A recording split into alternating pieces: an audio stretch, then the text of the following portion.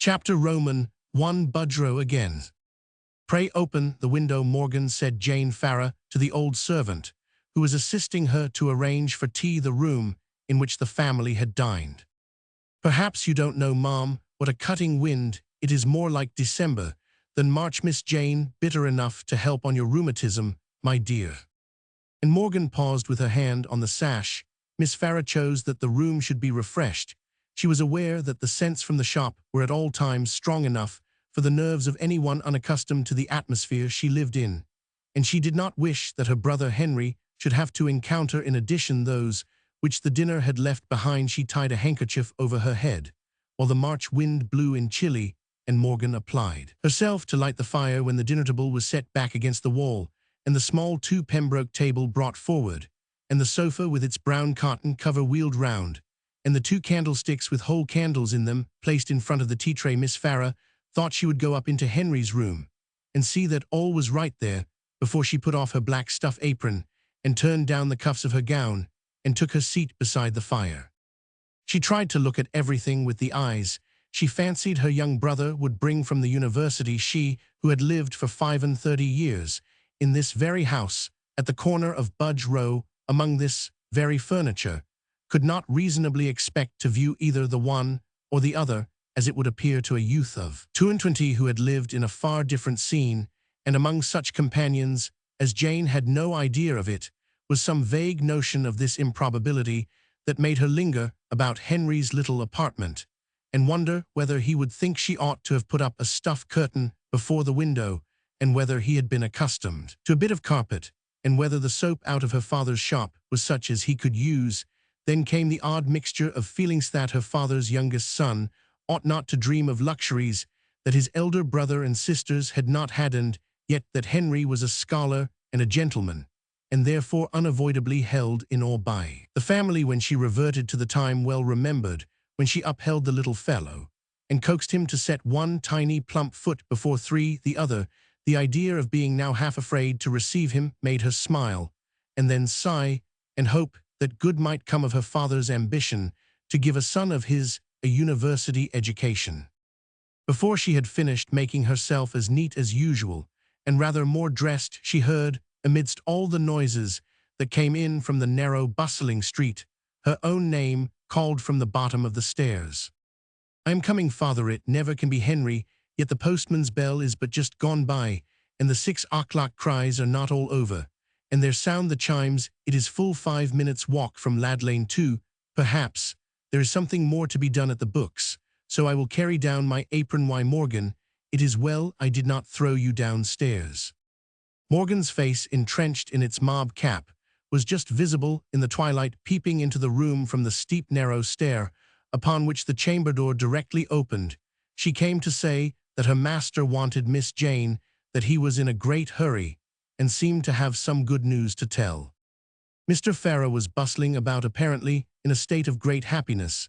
His brown wig seemed to sit lightly on his crown, his shoes creaked very actively, his half-whistle betokened a light heart, and he poked the fire, as if he had forgotten how much coals were a bushel. He stretched out his arms when his daughter came down with a look of inquiry, and kissed her on either cheek, saying, "For I have news for thee, my dear. I say, Morgan, let us have plenty of buttered toast. Plenty and hot. Well, Jenna, life is short enough to some folks.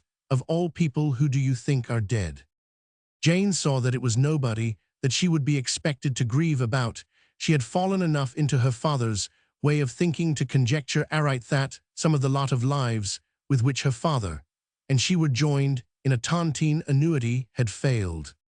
Poor souls, yes, Jerry Hill and his brother both gone together of a fever in the same house, who would have thought it both younger lives than mine by some years. I have no doubt they thought many a time that mine would be the first to fail.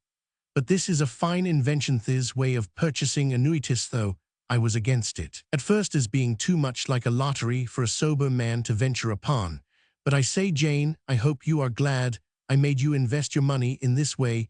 You had a right to look to coming into their lives sooner or later, but one would hardly have expected it in my time, though somehow I always had a notion it would turn out so." Jane's color had been much raised from the first disclosure of the news. She now asked whether these were not the last lives of the lot, out of their own family, whether her father's, her brother Michael's, and her own were not the only ones now left. To be sure they are, we have the whole five thing to ourselves from this time. I think the minister will be for sending Michael and me to the wars to have us killed off, though I hope in that case you would live on and enjoy your own for many a year to disappoint him. But to be sure, said the old man, checking his exultation, as he saw his daughter look grave, life is a very uncertain thing, as we may see by what has just happened. I am sure it is the last thing I thought of, observed Jane. It is a pretty yearly addition to us threetwo dropping together in this way, and as I said, I hope you will enjoy it for many a year when I am dead and gone, as I am sure you deserve, for you have been a good daughter to me, keeping the house, as well as your mother did, before you, and the books better than I could myself, leaving me free to attend to the shop. But let us see, the room is half full of smoke still, and you will say that comes of my poking the fire. What have you got for Harry's tea? The lad will want something solid, though he be a student. I remember his telling me last time that no folks are more hungry than those that have been a long while over their books. Jane moved about like one in a dream, till the shopboy's heavy tread having been heard in the passage, Morgan put her head in at the parlor door to say that Michael and a gentleman with him might be seen from the shop door to have turned the corner at the other end of the row. 6 teas, a pity Patience can't be here tonight now, really, said the old man, but she always manages to be confined just when we have a merry-making teas, as perverse as her husband not choosing to buy a tontine annuity when he had the cash by him. He will find now he had better have done it. I wish I had thought of it in time to have made it a condition of his marrying Patience. Well, Harry lad, I hope you are come home hearty, what you are not ashamed of your kin, though you have been seeing lords at every turn. How well Jane looks, was Henry's first remark, after all the greetings were over. She is not like the same person that she was the last time I came home. Henry was not the only one who saw a change in Jane this evening. Her eyes shone in the light of the fire, and there was a timidity in her manner which seemed scarcely to belong to the sober age she had attained. Instead of making tea in the shortest and quietest way, as usual, she was hesitating and absent, and glanced towards Henry as often as her father and Michael joked, or the opening of the door let in a whiff of the scent of cheese, and the et ceteras of a grocer's establishment.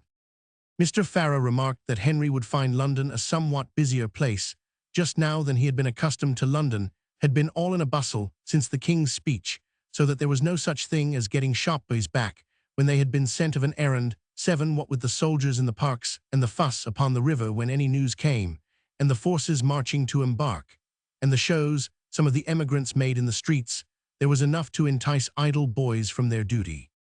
Not only from their duty of coming home, said Michael, there was our Sam Todd. 80's a fact left the shop while I was half a mile off, and the tailor's maid came in for half a pound of currants, and would have gone away again if Morgan had not chanced to pass the inside door and look over the blind at the moment. 'Tis a fact, and Sam had nothing to say, but that he heard firing and the newsmen's horns blowing like mad, and he went to learn what it was all about.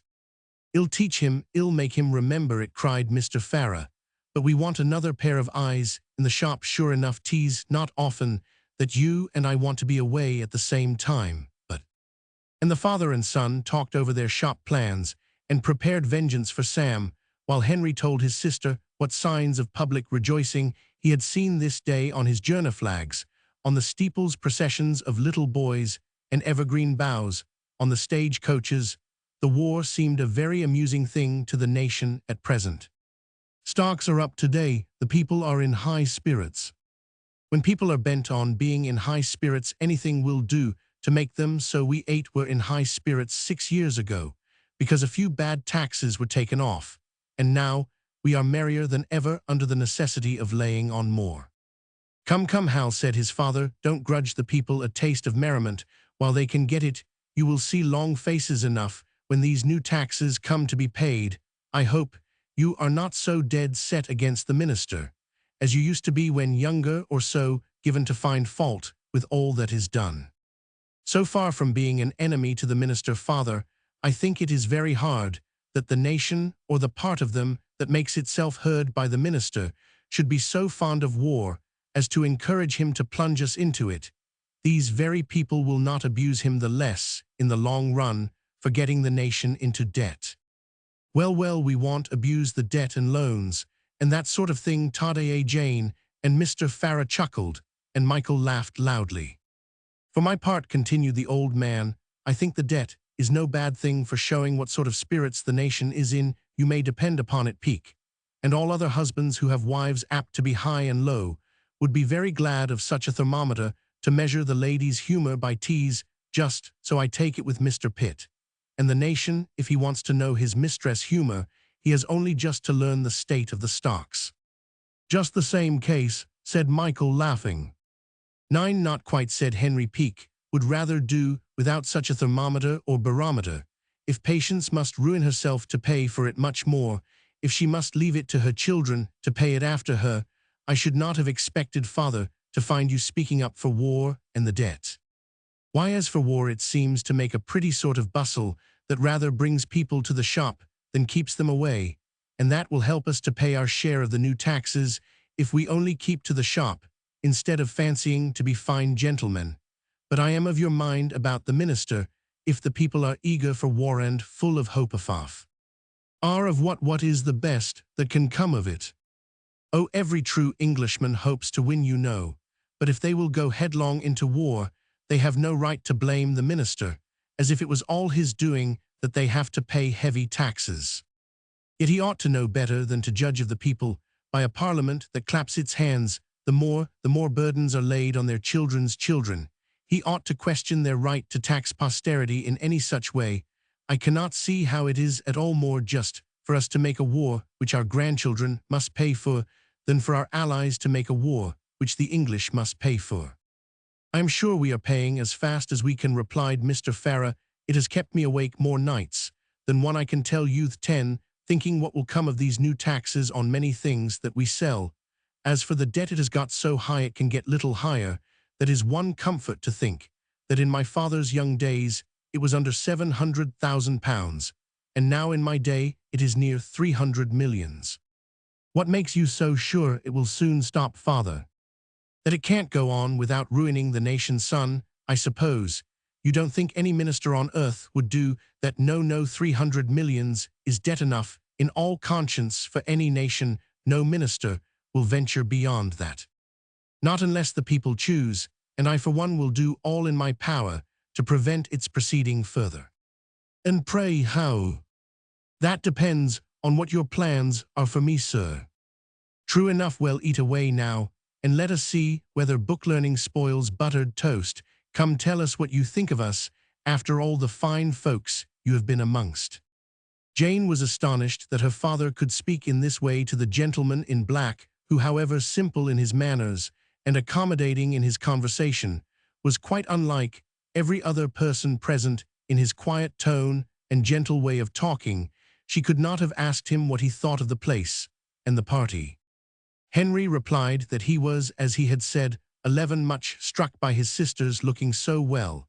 And as for Morgan, she was not a day older since the time when he used to run away with her Welsh beaver. And make yourself look like a girl with your puny pale face, interrupted Michael. Well, but the place, how does the old house look? Persisted Mr. Farrar. You used to be fond of prying through that green curtain to see the folks go in and out of the shop. And then you raised mustard and cress at the back window, and you used to whistle up and down stairs to your attic, till your poor mother could bear it no longer. The old place looks just as it did to you, I dare say. Henry could say no more than that he remembered all these things by recalling many others. He hoped to divert the course of investigation, but his father insisted on his saying that the dingy, confined, shabby rooms looked to the grown wise man the very same as to the thoughtless child who had seen no other house. It was as impossible for Henry to say this as to believe still, as he once did, that his father was the wisest man in the world. And Mr. Farrar was disconcerted accordingly. He thought within himself that this was a poor reward for all that he had spent on his son Harry, and pushed away his cup with the spoon in it when it had been filled only 4 times. Are you tired, Jane? asked Henry, setting down his tin candlestick with its tall thin candle, when his father had done bidding him be careful, 12, not to set the house on fire. And Michael was gone to see that all was safe in the shop. Jane was quite disposed for more conversation, and would indeed have been darning stockings for at least another hour if Henry had gone to sleep at 10. Like his brother, she brought out her knitting, carefully piled the embers, extinguished one candle, and was ready to hear Henry's questions and remarks, and to offer some of her own. She could not return the compliment she had received. As to her looks, she thought Harry was thin, and nearly as pale as in the old days, when his nankeen frock and drab beaver matched his complexion. Henry had been studying hard, and he acknowledged that his mind had been anxious of late. It was so strange that nothing had been said to him respecting his destination in life, that he could not help speculating on the future more than was quite good for health and spirits. Could Jane give him any idea what his father's intentions were? Henry now looked so boyish, with feet on fender and fingers busy with an unemployed knitting needle, that Jane's ancient familiarity began to return. She hoped there were no matrimonial thoughts at the bottom of Henry's anxiety about the future. Must no man be anxious about his duties and his prospects till he thinks of marrying Jane? But why have you hopes and fears about it? Because I am sure my father will not hear 13 of such a thing as your marrying. You know how steady he is when he once makes up his mind. Henry glanced up in his sister's face and away again. When he saw that she met his eye, she continued, I am not speaking of my own case in particular, but he has expressed his will to Michael very plainly, and told him what sort of connection he must make if he marries at all. And Michael has in consequence given up all talk of marriage with a young woman he had promised himself to. Given up the connection? A grown man like Michael give up the woman he had engaged himself to at another man's bidding? How can he sit laughing as he did tonight? I did not say he had given up the connection, replied Jane very quietly, but he has given up all talk of marriage, so you see. I see I shall have nothing to say to my father on this part of the subject of settling in life. But you, Jane, what are you doing and thinking of? My father knows that he is on safer ground with you than he can be with his sons. How is it with you, sister?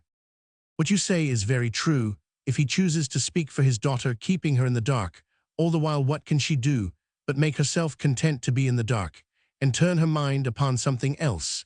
If mine is too full of one object or another, I hope God will be 14 merciful with me, since I have been under another's bidding all my days. It is hard, very hard. It is hard that others, that Morgan and I dare say Michael, should know more of what has been said and written in my name than I do myself. Yes, Morgan, it is from her that I know. About Peake, that he wanted you before he thought of Patience. Not only that Patience is welcome to her lot, though I do not see what need have prevented her taking my place at the books if my father had not made up his mind to keep me by him. But that is nothing in comparison with some other things that have been done in my name, the treating a friend as if he were an impostor, and I a royal princess, while all the time I had no such proud thoughts myself, God knows. How came Morgan to tell you anything about it? Cried Henry, eager to find someone on whom to vent the indignation that he was unwilling to express in relation to his father. Morgan was made a friend of by that person, and she is the kindest friend I have. You may believe it, Henry, she would have upheld me in anything I might have chosen to do or to say, but I was doubtful whether it was not too late then, and altogether I fancy it was best to get on as I did for a time. And now I am settled to my lot, you see, and grown into it. I am fully satisfied now with my way of life, and it is not likely to change. 15. Do you mean that you expect to keep the books and be a thrifty housewife as long as you live? If it was necessary, well and good, but my father must be enormously rich. Jane shook her head as she carefully mended the fire, and observed that the times were such as to alarm the wealthiest, while her brother made inquiries about the business and her share of profit for her toils. She answered with her habitual caution, and made no communication about the increased income which the 3 members of the family would receive in consequence of the deaths of which she had this afternoon heard. So you have no idea, said Henry, how long I am to remain here, and what I am to do next. Indeed, I am afraid you will hardly know what to do with your days here, Henry. I have been thinking what can be managed. As to that, you see, we have no books, but the one shelfful that you have read many times already, and we have no friends, and we dine so early, and the house itself, I am afraid, is the kind of thing you have been little used to. You may speak out to me more than you like to do to my father." Henry was looking about him with a half-smile and owned that the slanting glass between the windows did not appear quite so grand a mirror, as when he looked up into it fearfully in his childhood, wondering by what magic the straight floor could be made to look so like a 16 very steep carpeted hill. He then thought that no entertainment could be grander than the New Year's Eve, when Mr. Jerry Hill and his brother used to come to drink punch, and were kind enough to take each a boy between his knees. But now it seemed as if there would be barely room for Mr. Jerry Hill and his brother to turn themselves round in this very same parlor. They would never spend another New Year's Eve here.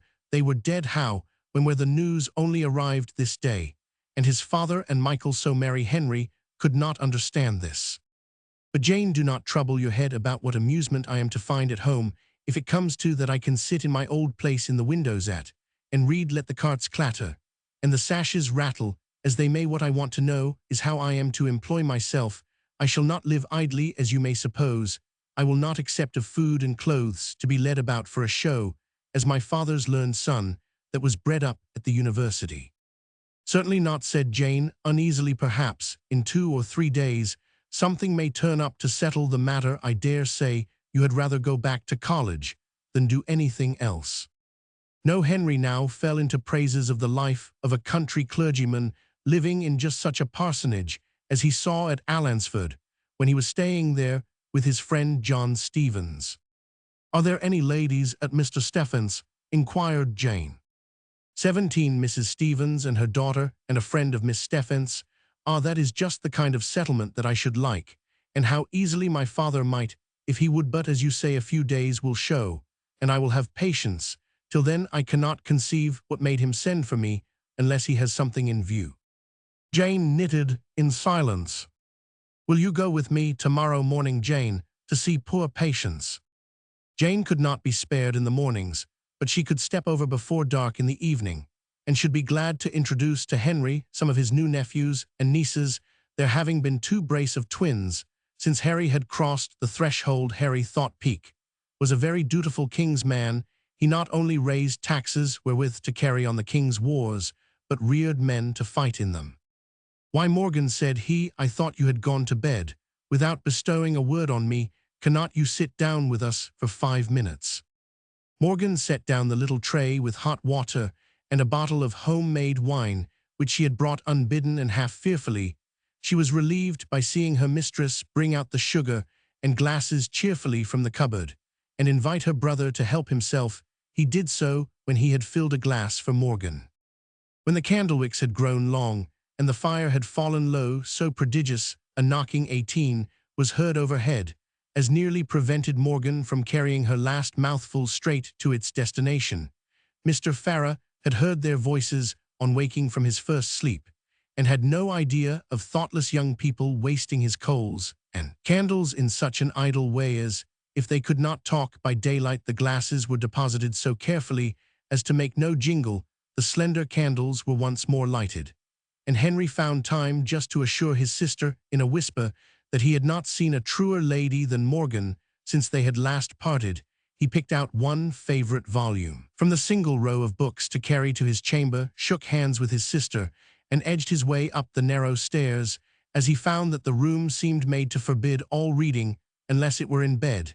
He left his book unopened till the morning. It was the first volume of poetry that he had ever studied, but as the window curtain was puffed to and fro and a cutting draught entered under the door, and the whole room was divided between the two, he put out his flaring candle and lay thinking poetry, instead of reading it, while the gleams on the ceiling and the drowsy sounds from below called up visions of his childhood, which at last insensibly mingled with those of sleep. Chapter Roman 2, Being Roman at Rome. Morgan need not have exercised her old office of calling Henry. The next morning her knock was heard at the accustomed hour, but Henry had been wakened long before by horns, bells, cries, and rumbling, which seemed to proceed from above, about, and underneath, and which made him wonder how in his childhood he could find it as difficult to open his eyes when told that the day was come, as to be persuaded to go to bed, when he had laid hold of a new book. A certain childish question of Henry's was held in mirthful remembrance by his family, and brought up by his father every time that he showed his face at home. Why must one go to bed? One no sooner goes to bed than one has to get up again. Such a happy oblivion of the many intervening hours was no longer found practicable in the little apartment that shook with every passing wagon, and how it could ever have been attained was at least as great a mystery now as the perpetual motion. Well, Harry, said his father, what a pity you should have troubled yourself to pull off your clothes, as you had to put them on again directly. Hey, but I thought you were of the same mind last night, by the time you sat up. What kept you up so late? We had a great deal to say, father, after 20. Such a long absence. Jane had but little time for writing letters, you know, while I was away. I think you might have your talk by daylight. What are you going to do with yourself today? There was no lack of something to do this first day. First, there was seeing the shop being shown the new contrivance for obtaining half a foot more room behind the counter, and the better plan for securing the till, and the evidence of Michael's pretty taste in the shape of a yellow lamb of spun butter with 2 currants for eyes and a fine curly fleece which might keep its beauty a whole fortnight longer if this seasonable March weather should last. Opposite to the lamb was a tower of Babel of cheese which had been crumbling for some time. But though the tower was infested with mice, it was the general opinion that it would outlast the lamb.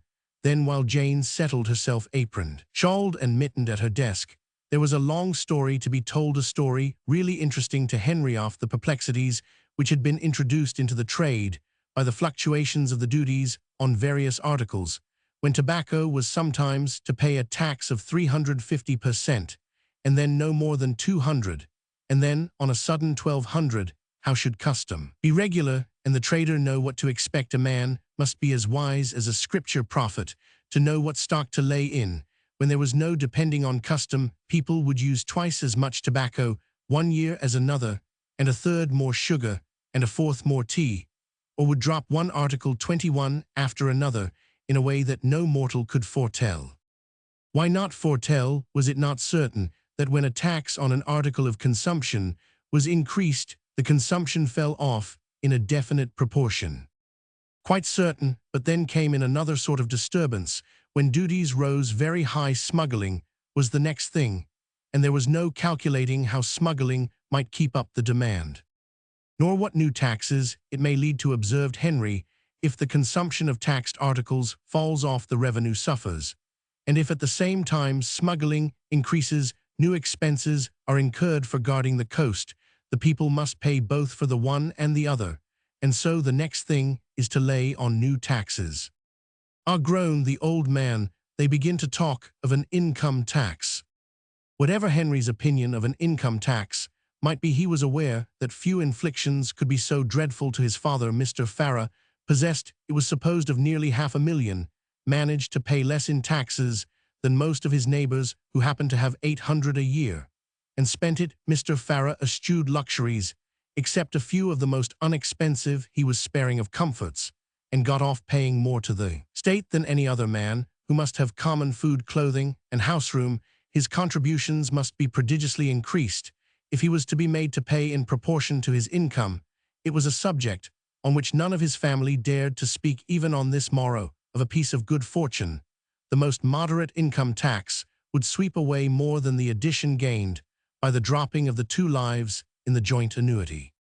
They had better mend their old ways than try new, said Michael, if they knew how they might get more by every tax than it has yielded. Yet Peake says, so he says, there is not a taxed article eaten or drunk or used that would not yield more if the tax was lowered, and Peake ought to know. And you ought to know, Mike, that you are the last man that should wish for such a change, said his father with a sly wink. Michael's laugh made his brother uneasy, he scarcely knew why.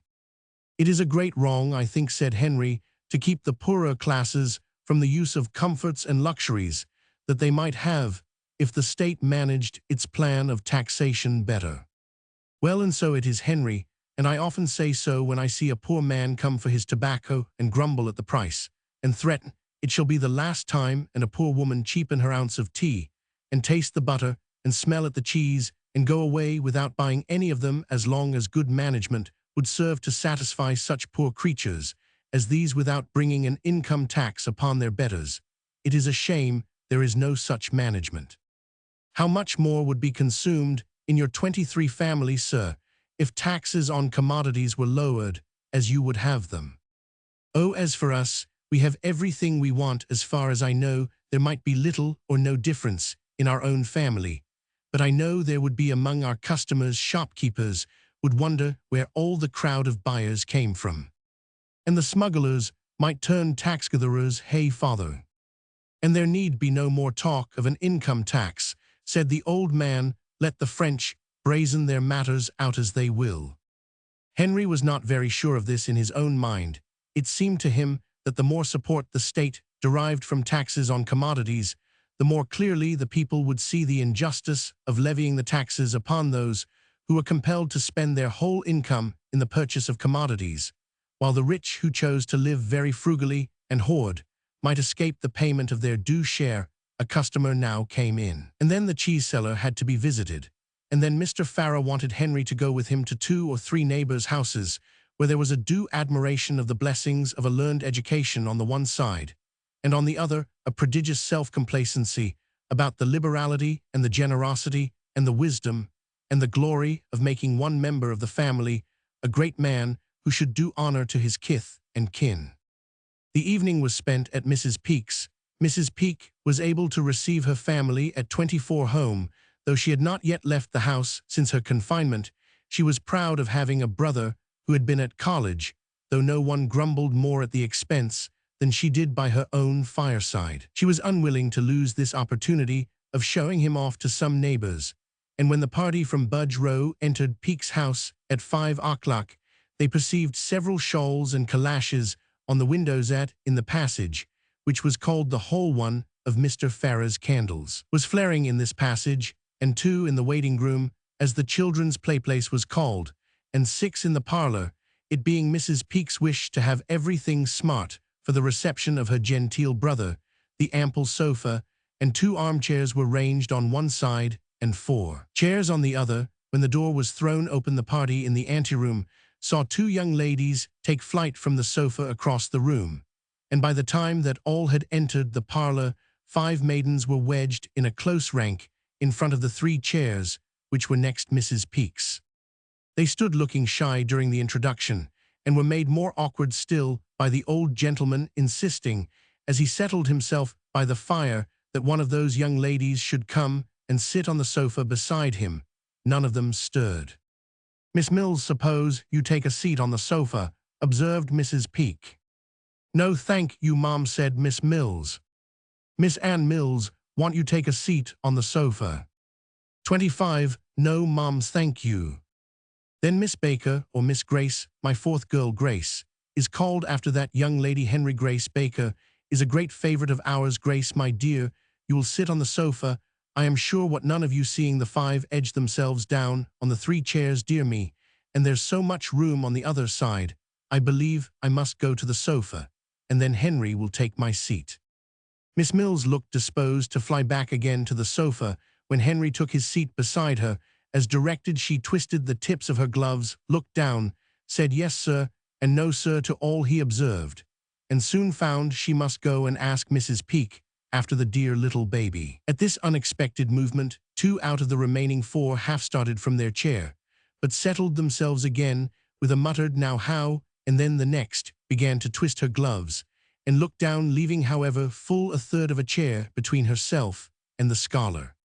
Nothing could be done till Mr. Peake came in further than to tell Henry which of the young ladies could play, and which could draw. Henry could only hope to hear them play, and to see their drawings, upon which Mrs. Peake was sorry that her piano was put away in a room upstairs till her girls should be qualified to use it. But she rang for a servant, who was desired to tell Master Harry to step across for Miss Mill's sketchbook, and Master Michael to run to Mr. Baker's for Miss Grace Baker's portfolio. 26. The blue portfolio, ma'am. Miss Baker leaned forward to say on her sister's behalf, "Oh, the blue portfolio, tell Master Michael." Mr. Peake came in at length, rubbing his hands and apologizing for having kept the ladies waiting for their tea, but it was the privilege of such a business as his to take in some measure his own times and seasons for doing things, and this afternoon he had been paying one of his official visits where he was least expected. When Jane had stationed herself at the tea table with a Miss Mills to aid her, and Peake had ordered one little table to be brought for himself, and another for his father-in-law, he addressed his conversation chiefly to the latter, observing that the young scholar's part was to entertain the young ladies. "You know the brownst way they behaved to my wife and me about our nursemaid, that they tempted away," said Peake to Mr. Farrar. "Oh yes, I hope you have served them out." "That I have pretty well. They should have taken care what they were about in offending me. I can always make out what are their busy days, and then I pop in, and there is no end of the stock-taking. I make them go through what with measuring the canisters, and weighing and peeping, and prying I keep them at it a pretty time, and that is what I have been about this afternoon. Can't you catch them with a pound of smuggled stuff? 27, not an ounce. They know I would if I could, and that makes them take care and look sharp. What did you think of the last rummer of toddy you got here?" "Capital. Had Brown anything to do with that?" "Not he, but you shall have another tonight, since you liked the last so much, and Mr. Henry too, if he likes, but I suppose he will be too busy playing commerce with the ladies. That fine spirit was one of the good things that one gets by being gentle in one's vocation, as I tell Patience when she is cross, and then I hold back some nice present that I was thinking of giving her. I a little convenient blindness, I suppose you find your account in sometimes, and who finds it out among all the multitude of articles that pay taxes? Yes, yes, that is one of the understood things in the business, as our men of your tribe give us to understand. I hope you find them accommodating, sir." "Yes, now we know how to manage them, and they are wonderfully kind to Mike considering all things." Mike assented with one of his loud laughs.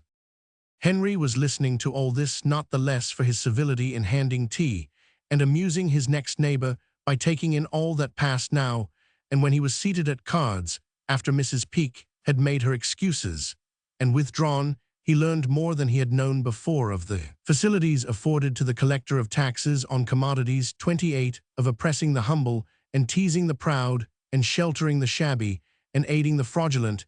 He felt that he would rather be a street sweep than such an exciseman as Peake at best. The office was a most hateful one. He grew less and less able to give good counsel at cards, and to admire figures and landscapes.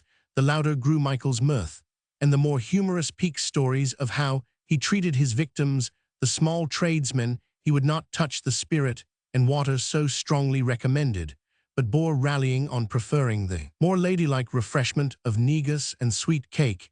He roused himself to do what was proper in shawling Miss Grace Baker, but it was feared by his family that the young ladies would not be able to give so enthusiastic an account of him at home as might have been if he had done himself justice.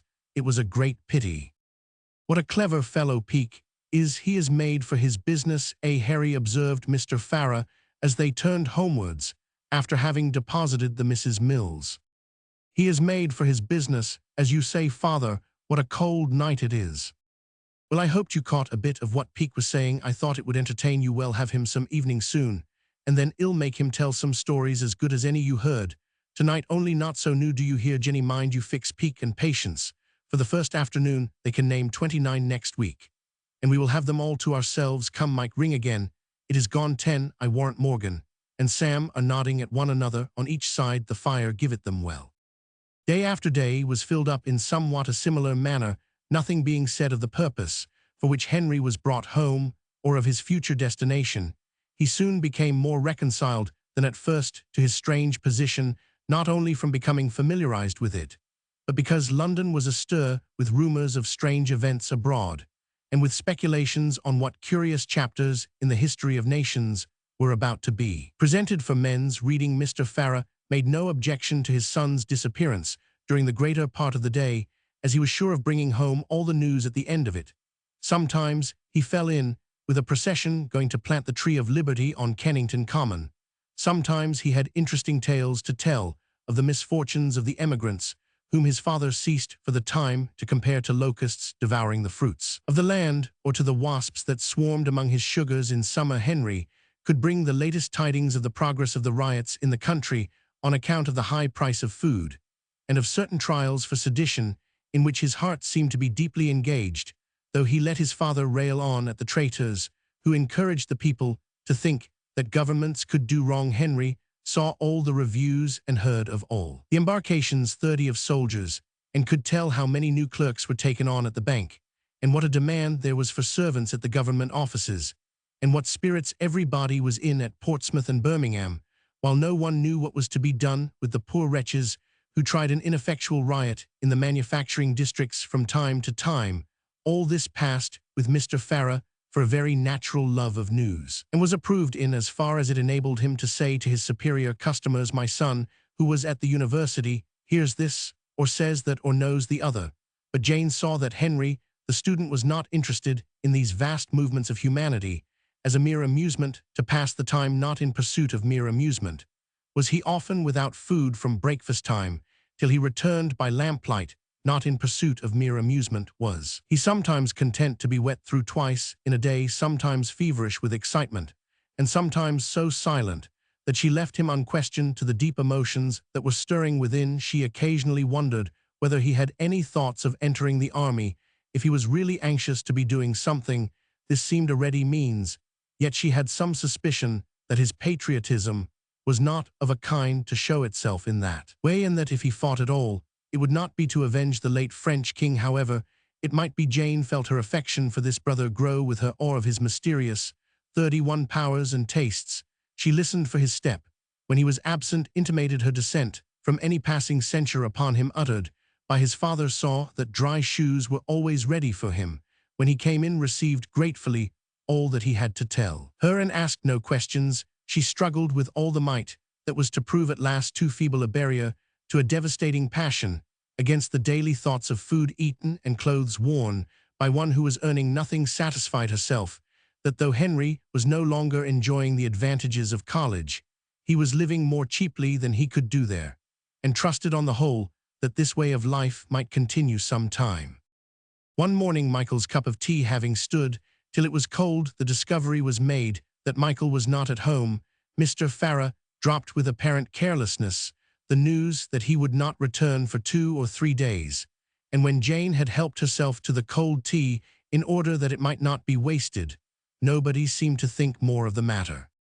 Half an hour after breakfast, before Henry had closed a certain pocket volume in Greek, which he had been observed to read in at all odd times, Mr. Farrar put his head in at the parlor door with, "I say, Harry, we are very busy in the shop today, and Mike away."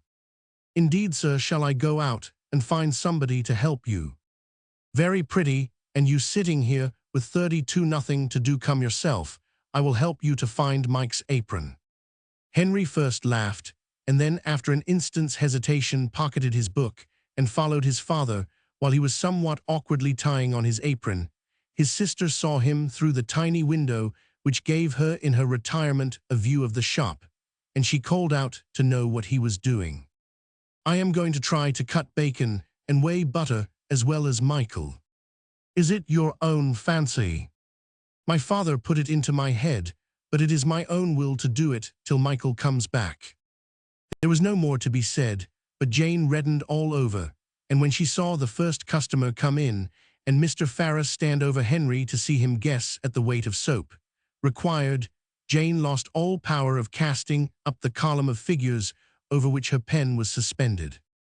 It was told in many a neighbor's house that day that there was a new shopman at Farrar's who was dead slow at tying up parcels, and hacked sadly at the cheese, as if he did not know an ounce from a pound. At sight, Henry was not aware how far he was from being worthy to rival Michael. It requires some practice to achieve the peculiar twirl and jerk with which an adroit shopman ties up and delivers a parcel to a fair dealer, and Henry knew nothing yet of the art of joking with the maidens and coaxing the matrons among his customers. 33, when weary, sick, and inwardly troubled to a degree for which he could scarcely account, he came in from seeing that the shutters were properly closed, and from purifying himself from the defilements of the counter. His father hailed him with, "Well done, Harry, you will do very well soon, and make up for the cheese you have crumbled today. You will manage not to spill so much sugar tomorrow perhaps, and by the end of the year we shall see what sort of a younger partner's share we can afford you.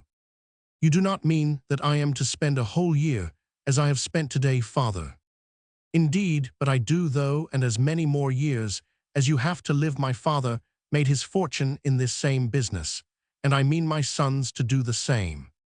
Henry answered by handing his father the candle to light his pipe. I say, Harry, the old man resumed after a long silence, you go into the shop tomorrow morning. Certainly till Michael comes back, if, as you said this morning, he returns before the end of the week. And after he comes back, he will put you in the way better than I can you'll find. After he comes back, I hope to find means of using the education you have given me, father. It would be all lost if I were to be a grocer. Mr. Farrer could see nothing but loss in following any other occupation, and ingratitude 34 in hesitating to accept a provision which would enable Henry to become like his brother and sisters, a public creditor on very advantageous terms. He let his son more into the secret of his wealth than he had ever done before, and when he found this confidence of no avail to his purpose, was vexed at his communicativeness, grew very angry, threw down his pipe, and ordered the family to bed. The next day and the next all went on so smoothly in the shop that each party hoped the other had relented. On the Friday evening, Michael returned in high spirits, his talk savouring of the sea as his clothes did of tobacco. On Saturday morning, Henry was missing in his turn. Morgan appeared with red eyes to say that he had gone out with his blue bag very early and had left the letter she now delivered to her master.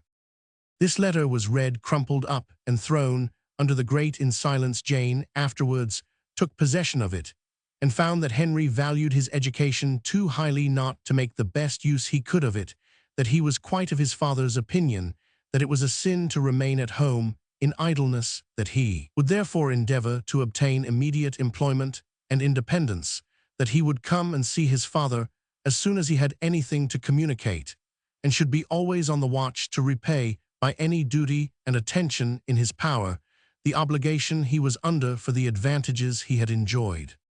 35 Morgan had no intelligence to give of where Henry was gone. He had left his love for his sister, and an assurance that he would see her soon, and often Morgan trusted she might take his word for his not feeling himself put upon or ill-regarded. In the family he had assured her that his feelings for them were as kind as ever, as he hoped to show. If occasion should arise, might she believe this? Jane trusted that she would not let his chamber be disarranged just at present, and went to her place of business to start at every black coat that passed the window. Chapter Roman 3, Death Chamber Soothings. Mr. Farrer seemed to be somewhat surprised to see that Henry's coat was still black and still glossy when he called, as he promised to see his family. A vague image of a tattered shirt, a wallet, and mouldy crusts had floated before the old man's mind as often as he prophesied that Harry would come begging to his father's door, whereas Henry seemed to have nothing to complain of, did not ask for anything to eat, never mentioned money, and looked very cheerful. It was impossible to pronounce him paler than usual, and what was more surprising, he made no mysteries, but told all that he was asked to tell. Nobody inquired whether he 36 was married, and none but Jane desired to know where he lived, but the circumstance of his having obtained employment that would suffice for the present was related, and he endeavored to explain to his father the nature of the literary occupations in which he was engaged. But when he had once acknowledged that they did not bring him in so much per week as his brother's labors afforded, Mr. Farrer did not desire to hear anything more. "Jane, you will come and see me," said Henry, when they were alone. "My father says you had better come here." "Well, so I shall, but you will look in upon me some day. I have something to show you." "Perhaps you can bring it here, my father." "Oh, he forbids your visiting me." "Yes, I shall certainly come here, and soon. Do you know, Jane, I think my father looks Roman 99. He is harassed about business, just not about the part you have taken, for he said yesterday that people are better out of business in such times." "What is the matter? Does his custom fall off?"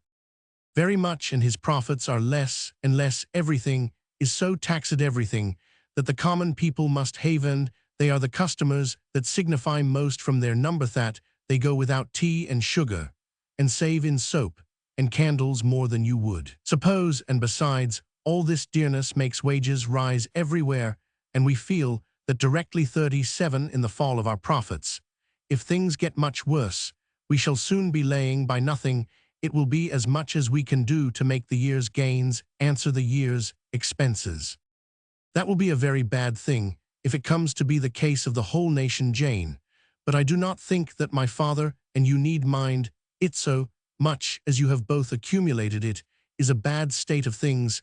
However, have you seen Doctor say about my father? Why no, I think that he would be alarmed at my mentioning such a thing. And as I know his ailments to be from an uneasy mind, however, I will watch him, and if he does not get better, but he looks particularly ill today. He does indeed. Morgan was waiting near the door when Henry went out. I take shame, Mr. Henry, my dear, said she, that I did not half believe you in what you said the morning you went away about coming again and going to be happy. Well, Morgan, you believe me now. Yes, my dear, I do, and I feel by your looks that there is some great reason behind. Do you know, I should say, if it was not a strange thing to say, Mr. Henry, I should say you were married.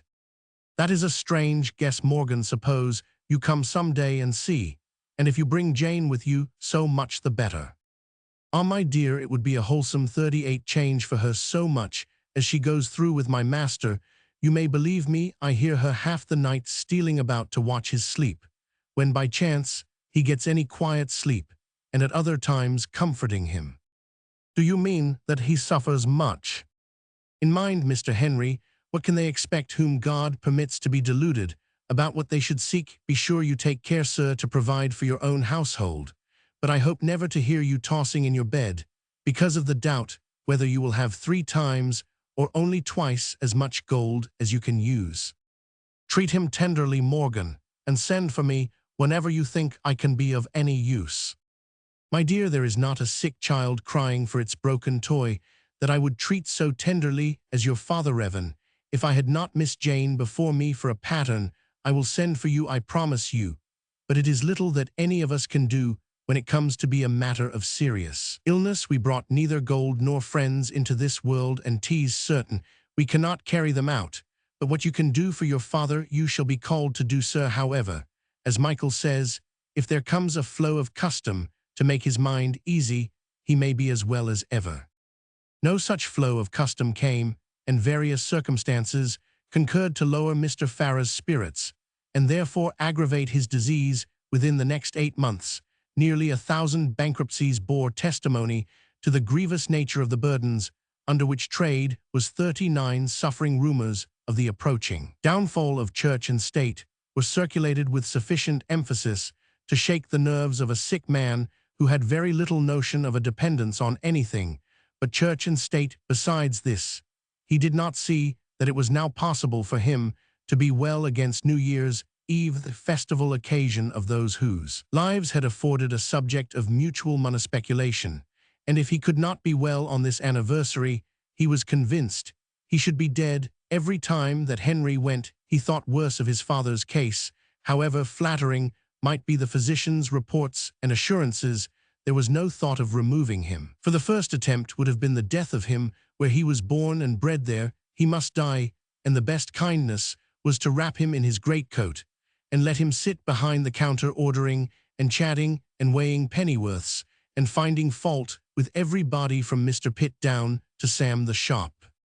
The last morning of the year broke bright and cheery when Morgan issued from the shop dressed in her red cloak and round beaver over a mob-capped Welsh costume, which she continued to wear. The copper sun showed himself behind the opposite chimney and glistened on the candies in the window and the icicles which hung from the outside cornice.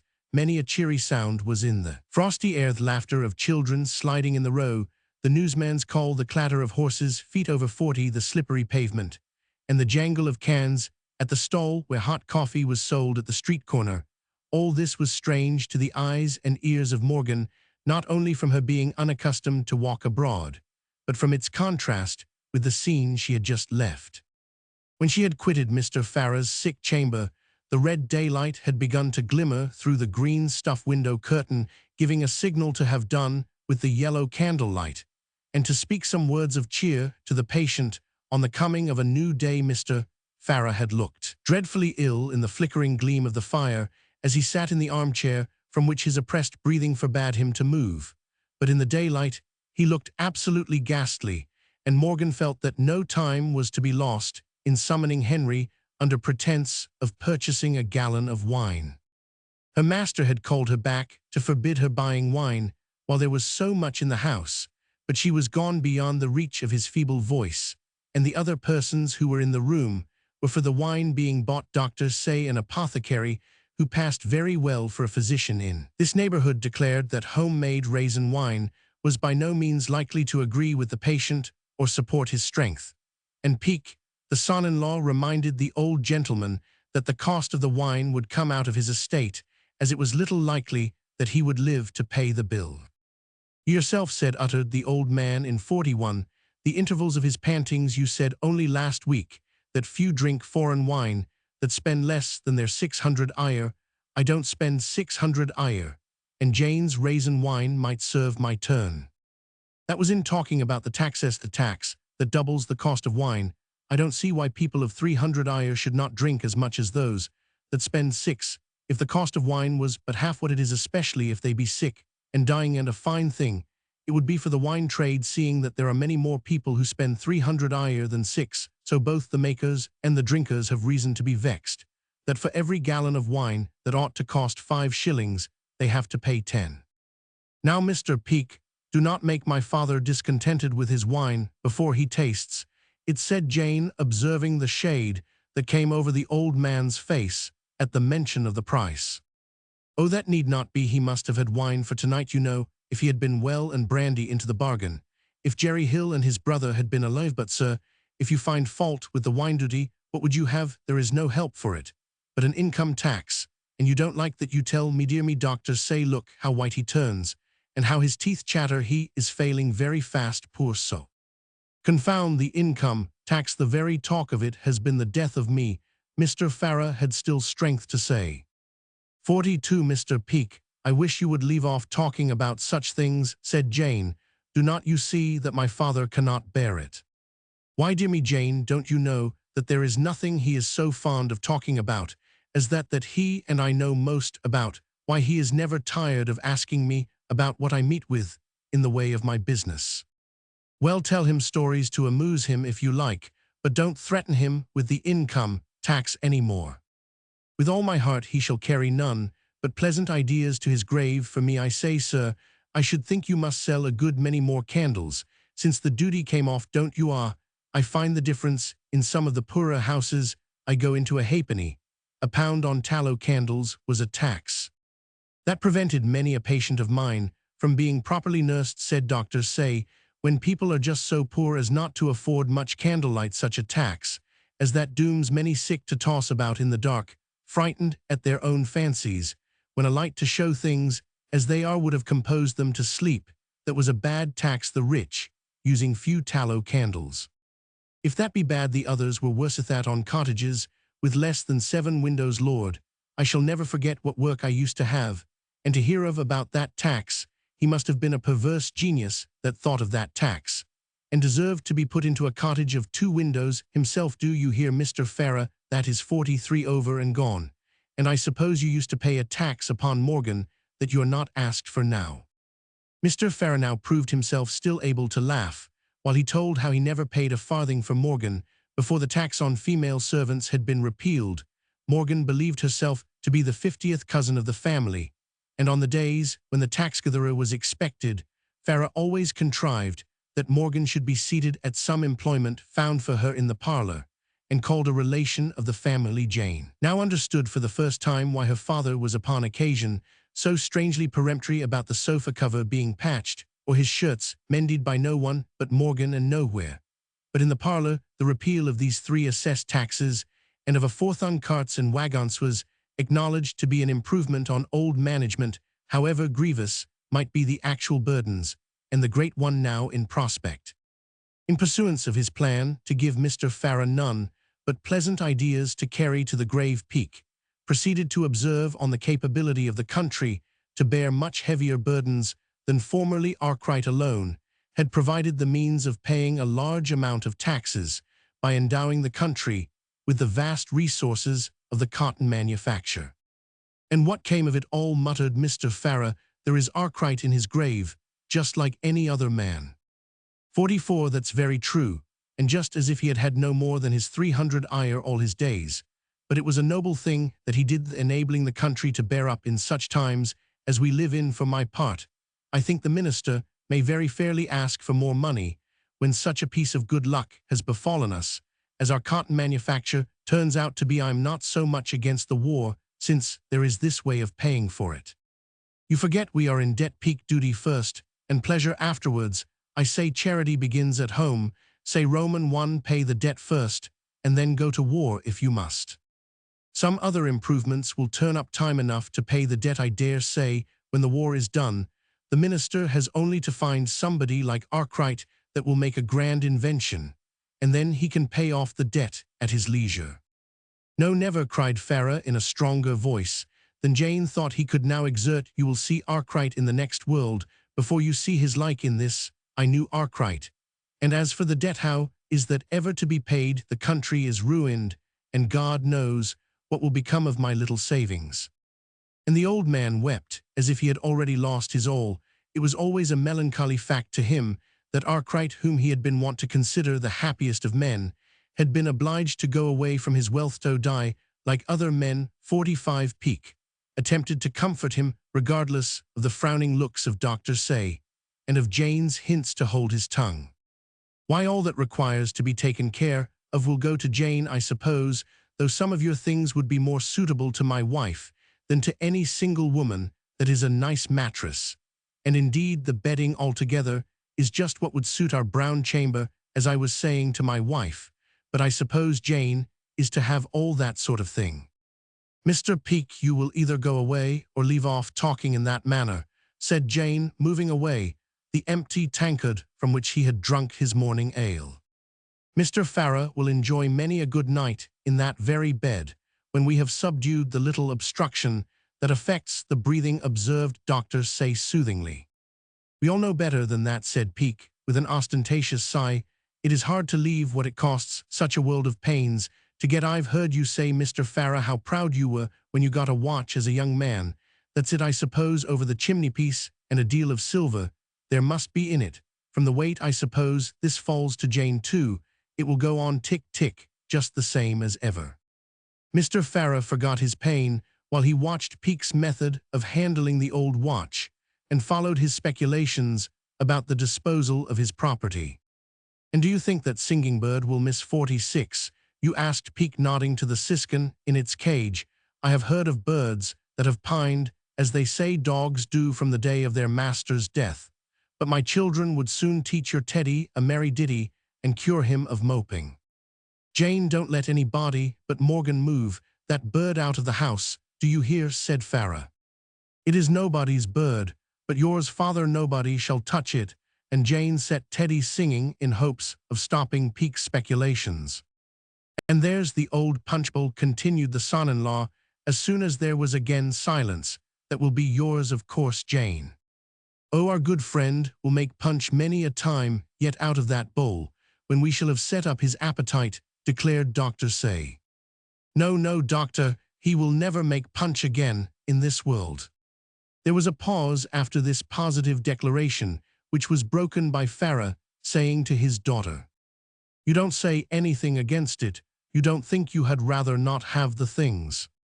Jane replied in a manner which showed great conflict and agony of mind. She should feel like a child if her father must leave her. She had never lived without him. She did not know that she could conduct herself and her affairs without him.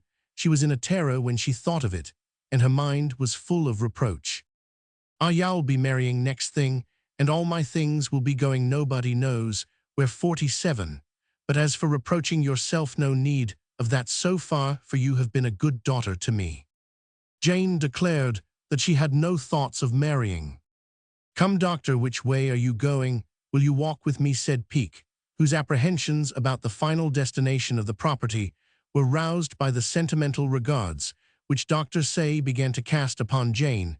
When the conversation took this turn, Dr. Say was in no hurry could not think of leaving his patient, would stay to see the effect of the winning. So forth, the old man stretched his feeble hand towards the doctor's skirt, and begged him to remain. One reason of his wish was that he felt as if he should not die whilst his doctor was by his side, and another was that he wished for the presence of a stranger while Henry was with him, and Henry was now coming upstairs. "They say I am going, Harry, and now perhaps you will be sorry that you did not do all that I bade you." "I always have been sorry, father, that I could not." "I should like to know, doctor, how one should manage one's sons nowadays. Here's Harry won't follow my business for all I can say, and Mike is leaving the shop to take care of itself. While I am laid fast in this way, he was to have been back 3 days ago, and not a word have we heard of him, and don't know where to send to him. One must look to one's daughters 48 after, although my father never had to say that of me. I was in the very middle of counting our stock of short molds, when I was called upstairs to see him die. Well, Henry, I have left you nothing, I give you notice. Indeed, father, I am able to earn what I want, and I have to thank you for this. You have given me already more than the wealth of the world, and I shall never forget it." "I don't very well know what you mean, but I can fancy about the not forgetting. I saw a moon over the church there." The old man was evidently wandering after some idea of what he had observed on the night after his father's death, and many nights since, and with this he mixed up some strange anxieties about the neglect of the shop. This day, within a few minutes' peak, was gone to be a job's comforter to his dawdling wife, assuring her that she could not by any exertion arrive in Budge Row in time to see her father alive. Jane was trying to pacify the old man by attending behind the counter, while Dr. Say and Henry remained with the patient. Henry did not choose to be alone with him, lest any fit of generosity should seize his father, and cause dissension among the more dutiful of the children. A few more hours were spent in the restless, fruitless, disheartening cares which form the greatest part of the humiliation of the sick-room, the shutting out the light that is irksome, and then restoring it, because the darkness is oppressive, the preparing food, which is not to be 49 tasted, and offering drink, which cannot be swallowed, the changing the posture perpetually, because each is more uneasy than the last. A few hours of this, and of mutterings about Jerry Hill and his brother, which indicated that some idea of the day and its circumstances was present to the dying Mona. Few hours of extraordinary self-restraint to Jane and anxiety to Morgan, and all was over. Patience came 5 minutes too late. She found the shop boy standing with eyes and mouth wide. Instead of attending to a customer, he could only relate that Morgan had just shown herself at the inside door looking very grave, and that Miss Farah had turned very white and gone upstairs, so that he was sure his master was dead. The customer was officious in helping to half-close the shutters, and so obliging as to go elsewhere for what he wanted spreading as he went the news of the death of the rich old fellow, Farah the grocer. Where was Michael? This was a question asked many times before nightfall by one or other of the household. None could answer it, not even she who knew most about Michael's proceedings, and to whom Morgan condescended to go in person in search of information. The young woman was as much at a loss as anybody, and so extremely uneasy that Morgan found in her heart to pity her. Where was Michael? This was the question that returned upon Jane's mind and heart in the dead stillness of the night, when by her own 50 desire she was sitting up alone beside her father's corpse. She would not hear of Henry's staying, and forbade Morgan's remaining beyond the usual early hours of the house. She turned the watch with its face to the wall when she had wound it up, for she did not wish to know when midnight and the new year came. It was a gusty night, and she hoped not to hear the church clock strike. She heard, instead, the voices of the party assembled in the house that day, 12 a month. Little party of friends whose hopes of wealth depended individually on the chance of surviving the rest. What would she not now give to be set back to that time? The intervening year had disclosed to her something that she did not fully know before, that she was being devoured by the growing passion of avarice. She had felt joy at the death of Jerry Hill's brother, though the time had been when the bare idea of his death weighed upon her heart for days. She had been unable to tell her father that she did not wish for what he had to leave, and know what did she desire to hear about Michael if he had formed bad connections, if He was playing a desperate game with smugglers if he should now marry the mother of his children, and thus distribute by wholesale the wealth his father had saved, and squander the large annuity which had fallen to him as to her from their being the sole survivors of the lot of lives what in. Such a risk would be the best news she could hear of Michael. She started from her seat in horror. As soon as 51, she became conscious that she had entertained the question. She uncovered the face of the corpse. She had never before seen those restless features, immovable, not even in sleep the eyes had never before refused to look upon her, the lips to answer to her. If he no longer cared for her, who should care? The feeling of desolation came over her strongly, and when her heart bounded for an instant at the thought of her wealth, and then sank as a vivid picture came before her of Michael struggling and sinking in this night's stormy sea, she was completely overpowered. The light swam before her eyes. The corpse seemed to rise up in the bed. The gust that swept along the narrow street, and the clatter of hail against the window at the instant, terrified her. Unaccountably something grasped her tight round the throat, something pulled her clothes behind, something looked down from the top of the bed. Shrieks woke Morgan from the sleep which had just overtaken her, and brought her down in the dark, stumbling against the shivering shopboy who had come out upon the stairs because he dared not stay in his own room. At the sight of Morgan standing half-dressed at the door, Jane became instantly quiet. She sank into a chair, while Morgan walked straight to the bed, her first idea being that the old man was not dead, and that some movement of his had terrified her mistress. When she saw that all was still, she turned to Jane with an anxious look of inquiry. 52 Morgan, Michael is dead. I think he is. I killed him. I am sure I did. No, Miss Jane, there is some difference between wishing a man dead and killing him. How do you know? Who told you about it? Asked Jane, with chattering teeth. There is a light in your eyes and a heat on your cheeks that told me long ago more than you knew yourself. I have seen you grow a child again, my dear, when everybody got to regard you as a staid woman. No, I wish I was a child again. Why, my dear, what can be more childish than grasping at what you cannot use, and giving up all that is precious for the sake of what you grow less and less able to enjoy? God knows I have nothing left that is precious, murmured Jane, sinking into tears. Yes, you have. Even they that did you the cruelest harm, that turned your heart in upon itself for their own selfish ends, could not take from you all that is precious as long as God makes men into families, my dear. If you see nothing to make you forget your gold, in what I saw this morning, you deserve nothing better than gold. And I shall consider you given over entirely, if you do not despise your money in comparison with your brother Henry and his lady. It is a pity you are their sister. His lady? What lady? His wife, ma'am. I saw her this morning. 53, a pretty lady. She is so young and speaking English that I could hardly make out without the help of her bright face. And there was her father too, who could not speak to me at all, though he talked fast enough with his daughter.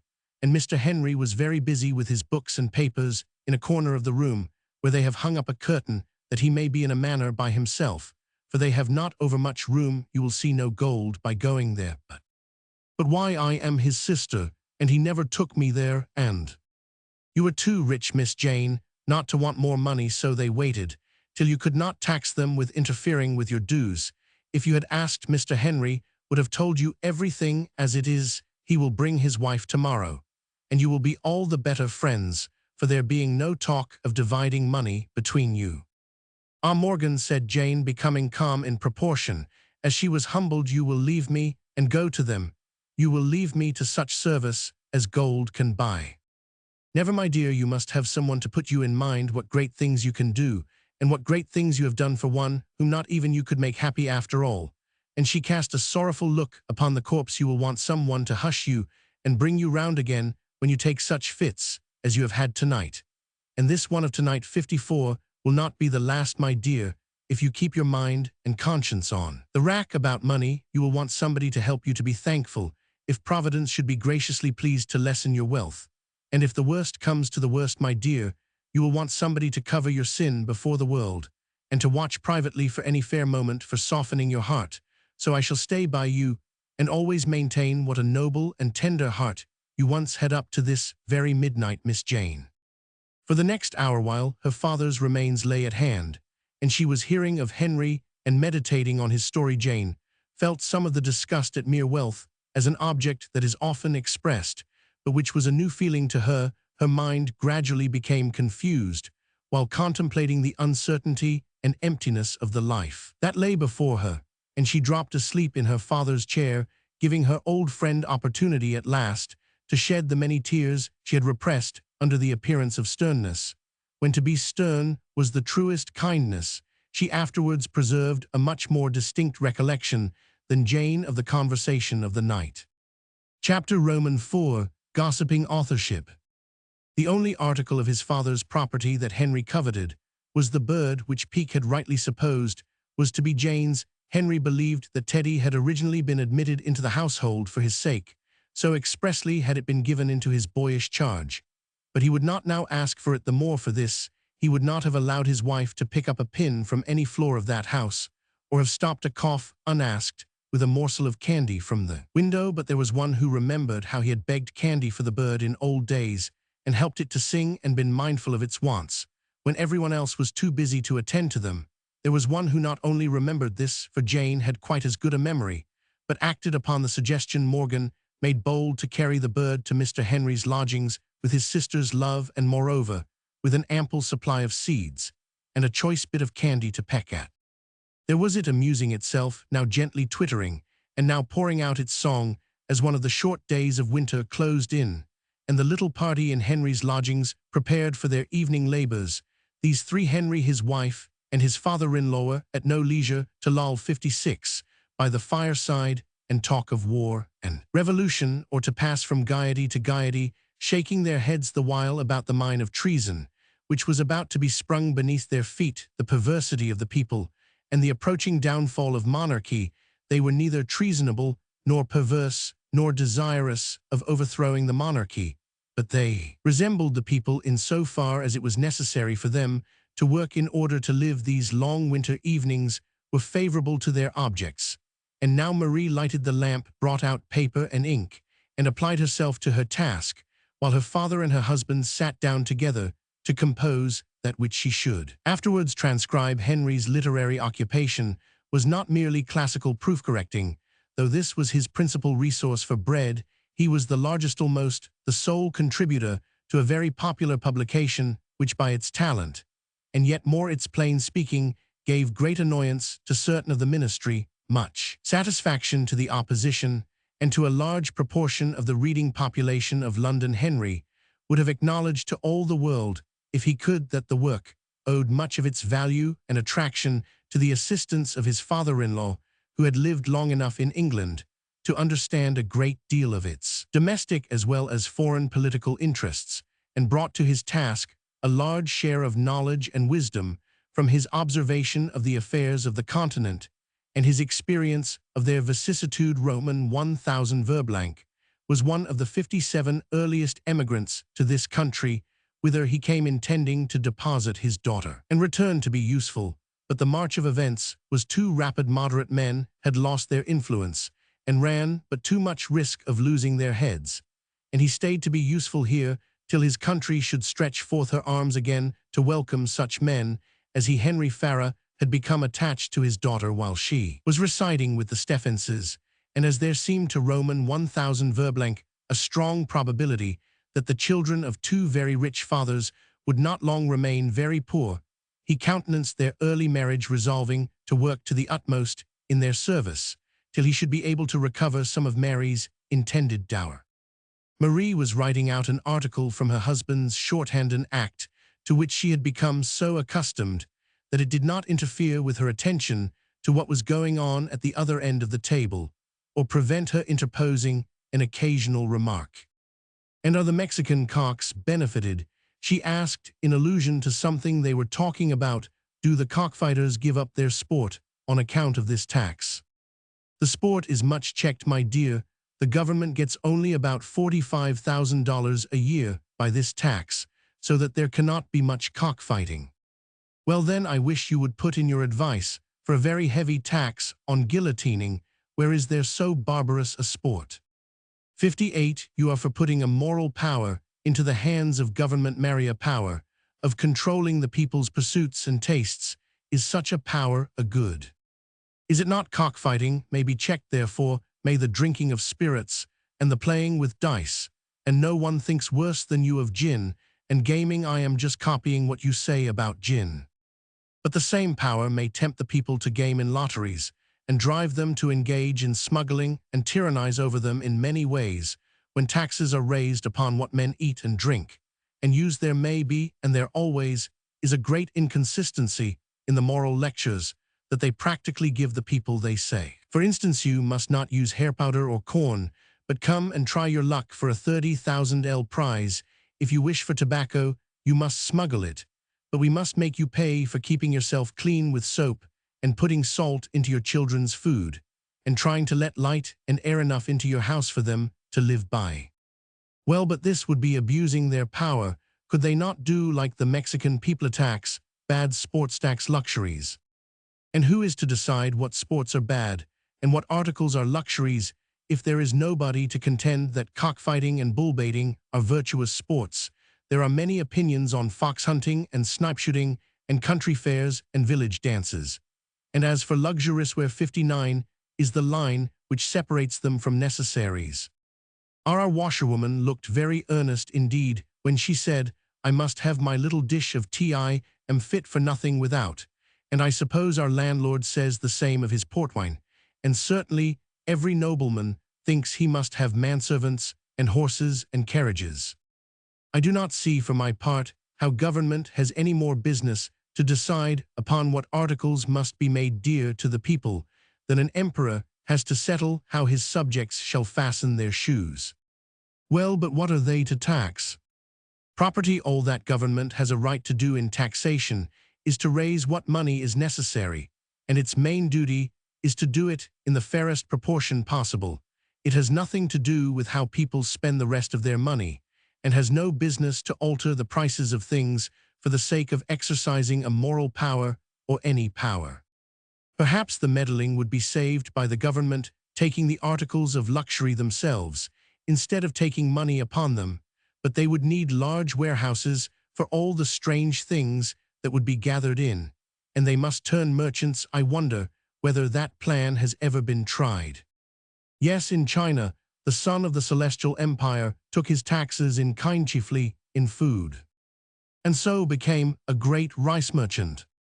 60 and agriculture was improved to a prodigious degree. Improved, then I suppose there would be a great increase of whatever good things your government might choose to levy. Up to a certain point, taxation of every kind acts as a stimulus, but that point is easily and usually passed. The necessity of answering the calls of the state rouses men's industry and invention, and if the taxation continue moderate, the people may be gainers on the whole by the stimulus. But if the burden grows heavier, as men's exertions increase, they not only lose heart, but that which should produce future wealth goes to be consumed without profit, and the means of further improvement are taken away. Ah, how often, exclaimed Roman 1000 Verblank, have the late rulers of France been told that taxation takes from the people not only the wealth which is brought into the treasury and the cost of collecting it, but all the values of which it obstructs the creation. How often were they exhorted to look at Holland and take warning? There is a case apropos to what we are writing down with it. What country could compare itself with Holland, when Holland was the empress of commerce and the nursing mother of wealth? What befell her? Her industry slackened, her traffic declined, her wealth wasted, and she knew at length the curse of pauperism. Why, her own committees of investigation have declared that this change is owing to the devouring taxation, which, not content with appropriating 61, her revenue next began to absorb her capital. First, the creation of values was limited, then it was encroached upon, and from that day has Holland been sliding from her preeminence. From the very nature of the decline, it must proceed with accelerated speed, if it be not vigorously checked, so that Holland seems all too likely to forfeit her place among the nations will that do Marie. Oh yes, but you must give 2 or 3 more examples at least. When I wrote themes at school, I was bidden to give always 3 examples. With all my heart it would be, but too easy to find 3 times 3. What next, sir? Spain. Spain, if you will, but one need go no farther than Mary's own unhappy country. Would her king have been murdered? Would the people have defiled their emancipation with atrocities? if they had not been sunk in poverty, and steeped in injuries, by a devouring taxation. That taxation might, I verily believe, have been borne as to its amount, but that amount was taken not at all from the rich and noble, but wholly from the industrious. The rich and noble spent their revenue as much as if they had been duly taxed, while the industrious paid first their income, and then their capital, till the laborers whose hire was thus kept back from them rose up against the rich, and scattered them to the winds of heaven. The oppressors are removed, but there is no recovery of the substance, which they 62 wasted. The impoverished may now come forth, and raise their cry of famine before the face of heaven, but the food that was taken from them there is none to restore. So much for poor France, said Henry, writing rapidly now for Spain. Take but one Spanish tax-stake, but the Alcavala, and you have sufficient reason why, with her prime soil, her wealth of metals, her colonies, whither to send her superfluous consumers, Spain is wretched in her poverty. The Alcavala, the monstrous percentage on all articles raw or manufactured as often as they are sold, must encroach more and more largely on the capital, which is the material of wealth. Under the Alcavala, Spain could not but be ruined. Except in those provinces where there was no Alcavala, Catalonia and Valencia, they bore up long after all others had sunk their Marie. There are your three examples. We have no room for the many more that rise up. Not for England. England, you do not think England on the road to ruin, my dear. You do not yet understand England's resources. Perhaps not, but you told me of 800 bankruptcies within the last 7 months. Have you no practice of taxing your capital? We have a few taxes, bad taxes, which are paid out of capitales. My sister Jane will tell you she knows something now of how legacies are reduced by the duties government demands. 63. It is a bad practice to lessen property in the act of transference. Such taxes consume capital and obstruct its circulation.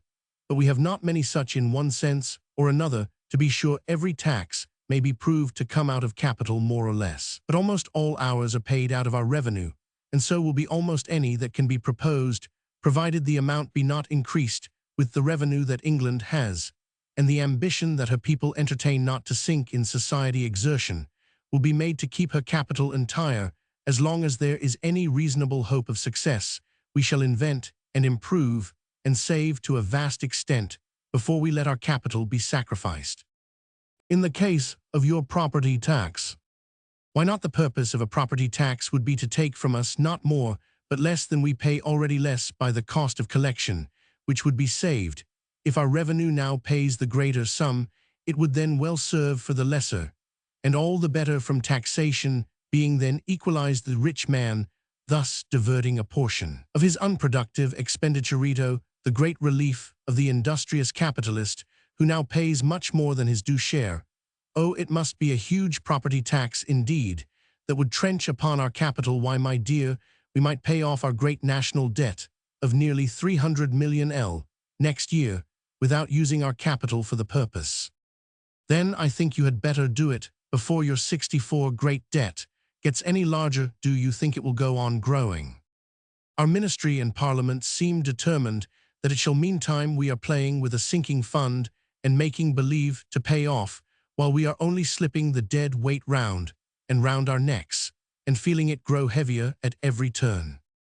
I think this is child's play, but too much like our poor French administrations that have beggared a nation.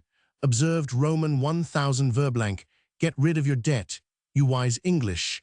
Let a Frenchman advise you if, indeed, you can pay off your 300 million without impairing your capital, do it quickly. We are at war, said Henry despondingly, and what is worse, the debt is declared to be popular. The time will come when a burdened peace will find you tired of your debt. Or rather our children. Even then, I would advise an immediate exertion to pay it off, even if it should amount to twice 300 millions. 600 millions, was ever such a debt heard? Of what must your future rulers be if they thus devise the ruin of your fine country? If they exceed that sum again, I would still struggle to pay it, persisted Henry. To be sure, one can hardly conceive of a debt of more than 600 million but one can still less conceive of a nation being willing to pay the annual 65 interest upon it. Let us see, I dare say, nearly 30 millions. Ah, that interest is the great grievance. if the debt be allowed to accumulate, your nation may be subjected within half a century from this time to a permanent charge of interest, which would of itself have sufficed to pay for all the wars from the time the debt began. Yes, this annual raising of interest is the grievance transferring such enormous sums from the pockets of some classes of men into hands where it would never naturally find its way. Your ministers may say what they will about the debt being no actual loss to the country, since the whole transaction passes within the countrythers, does not lessen the burden to those who have to pay over their earnings to the national creditor, whose capital has been blown away in gunpowder at sea, and buried with the dead bodies of their countrymen abroad. Besides, suggested Marie, if there is no mischief in carrying on the debt, because the transaction passes within the country, there could be no harm in paying it off, since that transaction would also be only a transference. Very true, if all were assessed to pay off the public creditor, there would be no total loss, and as for the real evils, the diversion of capital 66 from its natural channels and the oppression of industrial remedy of these would be so inestimable a relief, that in a little while the parties who paid the largest share would wonder at their own ease, and at the long delay of the nation in shaking off its burdens. Like the heir who has resolution to sell a part of his mortgaged estate in order to disencumber the remainder, but who are they that would pay the largest share? The richest, of course, all must contribute something. Even the laborer would willingly spare a portion of his earnings for the sake of having his earnings to himself for ever after. But by the aristocracy was this debt proposed for their sakes? Was it incurred by them? Is it accumulated while it is certain that the burden is very far from being duly borne by them from them? Therefore should the liquidation chiefly proceed. But did not you say that Parliament claps its hands at every proposal to burden posterity? Yes, but what kind of a Parliament? If Mr. Grey should ever obtain his great objective, there should ever be a Parliament through which the people may speak. And if the people should then declare themselves content to go on bearing the burden that the aristocracy of this day is imposing upon them, why, let the people have their way, and I for one shall wish them joy of their patience. But if when the people can protest and make their protests heard, they call for such an assessment as shall include all but fall heaviest on those through whom the debt was incurred, 67, they will do that which is not only just in the abstract, but like all that is essentially just, that which is most easy, most prudent, and must prove most fortunate. So you venture to write that down as you speak it, said Marie. Will you let the word easy stand? Yes, because it is used as a comparative term. Almost any plan would be more easy than sustaining this burden from year to year. A temporary inconvenience only would be the result of getting rid of it. I question whether any one person would be ruined, and of the many who must sacrifice a part of their property, everyone would reap certain advantages which must in time compensate, or more than compensate, himself or his children to the bulk of the people. The blessing would be incalculable. It is not for those who most proudly boast of the resources of the country to doubt whether the thing can be done. A rich and noble country is yours, observed Roman 1000 verblank, and the greater is the wonder and the shame that it contains so much misery. Such throngs of the destitute, enormous as has been and now is the expenditure of your government. How have you not only sustained your resources but augmented them? How have you, while paying for your wars, improved your lands and your shipping and your manufactures, and built docks and opened canals and stretched out roads? And while the nation has 68 thus been growing rich, what crowds of your people have been growing poor? And how should it be otherwise when the pressure of public loans falls so unequally as in England? Fearful as is the amount, the inequality of pressure is a far greater evil. It is very possible, when we consider the excitement afforded to industry and invention by a popular war, that the capital of the country would not have been very much greater than now if we had been spared the wars and other wasteful expenditure of the public money of the last 20 years. But the distribution is in consequence most faulty, and the future encumbrances of the people fearful to contemplate. From your rulers having carried their system of borrowing too far, there is, to be sure, all the difference in the world between an individual borrowing for the sake of trade or profit in some form or other, and governments borrowing that which is to be dissipated in the air or the sea or shed upon the ground, so that it can be no more gathered up again than the rain, which sinks into the thirsty soil.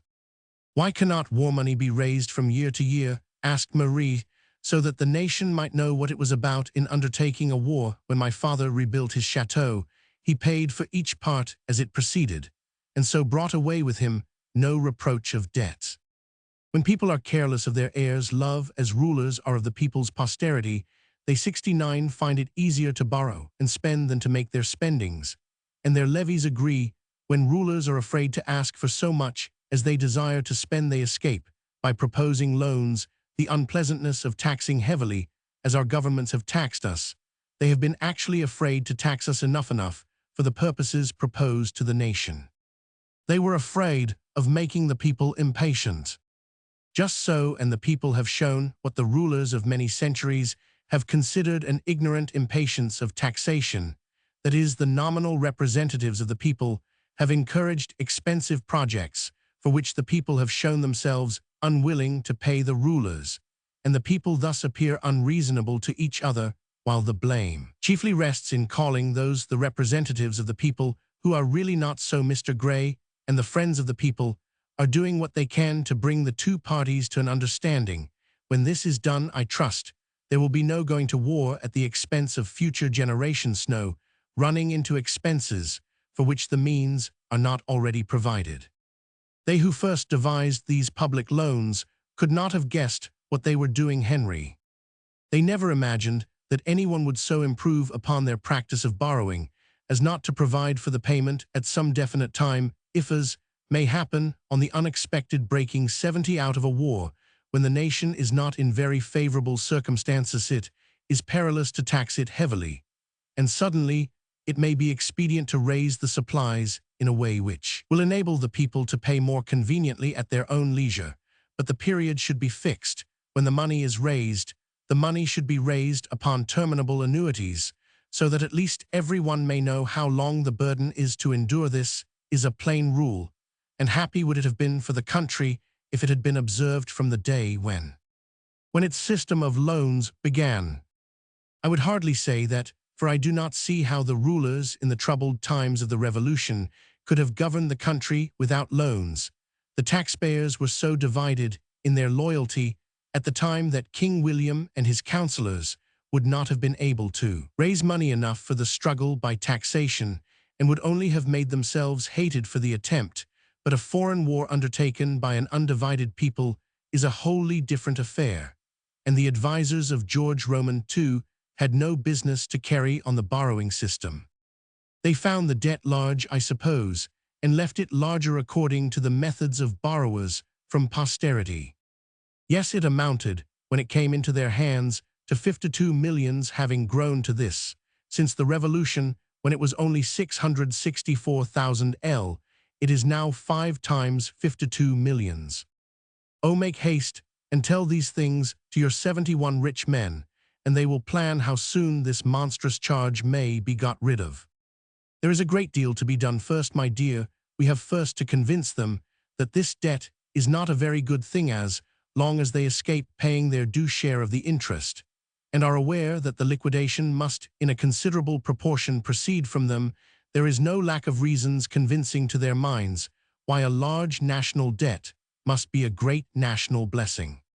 It attaches the people to the government, perhaps. Is that what they say? Yes, as if the people will not always be the most attached to the government that most consults their prosperity, what can they think of a government that— He stopped suddenly as Marie put her fingers on her lips and appeared to be listening. She ran to the door and threw it wide open in time to hear a shuffling down the dark staircase. I am sure there was somebody at the door, said she, hesitating whether to shut it again. Her father shrugged his shoulders as the cold air blew in. Henry observed that if the people of the house wanted anything they would come again, and Marie therefore, after calling from the landing and receiving no answer, returned to her seat, as before, observing that it was not the first time she had believed some person to have remained outside the door. Her husband was writing down to her father's dictation about fallacies in regard to the debt, such 72 fallacies as that the parchment securities of the public creditor were an absolute creation of capital, whereas they were only the representatives of values which were actually sunk and lost, that the annual transfer of the millions required for the interest was so much added to the circulation, whereas this very sum would, in the absence of the debt, have been circulating in a more profitable manner, that the public funds afforded a convenience for the prompt investment of unemployed capital, whereas there would be no lack of good investments for capital if industry were left free, and finally, that the stocks are an admirable instrument for the ascertainment of public opinion, whereas a very small amount of debt would answer this purpose, as well as the largest nobody would object to retaining the 664,000 L of the revolutionary times for this simple object. Marie could not settle well to her employment. After this interruption, Henry forgot it. In a moment he grew earnest, he grew eloquent, and in proportion he grew loud. Nobody came from below, as he had predicted. Nobody could have wanted anything at the door when Henry was asking so loudly how it was possible for the people to be attached to a government which Roman 100, and now, when he was insisting on the first principle of taxation equality, when he was offering a variety of illustrative cases, all of which resolved themselves into equality or inequality, his little wife came behind him, and laying her hand on his shoulder, asked him in a 73 whisper whether it was necessary to speak quite so loud. "My love, I beg your pardon. I am afraid I have been half-stunning you. Why did not you speak before? I am very apt to forget the dimensions of our room." And he started up laughing, and showed that he could touch the ceiling with the extremities of his long fingers. "I am apt to forget the difference between this chamber and the lofty places where I used to hold forth at college. Was I very boisterous?" "Oh no, but loud enough to be heard beyond these four walls," and she glanced towards the door. "If that be all, anyone is welcome to hear what I have to say on taxation. It will be all printed tomorrow, you know, my dear." Marie did know this, but she was not the more willing that her husband should be overheard, exclaiming vehemently about equality, a word held in very bad repute in those days, when if a lady made inquiries of her linendraper about the equality of wear of a piece of gingham or calico, the shopman would shake his head at her for a leveller as soon as she had turned her back. "How," said Roman 1000 Verblank, looking tenderly at his daughter, "how shall I forgive those who have put dread into the heart that was once as light as the morning gossamer? How shall I forgive those who taught my child suspicion?" 74. "Oh, father, remember the night." "Yes, Marie, I knew it was the thought of that night that prompted you to caution. Now the night," he continued to Henry, "when our poor friend La Rae was arrested at our house. We have reason to believe that we had all been watched for hours, that eyes had peeped from every cranny, and that ears were planted all round us. I myself saw the shadow of a man in ambuscade. When a passing gleam from the court shone into my hall, I took no notice, and rejoined La Rae and my child. He slipped out by a back way, but was immediately taken in the street. And for words spoken that night, coupled with preceding deeds, he suffered well. May my Marie have learned dread and suspicion." "No, father, not well. Nay, Henry, you do not know what warning I had against it. Warning from one who knew not dread, and would not have saved her life by so vile an instrument as suspicion." Henry bent himself to listen with his whole soul, for now he knew that Marie spoke of her friend Madame Roland. "Yes, I was warned by her that the last impiety is to fear, and the worst penalty of adversity to suspect. I was warned by her that the chief danger in civil revolution is to forget green meadows and bright skies in fields of blood and clouds of smoke, and that those who shrink from looking fully and kindly even upon those who may be the reptiles of their race are less wise than the poor prisoner in the Bastille who made friendship with his spider instead of trying to flee from it." And she observed her own warning Marie, how her murderers quailed before her open gaze. Ah yes, in her prison she brought home to her the materials of happiness, and with them neither dread nor suspicion can coexist. She brought back into her own bosom the wild flowers which she had worn there in her childhood, and the creations of her father the artist, and the speculations of her husband the philosopher, and opened up again the springs of the intellect which may gush from the hardest dungeon walls, and wakened up the voice of her mother to thrill the very heart of silence, and dismissed one obedient faculty at morn to travel with the sun, and ride at eve down his last slanting ray with tidings of how embryo man is working his way into light and freedom, and summoned another obedient faculty at midnight to paint upon the darkness the image of regenerated man with his eye fixed upon science and his hand supporting his fellow man and his foot treading down the painted trifles and deformed usurpations of the world that is passing away, having gazed upon this, what were any spectres of darkness, to her whether the scowls of traitors or an axe hanging by a hair. Would that all who desire that women should have kindliness and domestic thoughtfulness and cheerfulness and grace knew your friend as you knew her Marie. 76. Then would they learn from what quarter of the moral heavens these endowments may be fetched by human aspiration. Would they behold kindliness and lightness of spirit, they must give the consciousness of being able to bestow, instead of the mere craving, to receive the support, which intellect must yield to intellect. If heart is to answer to heart, would they have homely thoughtfulness, they must not obstruct that full intellectual light, in which small things dress themselves in their most shining beauty, as the little fly that looks dark beneath a candle shows itself burnished at noon. Let men but lay open the universe for the spirit of woman to exercise itself in, and they may chance to see again with what grace a woman about to die can beseech the favor to suffer more than her companions. Of this friend Marie could not yet speak. Long, few, and frequent were her words of remembrance, and Henry had learned that the best kindness was to let her break off and go to carry her strong associations of love and admiration into her daily business. She now slipped away and stood tending her bird and flattering herself that her dropping tears were unnoticed, because her face was not seen. Then she filled a chafing dish and carried it into the little closet that served her father for a bedchamber.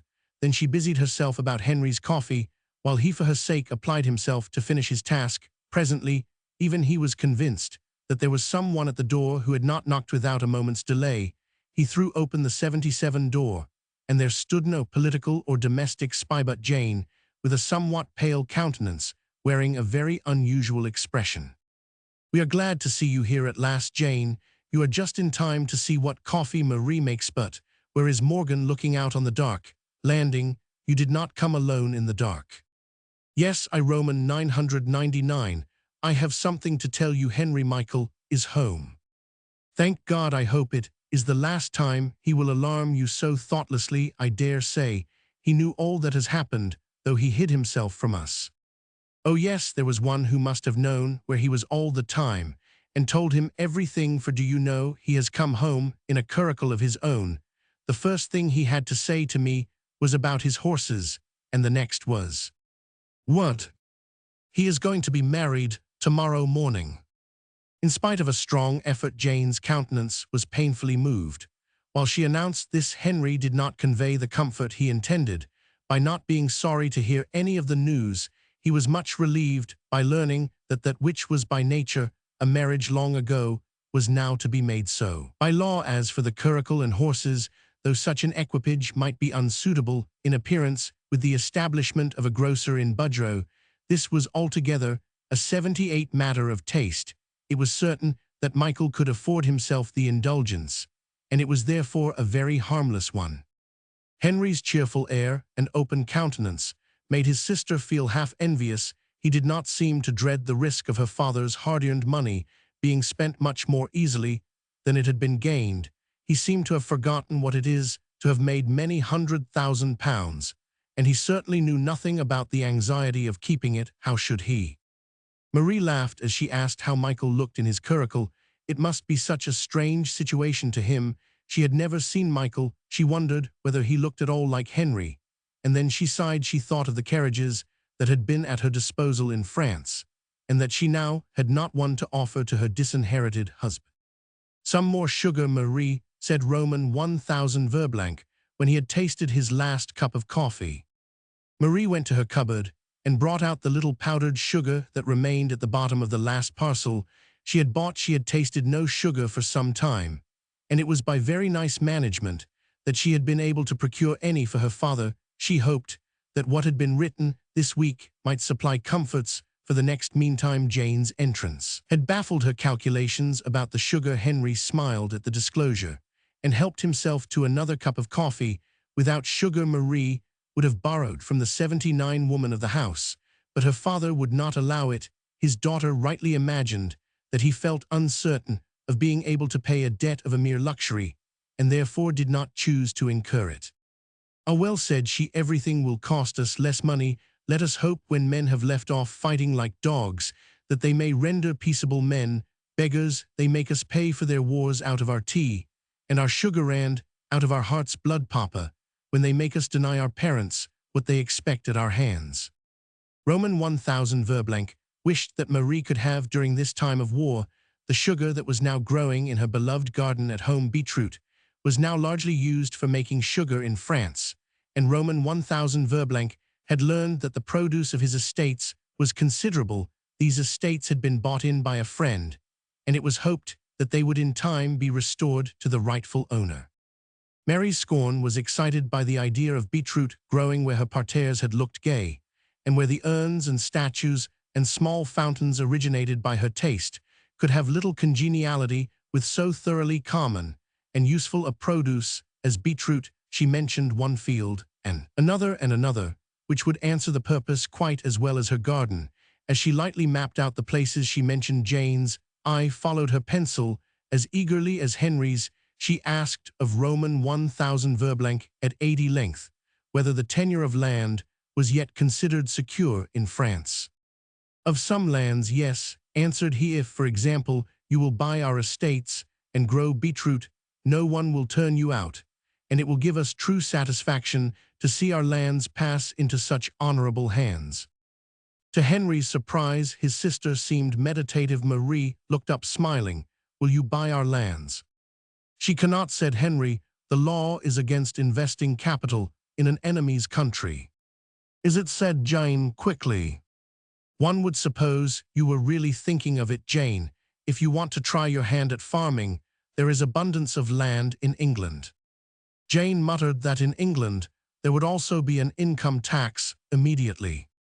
"And what of that? If you invested your money abroad, you would not go and live there, would you?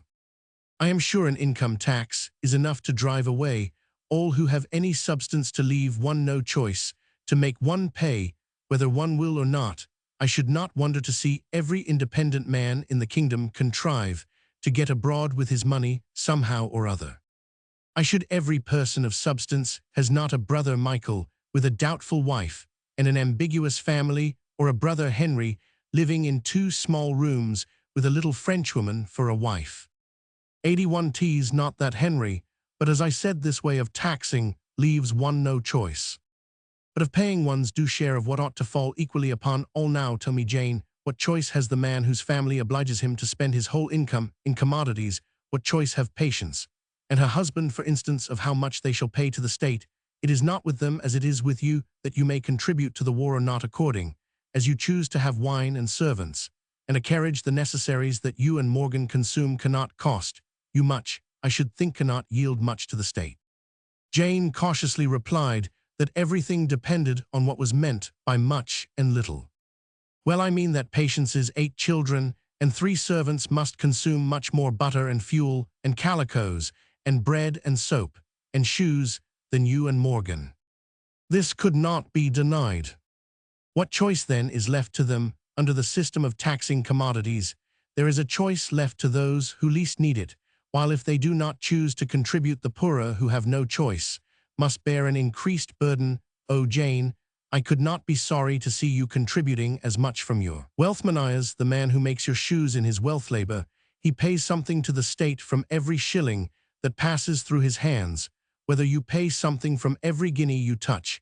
I need not ask you, has Peake told 82 you of the rhyme that our laborers have at their tongues' ends just now? Peake has not, but Michael told me of one he had heard several sing by the roadside, something about how they divide their labor between one and another among all but themselves. They seem to think it is the same. For the debt till 8, for the church till 10, to defend the state with guns and men. I must work till noon, so weary, oh. Then a spell for the judge, and 2 for the crown. Sure they need not grudge. When the sun goes down, 1 hour for myself and my dearie, oh. While Marie was pitying the laborer and wondering how far his statement was exaggerated, Jane was thinking aloud how willing she should be to work with head and hands for church and state, the army, and the law. You had rather do this than pay, because your labor is not to you the wealth that labor is to a poor man. And partly because I really have not enough to do, said Jane. Michael does not seem to wish that I should keep the books any longer, and I cannot be making frocks for Patience's children all day long so little, as I have been accustomed to needlework for some time. I wish you could put me in the way of paying my taxes in the way the poor man does. 83, and so take the work out of the poor man's hands. No, Jane, you must pay in gold, sister. Is there no sort of work that poor laborers cannot do? Asked Marie, with a private view to earning sugar and snuff for her father. Not that will serve the purposes of the government, my dear. I remember hearing some time ago of a benevolent lady who was making bread seals to convert the Jews. And I said Roman 1000 verblank of at least 20 gentle creatures who distilled rosewater one whole summer. To wash the blackamoor white, to civilize the Hottentot, but the results. History does not record any more than Jane's feats of knitting and other worthy exercises. Why, Jane, when you have the money, read I the very thing wanted we, should you offer your taxes in any other form?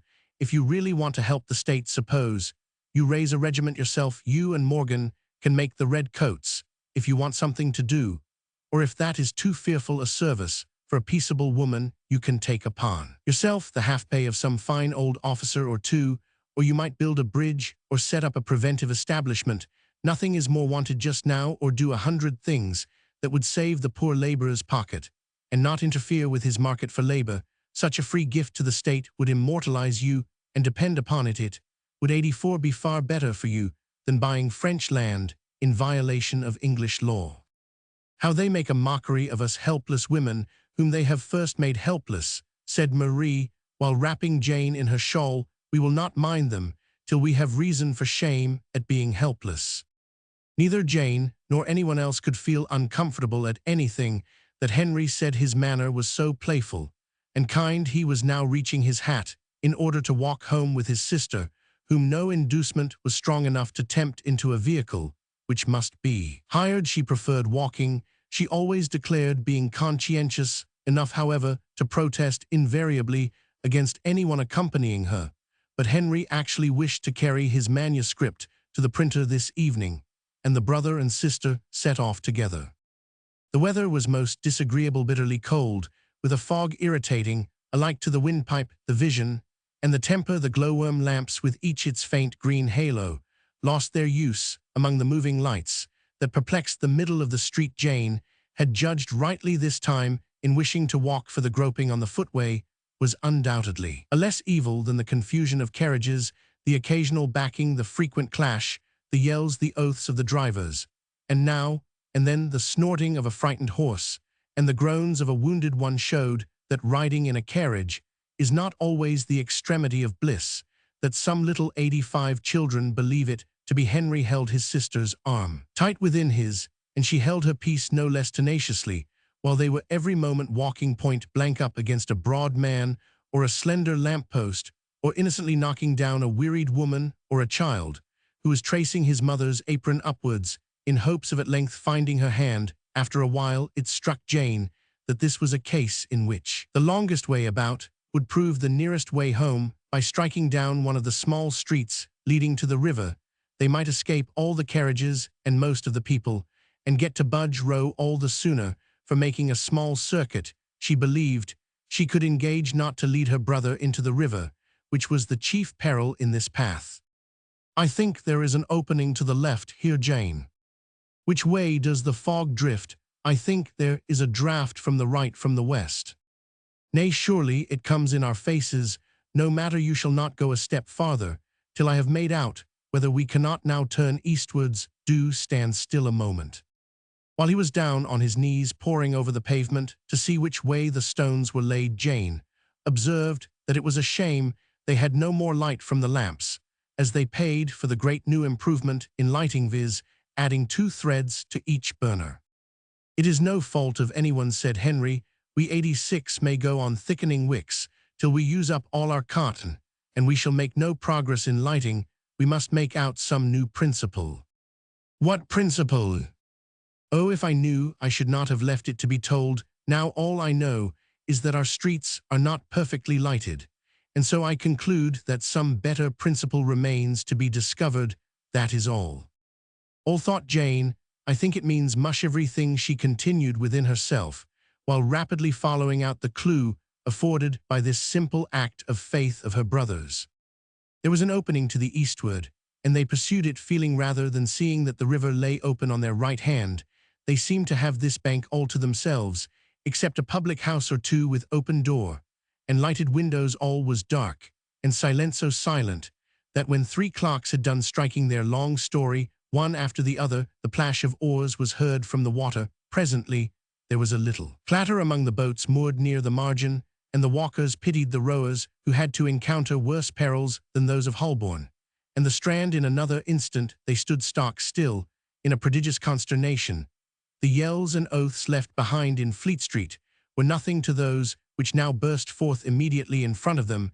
There seemed to be threatening, struggling, grappling, fighting all in noise and darkness. 87 back, let us go back, cried Jane.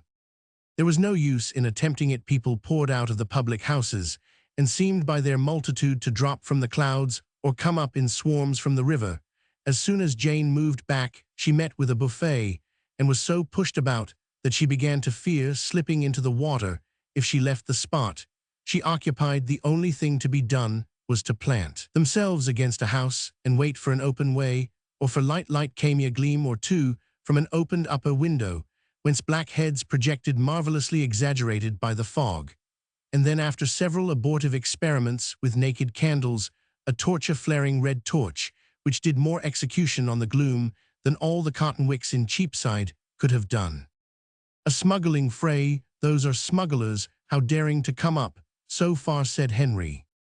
Jane was making her observations and correcting her imaginings. She was scarcely aware, till now, that she had always fancied a smuggler a large, stout, grim man, with a bit of red drapery dangling somewhere about him, a leathern belt, a pistol in his hand, and a keg just before, or just behind, or just on one side of him. But one of these men was slight, and one and another was deformed, and a third wore a brown coat like any other man, and none scowled as smugglers and patriots always do in pictures, but one laughed, and the rest looked vexed or angry in a plain way.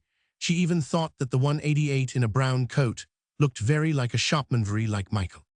Thus much was ascertainable, while the shifting light from the torch danced from tub to face, and from the packages on the shore to the shadowy boat behind, with still a black figure or two in it. How very daring, exclaimed Henry again. Yes, said a voice from a window immediately in their rear. These are the days for smuggling frolics. These fellows hold that they are in favor with the minister, as 'tis certain they are maintained by him. By his multiplying the customs and excise duties, you mean? I, sir, multiplying and raising them. The story goes that these fellows drink the minister's health first in every keg they open, and the saying is that if the seditious do as they say, pull the minister's carriage about his ears, some day will have a guard of smugglers rise up of their own accord to bear him harmless. But they don't like the talk of an income tax, sir.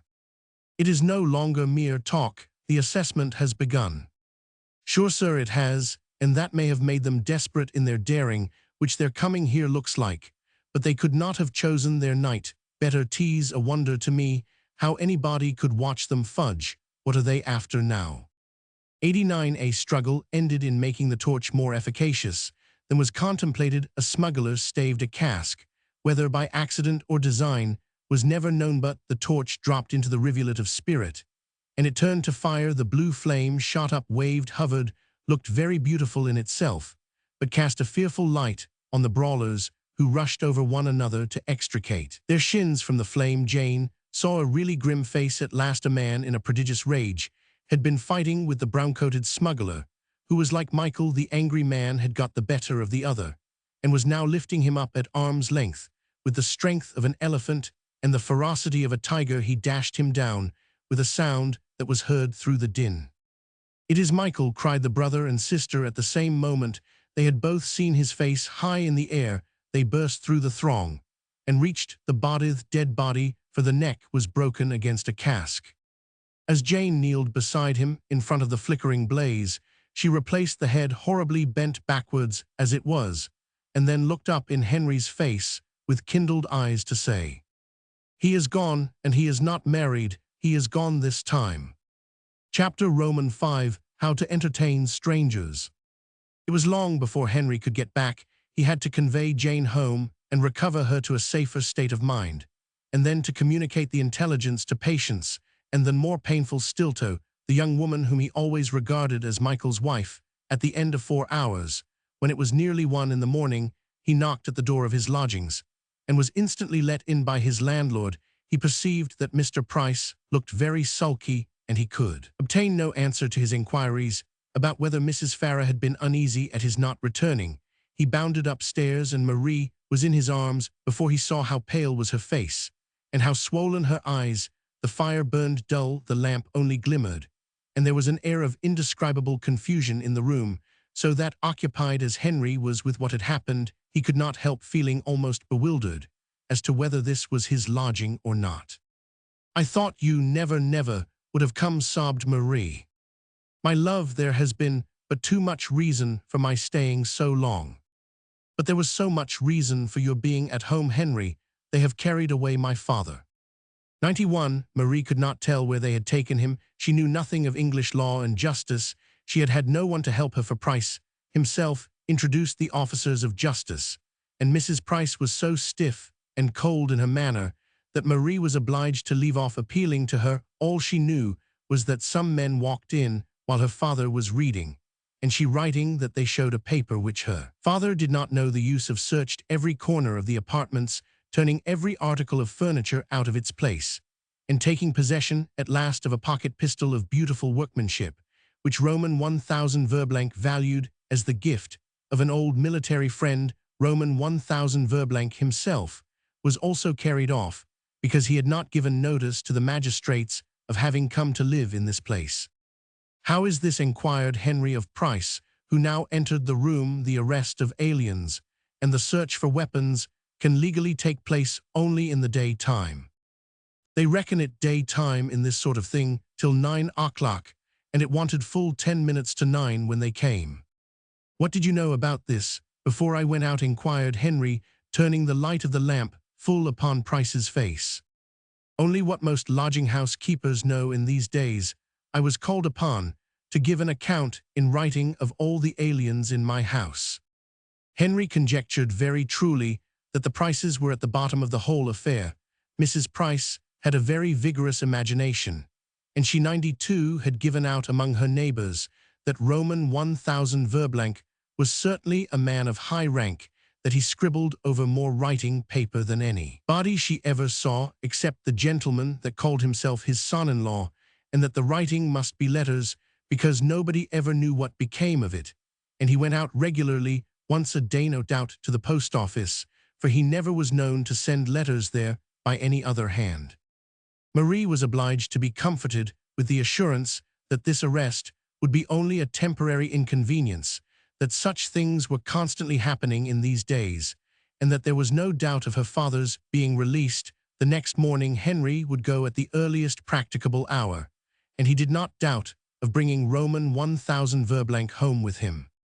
Before the earliest practicable hour, however, other engagements occurred to prevent Henry's executing his design. Price came in, while the husband and wife were standing by the fire mournfully discussing their plans for this day, when so much was to be done. Price wished to give notice that he must have his rent this morning. He had gone without it too long, and he had no intention of waiting any longer. Henry was not aware that the time of payment was past. He understood that it was to be quarterly, but Marie produced the little that she had laid by for the purpose, and Henry was reminded to feel in his pocket for the manuscripts that were to have been carried to their destination. 93. The night before they were gone his pocket was empty.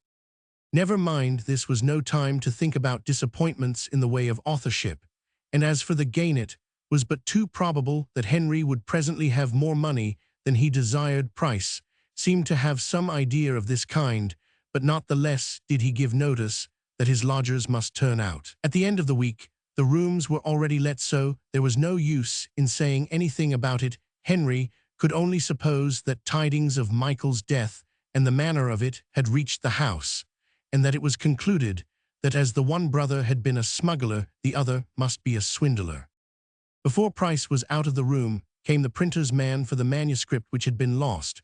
While he was still shaking his head over Mary's calculation of how soon she could make another copy from the shorthand notes she had happily preserved, the matter was settled by the publisher sending to ask for the last Greek proof Henry had had to correct, and to give notice that this was his final transaction with Mr. Farrar, who need not trouble himself to write anything more. For the publication of which he had been the chief support, no further communication from his pen would be accepted. A receipt in form for the money now sent was requested and given, and the cash immediately paid over to Price in discharge of the remainder of the rent.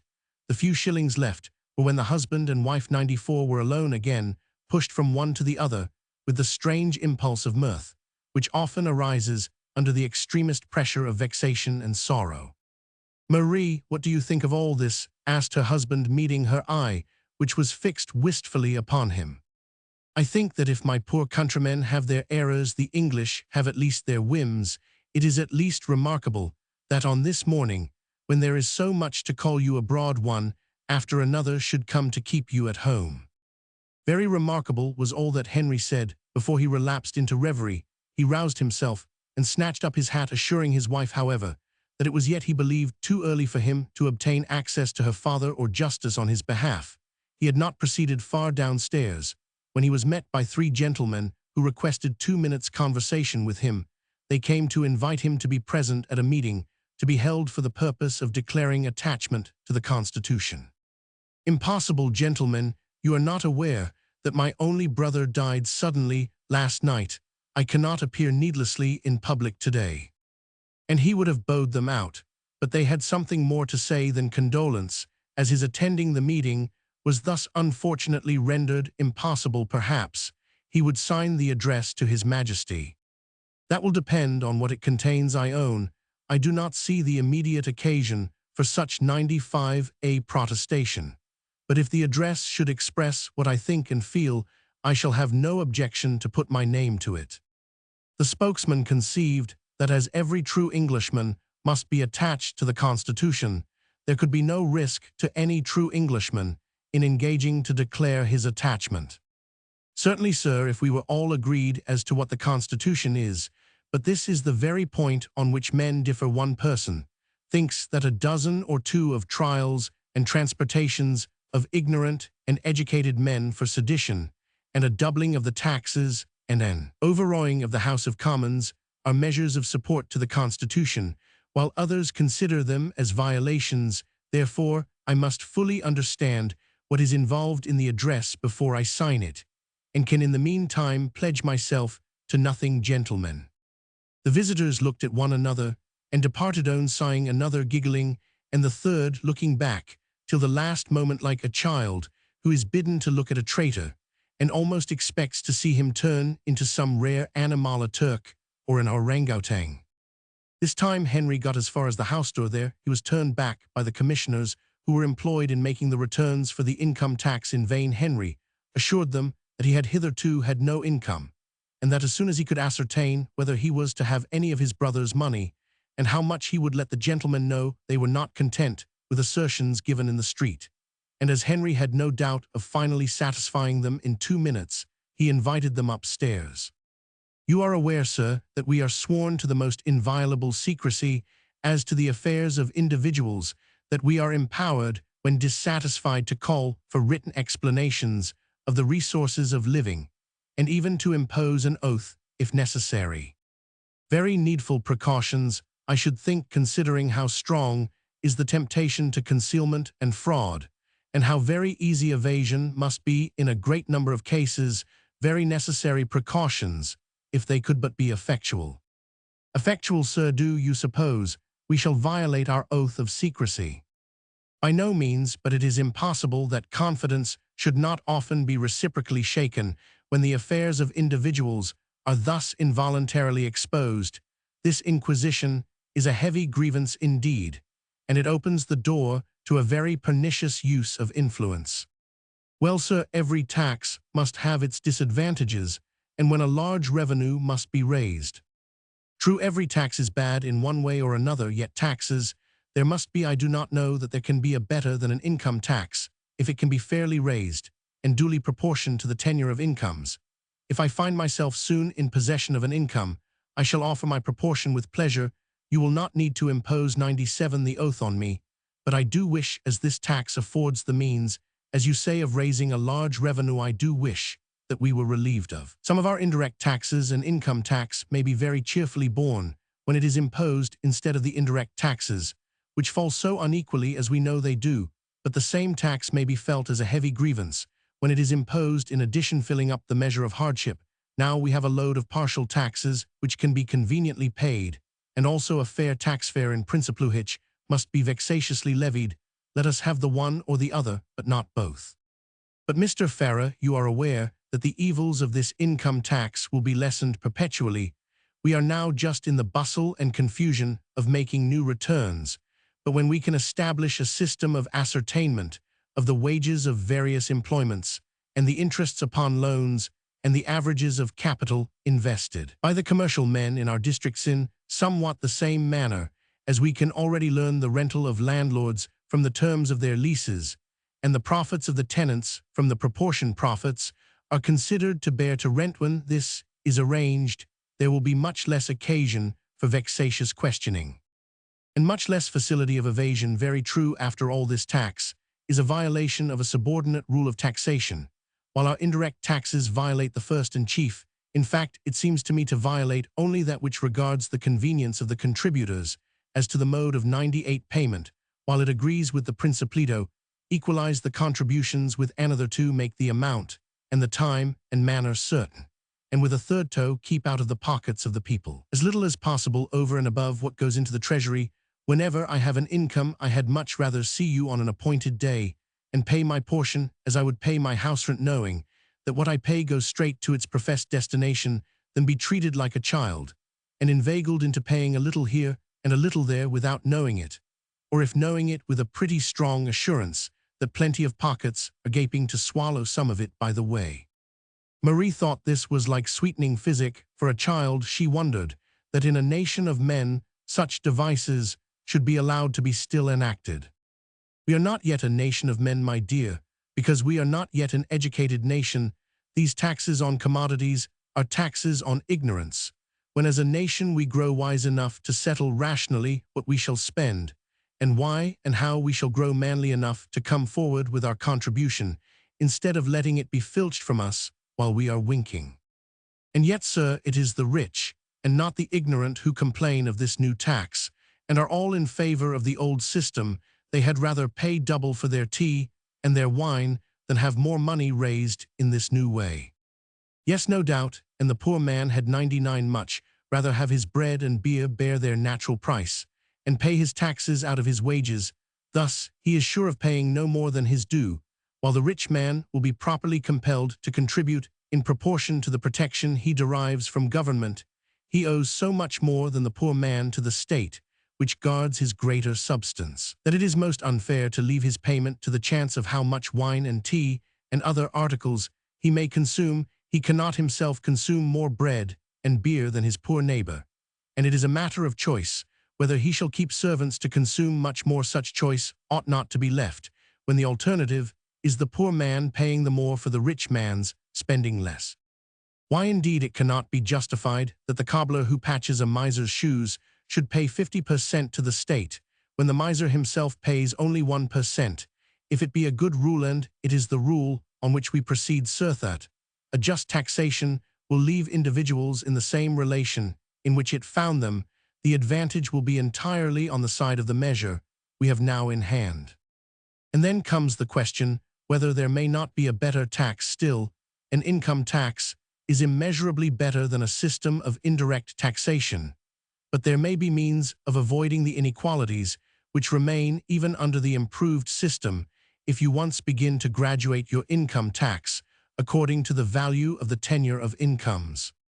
100. Why, it is hard that the physician whose large income expires on his becoming infirm should pay more than the fundholder or landowner whose income is permanently yielded to himself and his children.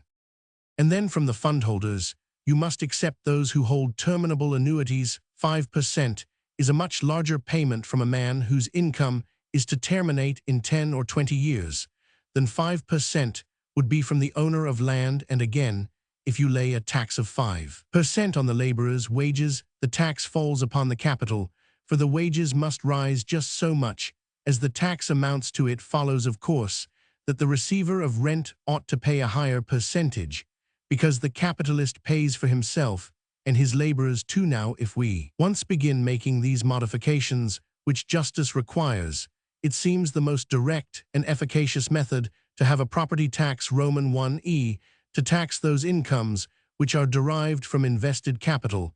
I see you shake your heads. I see what you would say about the difficulty of defining what is property and the hardship in a few cases in those of small annuitants, and the tendency, very slight, practically imperceptible tendency, to check accumulation.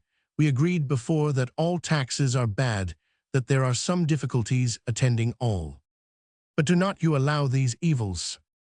I do, but I hold them to be so much smaller than those we have been submitting to all this while as to be almost lost in the comparison. Except 101, for the difficulty that there always is in changing taxes.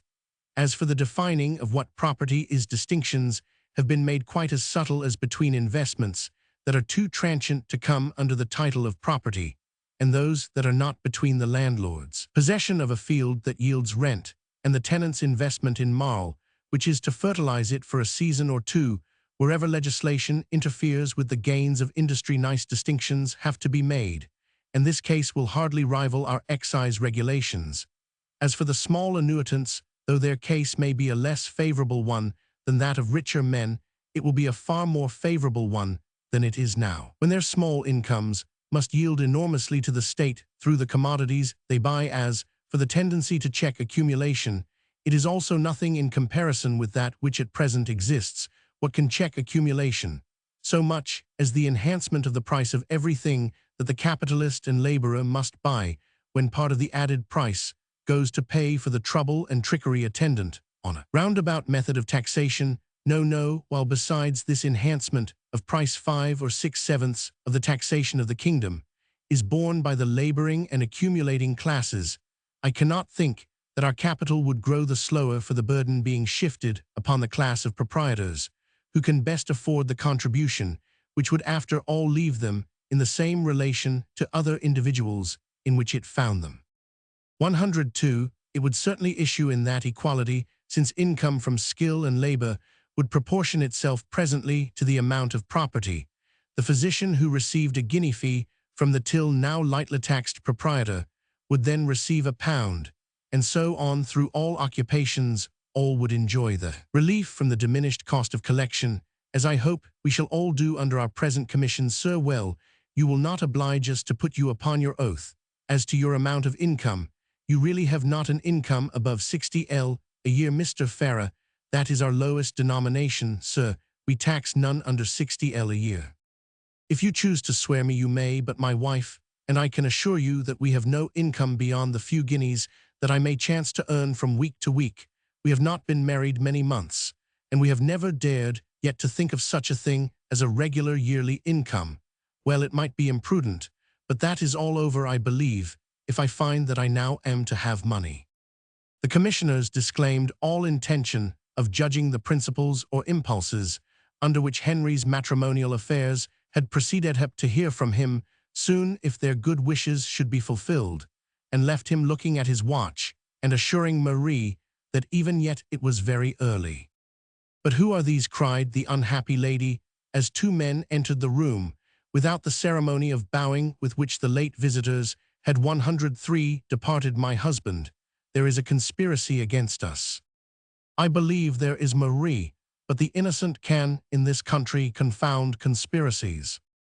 Henry was arrested on a charge of seditious words spoken at divers times, and also of not having given due notice of an alien residing within the realm without complying with the provisions of the Alien Act. The word sedition sounded fearful to Marie, who had talked over with her husband again and again the fates of Muir and Palmer, of Frost and Winterbottom, and many other victims of the tyranny of the minister of that day. Her first thought was, "They will send you to Botany Bay, but I will go with you." Henry smilingly told her he should not have to trouble her to get ready to go so far, he believed, but if she would put on her bonnet now, he had no doubt she would be permitted to accompany him and learn for herself where the mistake lay which had led to this absurd arrest. She went accordingly, trembling but making a great effort to shed no tears in those days of tyrannical and vaguely expressed laws of dread and prejudice. In high places, a prisoner's fate depended mainly on the strength and clearness of mind of the magistrate before whom he might be brought. Henry was fortunate in this respect. Some surprising stories were told more to Henry and Marie than to anybody else of 104 Henry's disaffection of his having dined with old college friends, who, to the disgrace of their education, had toasted the French Republic and laughed as the king's health was proposed; of his having been overheard asking how the people could help hating a government which had Mr. Pitt at the head of it, and talked vehemently with some foreigners in praise of equality; and of his having finally refused to declare his attachment to the Constitution. This story was not very formidable when it was first told, and after the magistrate had questioned the witnesses and heard Henry's own plain statement, he believed that no ground remained for commitment or for asking bail. Not a single seditious word could be sworn to, and as to any imprudent ones that might have been dropped, the assertions of the witnesses were much more imprudent inasmuch as they could in no way be made to agree with themselves or one another. This charge was dismissed, and Marie found she should not have to go to Botany Bay. The other accusation was better substantiated. Roman 1000 Verblanc had forgotten to give the required account of himself when he had changed his residence, and it had never occurred to Henry to lodge an information against him, though he knew, if he had happened to recollect, that the forms of the alien law had not been complied with. The magistrate had no alternative but to fine him, and as the amount was not forthcoming, to commit him to prison till the fine should be paid. 105 Mary's duty was now clear. She must go to Henry's sisters and obtain the money from them in order to set her husband free to assist her father. Chapter Romans 6, How to Entertain Borrowers. It was a strange way of visiting the old house in Budrow for the first time. Sam was standing 2 inches taller than usual from being left in sole charge of the shop. He did not know exactly how his master had died, and with all his self-importance was more likely to receive the information from the many inquisitive customers who came for pennyworths than to give them any. Morgan had not thought it necessary to be explicit with him. She advised him to mind his business and let Miss Farah see what he could do in a time of family distress. He was profuse in his assurances to Marie that his mistress could see no visitors today. Perceiving that she was a foreigner, he concluded that she was a stranger, and was very unwilling to let even Morgan know that anyone wished to speak with her. Marie thought she had never seen anything more forlorn than Jane's aspect as she sat in her little parlor. She seemed to be doing nothing, not even listening to Dr. Say, who was attempting 106 soft condolence. There was not even the occupation of making mourning, which had been a resource on a former occasion. The Bible lay open on the table, but Jane was sitting by the darkened window as Marie entered. Dr. Say having established himself by the fire. "You will thank me," said Marie, "for bringing you occupation, for enabling you to help a sister." And she told her story and what it was that she desired Jane to do. Jane seemed duly shocked at first, but when she found that Henry was in no danger and that the whole case resolved itself into a money matter, her sympathy seemed to cool. She was silent and thoughtful. "Come," said Marie, rising, "bring out the money, and will you not go with me?" But Jane had something to say, or rather, she seemed to be thinking aloud. Who knew whether Michael had left a will, and whether Henry would have any of the money besides? She had not so much in her purse, and it seemed to her that this would not be the end of the business if there was a conspiracy against Henry, and his enemies knew that his family had money. They would soon make up another charge, and nobody could foresee where it might end. Perhaps the best kindness to Henry would be for his family to do nothing, that it might be seen that there was no use in pursuing him for evil perhaps. Dr. Say emphatically assented to the whole of Jane's reasoning. 107. I am afraid of mistaking your English, said Marie, losing her breath. Do you mean that you will not help Henry? Perhaps some other friend, it might be better for him that someone else. Henry must have many friends. Perhaps, but in France we have sisters who have begged alms for their brother's defense, and thereby found a place beside them under the axe from which they could not save them. I thought there was one universal sister's heart. Jane called after her in vain. She was gone like lightning. Morgan, however, detained her an instant at the door. Wait, my dear young lady, they will follow you in the streets, if you look so wild, ma'am. Then I will tell them how I scorn your London rich sisters, that keep their brothers prisoners for paltry gold. Do not go, ma'am, do stay, till one can think a little, urged the horror-struck Morgan. No, I will not stay, but I will not judge all till I have seen another sister. Ah, Mrs. Peake, go to Mrs. Peake, ma'am, and I would go with you, but... Marie thought this was a land of, but she could not, however, have stayed till Morgan could get ready. She made all haste to Mrs. Peake's house. She did not know how to believe that the woman she saw nursing a baby could be a sister 108 of Henry's. The house was as noisy as Jane's was quiet, and the mistress as talkative and pliable as Jane was reserved and stiff. In her untidy black bombazine dress, she looked more like a servant than did her children's nursemaid in her black coarse stuff, and the various sounds of complaint that came from little folks in every corner of the house were less wearing than the mamma's incessant chiding and repining. She did not know anything about whether her brother Henry was really married or not. She was sure, for Henry never came near them to let them know what he was doing. No wonder, thought Marie, when she looked back upon the confusion of children's toys, stools of all sizes, and carpets apparently spread to trip up the walker, among which she had worked her way to the seat she occupied. There are so many calls upon one, you see, ma'am, and those that have large families. What a noise those boys do make so much is required for a large family like ours, that it is no easy matter to bring up children, as some people do in these days.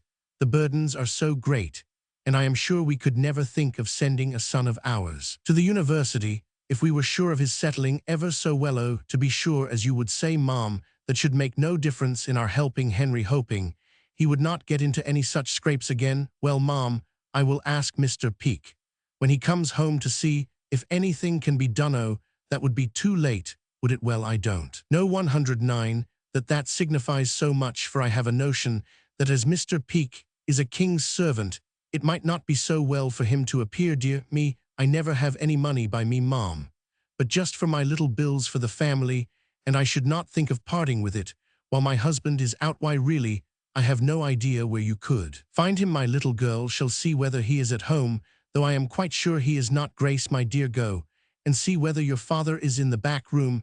Oh, you want then? Jenny, you must go there. You see they want go, ma'am, but it is of no consequence, for I do assure you he went out after breakfast.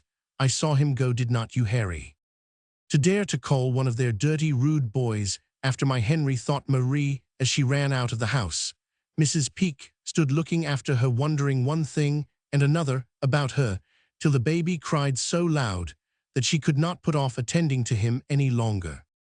Marie could think of no further resource but to go back to Morgan for advice. She was now very weary and parched with thirst. She was not accustomed to much exercise, and had never before walked alone through crowded streets. Her restless and anxious night was also a bad preparation for so much toil. She was near sinking at once, when on returning to the shop she found from Sam that Morgan had just gone out, he did not know whither. She could not go out with me, thought 110 Marie. My Henry is the only English person worthy to be French after all. Sure, mistress, you had better sit down, observed Sam, wiping a stool with his apron. On being asked whether he could let her have a glass of water, he did more than fulfill the request. He found in a dark place under the counterpart of a bottle of some delicious syrup, which he mixed with water with something of the grace of an apothecary. Marie could not help enjoying it, miserable as she was, and Sam could not help smiling broadly at the effect of what he had done, grave as his demeanor was in duty bound to be this day. Morgan's but proved one of the most significant words she had ever spoken. She did better than go with Marie. She entered Jane's parlor and stood beside the door when she had closed it. "I must trouble you, Mom, to pay me my wages, if you please." Jane stared at her in astonishment. "What do you mean, Morgans?" "I mean, Mom, that I have had no wages for these 11 years last past, and I wish to have them now." "Morgan, I think you have lost your senses. You never asked my father for these wages." "No, Miss Jane, because I held his promise of being provided for otherwise and better, and my little money from elsewhere was all that I wanted while here. But I have it under your hand, 111, Mom, what wages I was to have as long as I lived with you. And you have my promise also that I would remember you in my will." "Yes, but I would rather have my due wages now instead." Jane could understand nothing of all this. People were not accustomed to be asked for money in so abrupt a way, especially by an old friend. "Because, Mom, people of my class are not often so much in want of their money as I am today. If I had not known that you have the money in the house, I should not have asked for it so suddenly. I will bring down the box, Mom." She presently appeared hauling along a heavy box with so much difficulty as to oblige Jane to offer to assist her. Morgan next presented a key. "How came you by this key?" asked Jane quickly as she tried it, and the box lid flew open. Jane felt in her bosom for her own key, which was there safe enough on its stout black ribbon. Morgan's master had secretly given her this key years before. He kept £1,000 in hard cash in this box, and it now appeared that he had set Morgan's fidelity and Jane's avarice as a check upon each other. Each was to count over the money once a month. "You can count it now, Mom, at your leisure. When you have paid me, I shall not touch that key any more." "Oh yes, do, Morgan," said her mistress, 112, with a look of distress. "All this is too much for me. I cannot take care of everything myself." "Then let it go, Miss Jane. I have not had this box under my charge so many years to be now followed about by your eyes every time I go near the place where it is kept. Better you were robbed than that.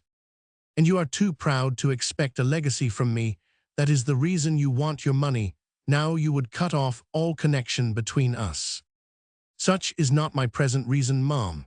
But I do not say that I should like to see you planning how you could, but I won't follow it out, my dear. My wages, if you please." And she laid down a formal receipt for the sum and produced the canvas bag in which to deposit her wealth. She then observed that she must walk abroad for 2 or 3 hours, but hoped to be back before she was much wanted. If her mistress could spare her till dark, she should take it as a particular favor, but she could not say it was necessary to be gone more than 3 hours at farthest. Jane seemed too much displeased or amazed to reply, and Morgan left her counting the guineas. She heard the parlor door bolted behind her so that no more Marys could gain access to her mistress. How Marie reproached herself for her secret censure of Morgan when she found Henry at 113 Libertithe fine, having been paid by his faithful old friend. Morgan had slipped away as soon as the good deed was done. She awaited Henry and Marie, however, in their humble home, whither she had proceeded to prepare a delicate little dinner for them, and see that was comfortable for their repose from the troubles of the day. It was no fault of hers that they brought heavy cares with them, that Henry had to console his Marie under her father's misfortune, his month of imprisonment and sentence to leave the country at the end of it. What more could anyone do than join with them in reprobating the tyranny of the Alien Act? Chapter Romans 7, Farewell to Budrow. Michael was quietly buried when the verdict of accidental death had been duly agreed upon, and there was ample employment for Henry during the month of Roman 1000 Verblank's imprisonment. In settling the affairs, there was no will, and he therefore felt that the children and she whom he considered as the widow, though the law did not so recognize her, had the first claim upon his justice. He was resolved that an ample provision should be made for them, and that it should be done without encroaching on Mrs. Peake's share. Jane ought to have given the largest proportion, not only because she had no claims 114 upon her, but because her survivorship enriched her by means of this very death, she did contribute. But Henry's portion was much larger, and it soon appeared that Jane would not be at hand in future if further assistance should be required. Henry had in his investigation of the affairs learned that which prevented his being surprised on hearing from Morgan that Jane meant to go abroad. She had known so much of the smuggling transactions of the firm that she had probably a good understanding with certain persons out at sea who could aid her in getting away from the country she no longer loved, and in placing her where she might invest her money so as to avoid either an income or a property tax. "It is a strange freak of my mistress, sir, is not it?" said Morgan. "She must feel it so herself, or she would not have left me to tell you the story." "It would be strange in most people, Morgan. I know it is said by some that an income or a property tax must drive individuals to invest their money abroad. But I am sure that except in a few rare cases, it would not be so. A man has so much more confidence in the stability of the institutions of his own country than in those of any other. There are so many inducements to keep his treasure where his heart is near his kindred, and his father's house. His obligations are so much more calculable at home than abroad, and above all it is so clear that the substitution of a direct for an indirect tax must set free the 115 exercise of his capital and his industry, that a man must be burdened indeed before he would think, for this reason alone, of placing his capital elsewhere. Jane's case is different. Ah, Mr. Henry, she has left off loving her kindred and her father's house. Not so, I hope, but she is no longer happy among them for reasons which we can understand. She owned as much to me, sir, as that she could not bear to think of yon poor young woman and her children having what had been so hardly earned, or to see the waste and dawdling going on in Mrs. Peake's family, or to pay her taxes in a heavy lump when the government chose to call for it, instead of buying a little of this and a little of that when she liked, without having to remember that she was paying taxes. Ah, that is the reason why people like those indirect taxes. But I should have thought that Jane had seen enough of the waste that there is in the collecting them to think very ill of them. The taking stock of my master's tea, sir, once a month, what a farce! It was how many officers were paid for little more than not seeing cheats. And when one thinks of the permits and the entry books and the army of specie, so they that have to be paid out of the duties collected, one wonders that Miss Jane or anybody else should be found to speak up for such an extravagant plan. Those will be most ready to do so who are 116 unwilling to pay in proportion for the protection which is of most importance to those who have the most property, but they forget the plain rule that when the people's money is raised to be spent for the good of the people, as little as possible ought to be wasted by the way. It is a shame that the cost of collection should be £7.10 in every £100, when the odd shillings would be enough under good management. But is that true, sir? Quite true, and the less this particular matter is looked to, the wider will the difference be between what is and what ought to be. My wife will tell you that there was a time in France when the nation paid 5 times as much in taxes as ever arrived at the treasury under a wiser management. The same people afterwards paid no more than a 10th part of their taxes to the collectors, though there were above 200,000 persons employed in the collection. Oh yes, these were far too many, but you may see what a difference it makes to the people whether this point be managed well or ill. And it is very clear that it must be a great advantage to have a plan of taxation which would employ a few persons at regular times, so that people would know what they had to pay, and when, and that as little as possible would be lost by the way. They say that an immensity of money will be raised by this income tax. A great deal, and so there ought to be 117. Something great ought to come out of so disagreeable a process. It is very disagreeable to be examined, and have one's concerns pried into, in the way that these commissioners must do. I am sure I do not wonder at my sister's dislike of it. Oh, sir, I never saw such a conflict as she had to go through with herself. I determined never to be present again when the gentleman came, when she did bring herself to give an account. I know what a struggle she had to tell the truth. I would not for the world that anyone else had been there. But, sir, the commissioners laughed and winked and threatened her with the oath. One is exposed to the impertinence of tax-gatherers under any system, and I do not know that it need be worse under this tax than any other. but it is provoking that this must be added to what we had to bear before prices are just as high as ever. There has been no reduction of the old taxes, yet our producers of food and clothing and all that we want go on paying their taxes in commodities, and not only charging these on the articles when sold, but the interest on their advance of money for the tax, and so does the consumer's money run out in many a chat. All this helps my mistress abroad, but sir, is it true that she cannot go safely? Yes, and she must know it. She does. She hinted as much to me. Do you suppose anybody will stop her? If they can get hold of her, but her friends 118 are those who will convey her safely. If anybody can, she knows that at present it is high treason to invest money in an enemy's country, particularly in land.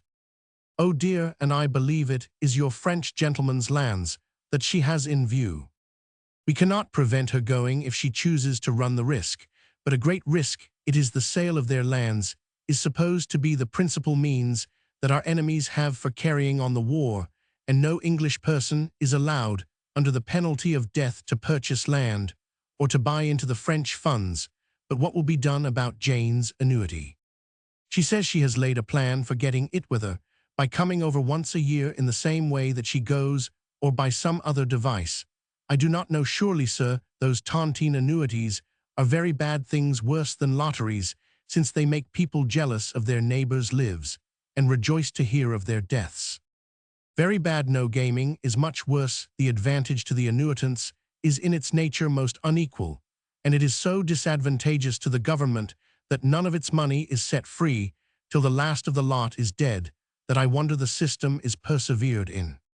I am sure I wish the government had had the Mr. Hills, and my masters, for Miss Jane has never been like the same person, since, do you know, sir, I believe there is one who will be particularly disappointed at her going away.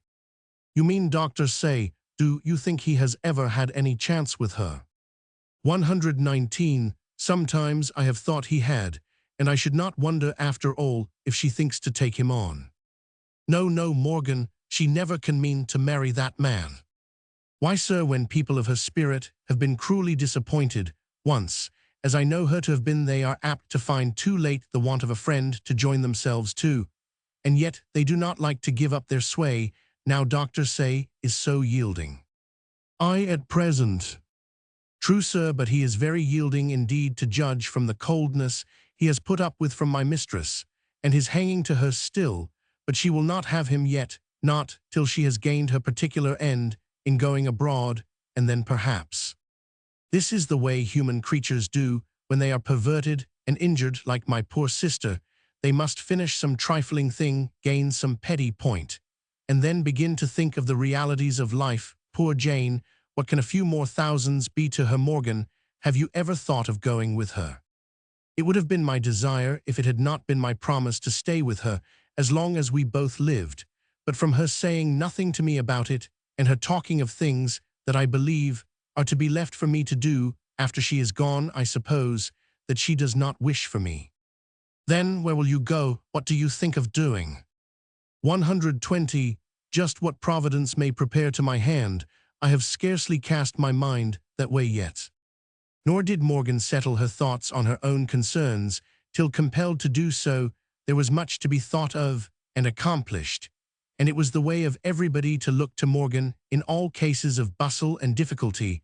The business shop and house thereto belonging were immediately disposed of, and they had to be prepared for the new tenant, and vacated in a short time. Jane would not sell the furniture. She could not find in her heart to let it go for so little, as it would now bring, still less to give it to Patience her green stuff curtains and threadbare carpets and battered tables and shabby fire-irons were all valuable in her eyes.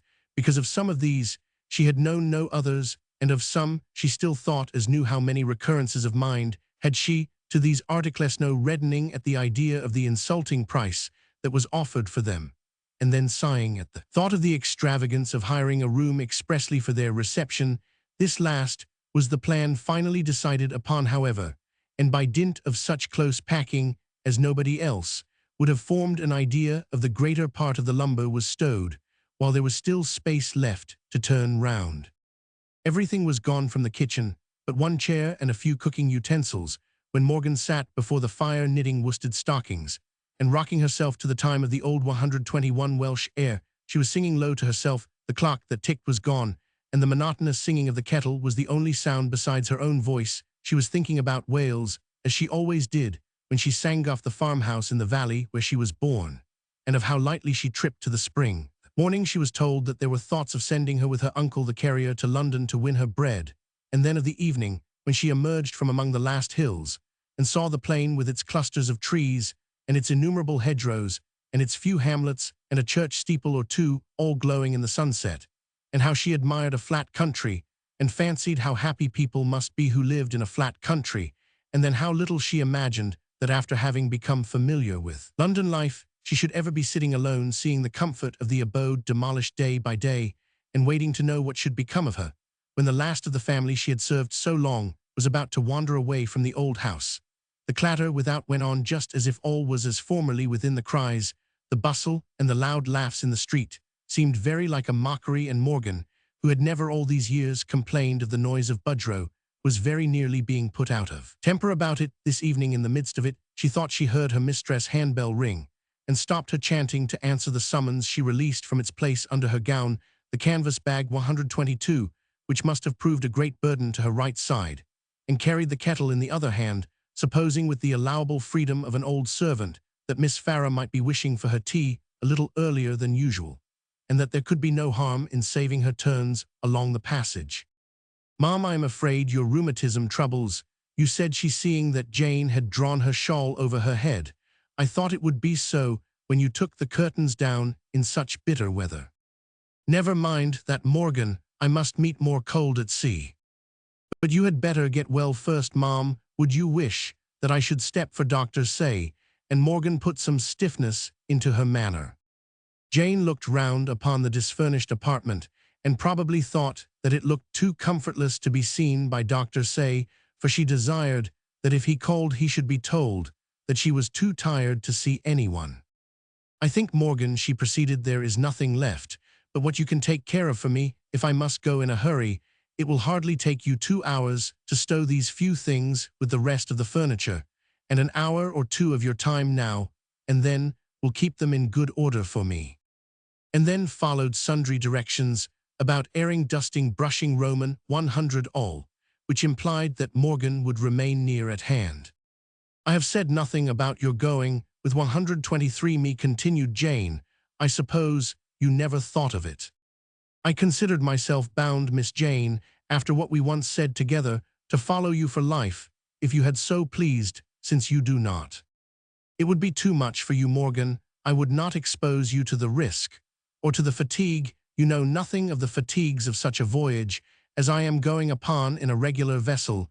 It is very great, but, ma'am, I have no wish to go otherwise than at your desire. I am old now, and, yes, it will be much better for you to be with Patience or with Henry.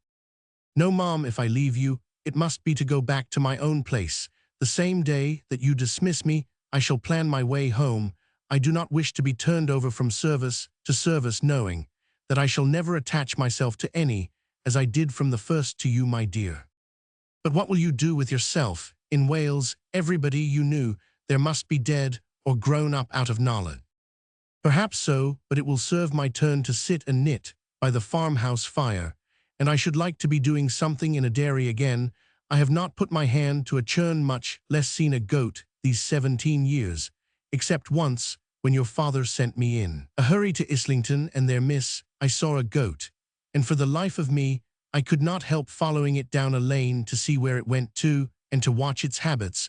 When I saw it browsing and cropping even 124, though it was in a brickfield, I could not help standing behind it, and the thing led me such a round, I had much ado to get home to tea. My master found out that something had kept me, but I was ashamed to tell him what it was. However, our Welsh goats, but I am taking up your time. Yes, I shall go back into Wales, but first, ma'am, there is a little thing to be settled. I gave up to you my key of that box, or I would have put the money in without troubling you, but here is the sum you paid me the other day, and I will trouble you for the receipt back again." "What can you mean, Morgan, by demanding your wages so strangely? and then bringing them back again. I meant to keep the promise I made to you, Miss Janito, cover your faults. When I could you refuse to pay the fine for Mr. Henry, and so I paid it in your name. That was what I wanted the money, for I did not think of having it back again. But Mr. Henry seemed so uneasy about not discharging it that I let him take his own way. Jane made some objections, which Morgan would not listen to. She would neither suffer any allusion to the legacy nor to her own circumstances. She briefly declared that she had enough. Her small wants were supplied from the savings of her young days, and she had no further use for money besides, having taken something of a disgust to it. Lately she possessed herself of the key from her mistress, 125 side, without being opposed, unlocked the box before her face, and deposited the cash, showing at the same time that she resumed the receipt. While she was doing this, Jane drew her shawl farther over her head, as if she suffered from the cold. Morgan saw that it was to conceal her tears. "Oh, Miss Jane, only say that you wish it, and I will give up Wales and go with you, or if you would but be content to go back to my home, you might think about money as much as ever if you must, and be happy at living in such a cheap country, but you might there forget all such troubles to the mind if you would." Jane hastily observed that it was too late for this. She had given her word to sail, and she must sail directly. She could hear nothing to the contrary. Morgan said no more, but brought tea and prepared everything for her mistress, early going to rest, and then came to take away the teethings. "You will make it early bedtime tonight, Mom," said she. Jane assented. "Then I have a strong belief that this is the last speech I shall have of you, Miss Jane, and I would not part from you without a farewell, as I fear others nearer and dearer must do." "None are nearer and dearer," exclaimed Jane in a tone which upset Morgan's fortitude. She then checked herself and coldly added, "I mean to call on my brother and Patience before I go." 126. "What I am least sorry about," said Morgan, "is that you are going out upon the great and wide sea. I am glad that you will see a million of dashing waves, and feel the sweeping winds, both of which I used to know something of from the top of our mountain. We have both seen too much of brick walls, and heard too much of the noise of a city. Your spirits have failed you sadly of late, my dear, and I myself have been less lightsome than I have always held that a trusting creature should be. Your tears will dry up when you are among the deeps, and you will find as the waters heave up and about you how little worth is in all worldly care. Take my word for it, my dear, you on the sea by starlight, and I in the valley when the early buds come out. Oh, we shall grow into a more wholesome mind than all the changes here have left us. In meantime we must part, and if we should never meet again, oh, but there is no fear. It is a very safe voyage. Indeed, they tell me I cannot have any fancies put into my head about not coming back." Morgan: "Well, let it be so then. Let it be that you will certainly come back. Still, I am old, not what you will allow to be old if you reach my years, but what I like to think. So you cannot in your heart say that you would be taken by surprise any day to hear that old Morgan was gone. Well, then God bless you, and give you a better relish of this life before he calls you to another." 127. "Indeed, I am not happy," was the feeling expressed by Jane's manner, and by her tears as much as by her words. She could neither control her feelings nor endure to expose their intensity, and she therefore hastened to bed, seemingly acquiescing in Morgan's advice not to be in a hurry to rise in the morning. Morgan's sleep was not very sound, partly from the sense of discomfort in the naked house, and more from busy and anxious thoughts such as she had never known among the green hills of Wales, and such as were likely. She therefore supposed to be laid to rest when she should be at home again. She fancied several times that she heard Jane stirring, and then dropped into a doze again when she dreamed that her mistress was sleeping very quietly. At last she started up uneasy at finding that it was broad daylight, and sorry that the alarum had not been one of the last things to be taken away. As she feared that her mistress might be kept waiting for her breakfast, she bustled about, made a particularly good fire, ventured to take in of her own accord a tempting hot roll, and as her mistress was still not downstairs, made a basin of tea and carried up the tray to the chamber. "I hope you find your head better this morning, Mom," said she, drawing up the blind which kept the room in darkness. No answer. Morgan saw no traces of clothes, and hastily pulled aside the bed curtain No one was there. A little farther search convinced her that Jane was gone. 128. The people in the shop testified to two stout porters having arrived early and asked permission to go in and out through the shop.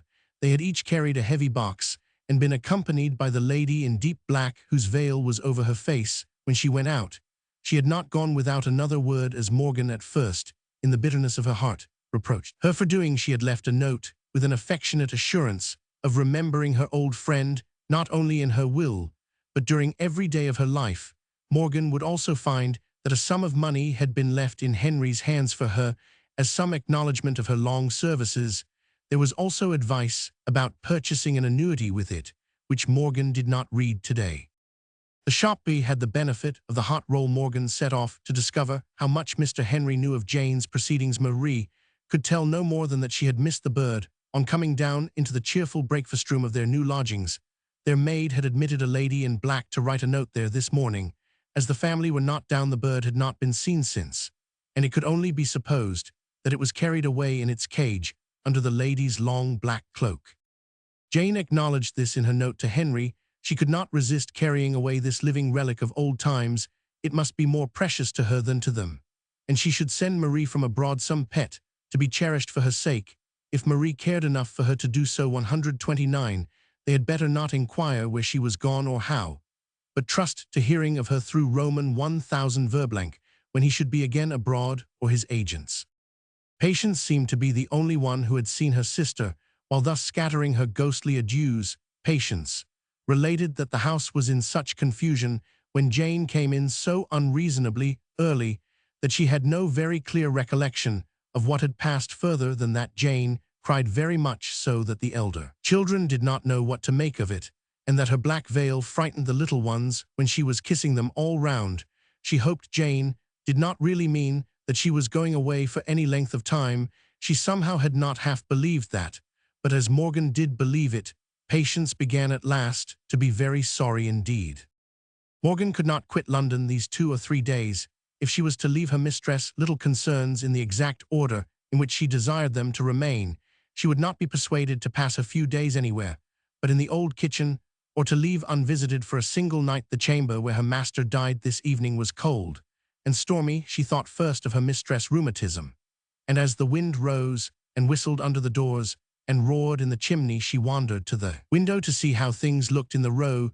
The flame of the lamps flickered and flared within the glass. Women held on their bonnets, and the aprons of workmen and the pinafores of children fluttered. 130. About Morgan was but too sure that it must be a bad night on the river or at sea. She wished she knew whether Mr. Henry thought so. This would have settled the matter with Morgan, for she believed Mr. Henry knew everything, but it was too late to intrude upon him. Tonight she would go in the morning.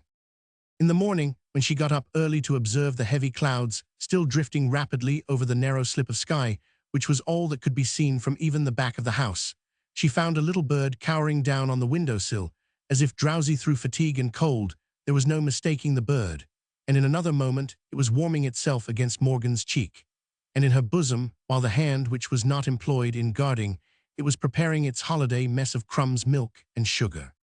"Oh, my bird!" exclaimed Marie, the moment Morgan produced it from beneath her red cloak. "Did not my mistress say something to you, ma'am, of sending you some living thing for a remembrance? Do you think it likely she should send you this bird?" No, nobody thought it likely, but how the creature could have escaped from such guardianship as Jane's was very unaccountable. There was no connecting it with the gales of last night. Yet Morgan could not forget her own words about the wide and rough waters, and what Jane would feel when she saw them in their might. While Marie was yet weeping over the 131 departure of her father on the expiration of his month of imprisonment, and listening to her husband's cheering assurances that peace must come, and with it liberty for all to go to and fro, she said, "Meanwhile there may be comfort for you in hearing through him of Jane. Will she not send us tidings, as she said?" No such intelligence came, and in Roman 1000 Verblank's frequent letters was always contained the assurance that no tidings of the estimable lady, the sister of his son-in-law, had reached his agent or himself.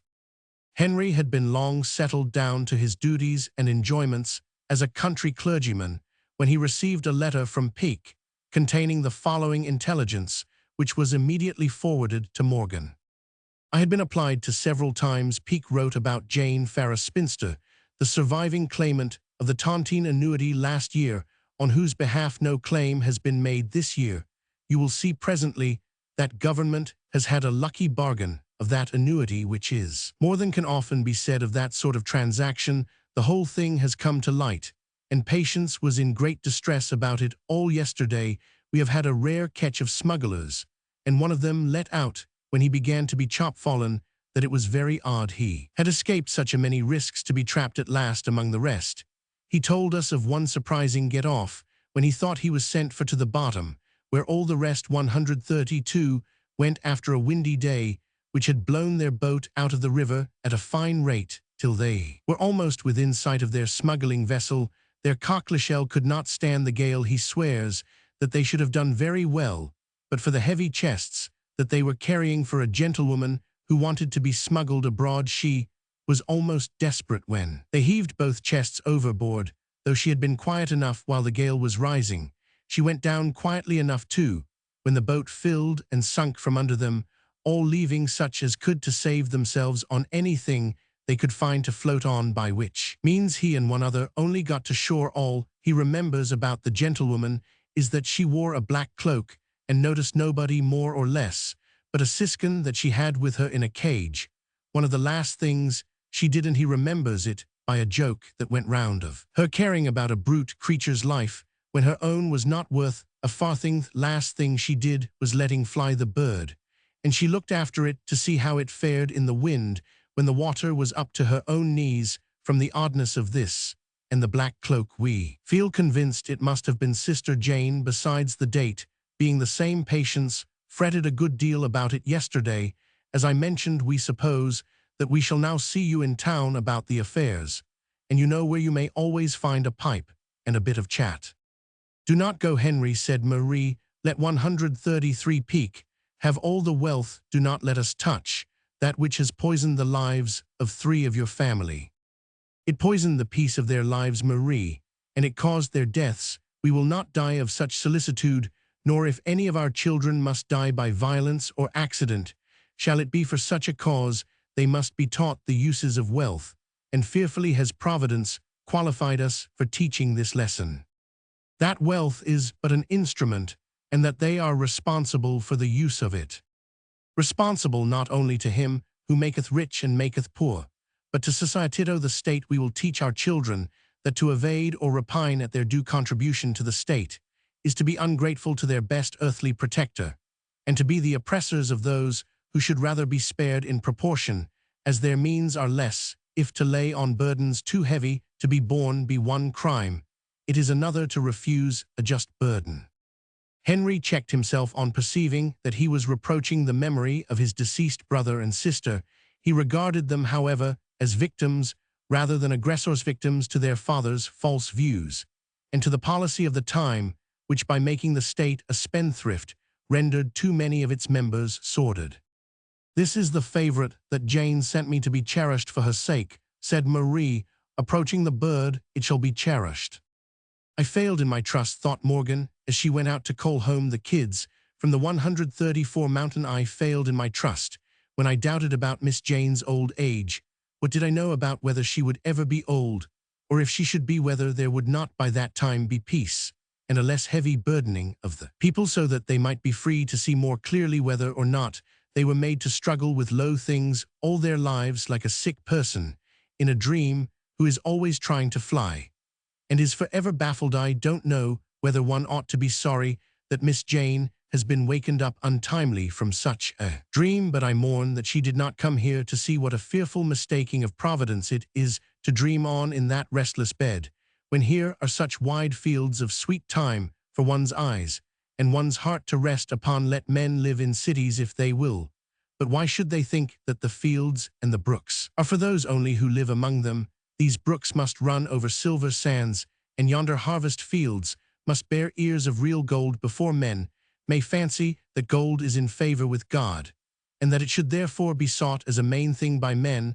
I wish it had pleased God that Miss Jane had but once come here. Summary of principles illustrated in this volume. All the members of a society who derive protection from its government owe a certain proportion of the produce of their labor or capital to the support of that government that are justly liable to be taxed. The proportion contributed should be determined by the degree of protection enjoyed. Of protection to propertied, all are personally protected.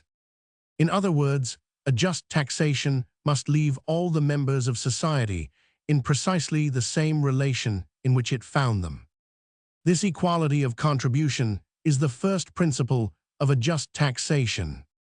Such equality can be secured only by a method of direct taxation.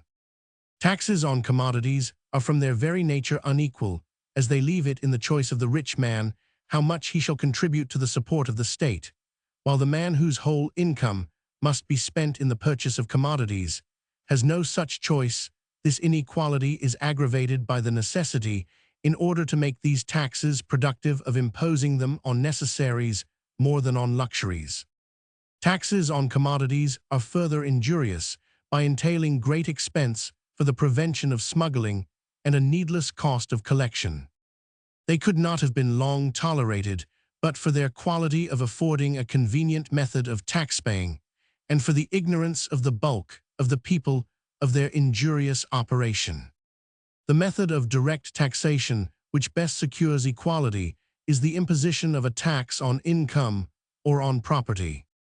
There is so much difficulty in ascertaining to the general satisfaction the relative values of incomes held on different tenures, and the necessary inquisition is so 136 odious, that if a tax on the source of incomes can be proved equally equitable, it is preferable inasmuch as it narrows the province of inquisition.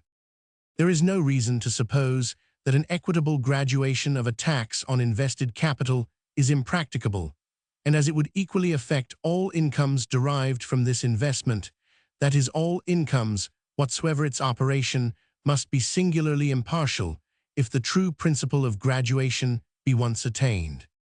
A graduated property tax is free from all the evils belonging to taxes on commodities, while it has not their single recommendation of favoring the subordinate convenience of the taxpayer. This last consideration will, however, become of less importance in proportion as the great body of taxpayers advances towards that enlightened agreement which is essential to the establishment of a just system of taxation. The grossest violation of every just principle of taxation is the practice of burdening posterity by contracting permanent loans of which the nation is to pay the interest.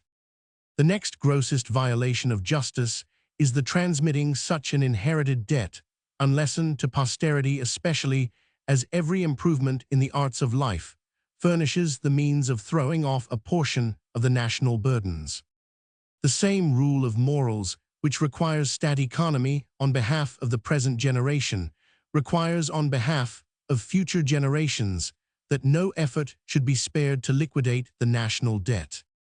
The End. London, printed by William Clowes, Duca Street, Lambeth. V. Preface. The task which I originally proposed to myself is now finished. I have done what I could to illustrate the leading principles of political economy, but I cannot leave off without attempting something more, which I believe will improve the purpose of what I have already done now, that taxation is everywhere considered a subject of deep importance. Attention having been called to it in a remarkable degree since my series was planned. I feel that my work is not complete without a further illustration of the practice, as well as the principle of taxation, in the present doubtful state of our financial policy. The few numbers which I am about to issue may be expected to be of greater temporary and of less permanent interest than those which have preceded them. However this may be, I believe myself called upon to offer them before laying aside my pen for a long interval.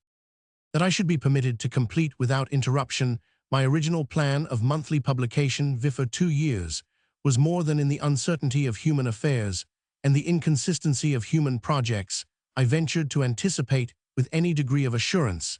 This is not the place in which to express more than a mere acknowledgment of the fact, but I must be allowed to act. That so long a continuance of health and leisure is less surprising to me than the steadiness of the favor by which my exertions have been supported.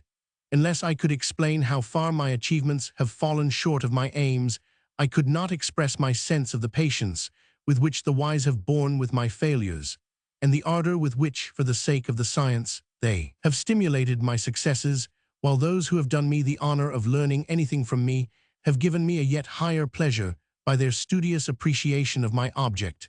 I know not that my friends of either class can be better thanked than by the assurance that while in their service, I have not experienced a single moment of discouragement or weariness about my task. I have been often conscious of weakness amounting to failure, but I have never been disheartened long after my slight elementary work shall have been, I trust, superseded. I shall, if I live, recur with quiet delight to the time when it formed my chief occupation, and shall hope that the wide friendships which via it has originated will subsist when my little volumes are forgotten. It must be perfectly needless to explain what I owe to preceding writers on the science of which I have treated. Such an acknowledgment could only accompany a pretension of my own, to have added something to the scientia pretension which I have never made by dwelling, as I have been led to do, on their discoveries.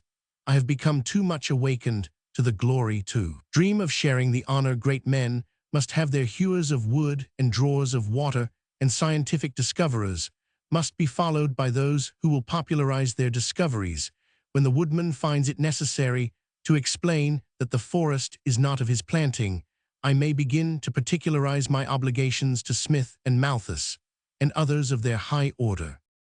I proceed to my short remaining task, untired, and happy to delay for a few months the period when I must bid my readers a temporary farewell.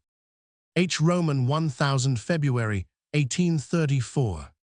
The moral of many fables. Part Roman 1. My many fables have all been melancholy.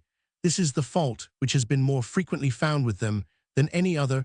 Instead of disputing the ground of complaint or defending myself by an appeal to fact, I have always entreated the objectors to wait and see if the moral of my fables be melancholy. Also, I have been sustained throughout by the conviction that it is not, and I now proceed to exhibit the grounds of my confidence. Is it not true, however, that in the science under review, as in every other department of moral science, we must enter through tribulation into truth? The discipline of the great family of the earth is strictly analogous with that of the small household, which is gathered under the roof of the wise parent. It is only by the experience consequent on the conscious or unconscious transgression of laws that the children of either family can fully ascertain the will of the ruler, and reach that conformity from which alone can issue permanent harmony and progressive to happiness.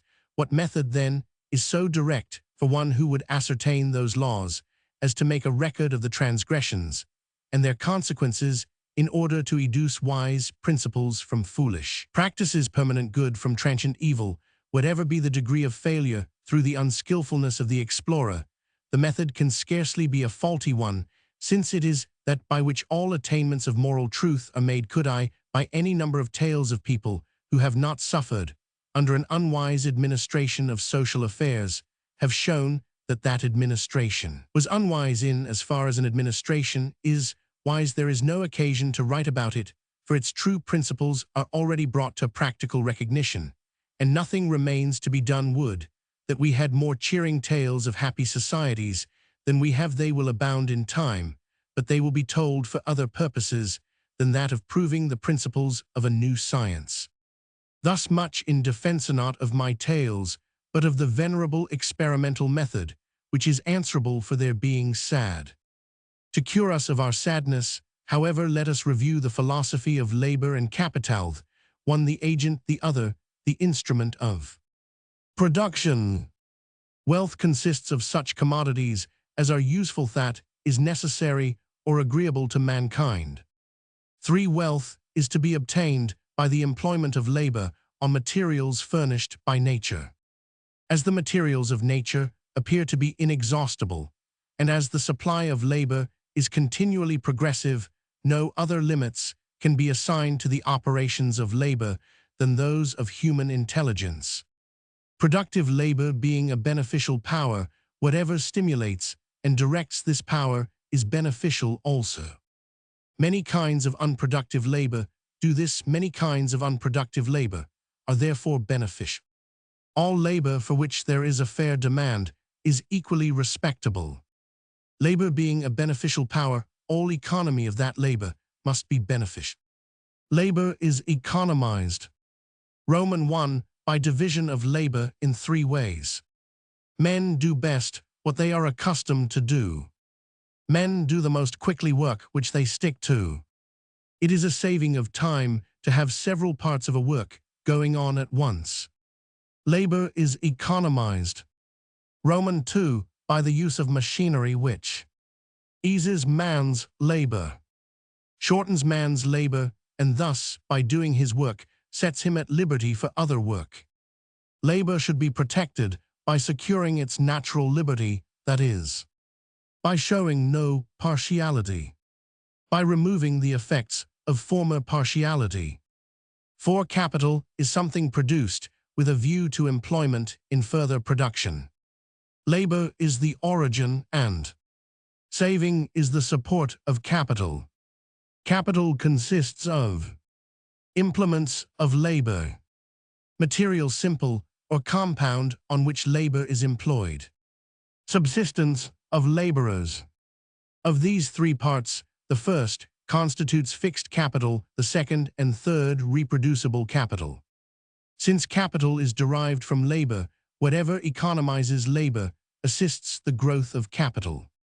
Machinery economizes labor and therefore assists the growth of capital. The growth of capital increases the demand for labor.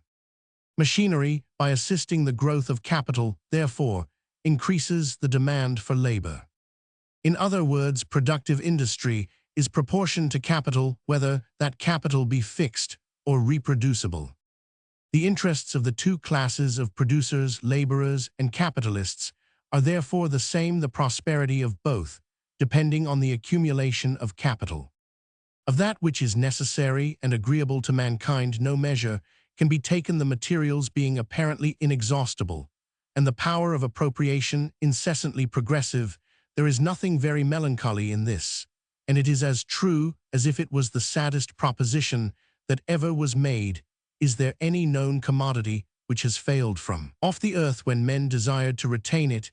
Is it not true of every commodity 5, that in proportion as men desire to have more of it, its quantity is increased, the desire prompts to the requisite labor, and we know of no instance where the requisite labor has been universally stopped for want of materials.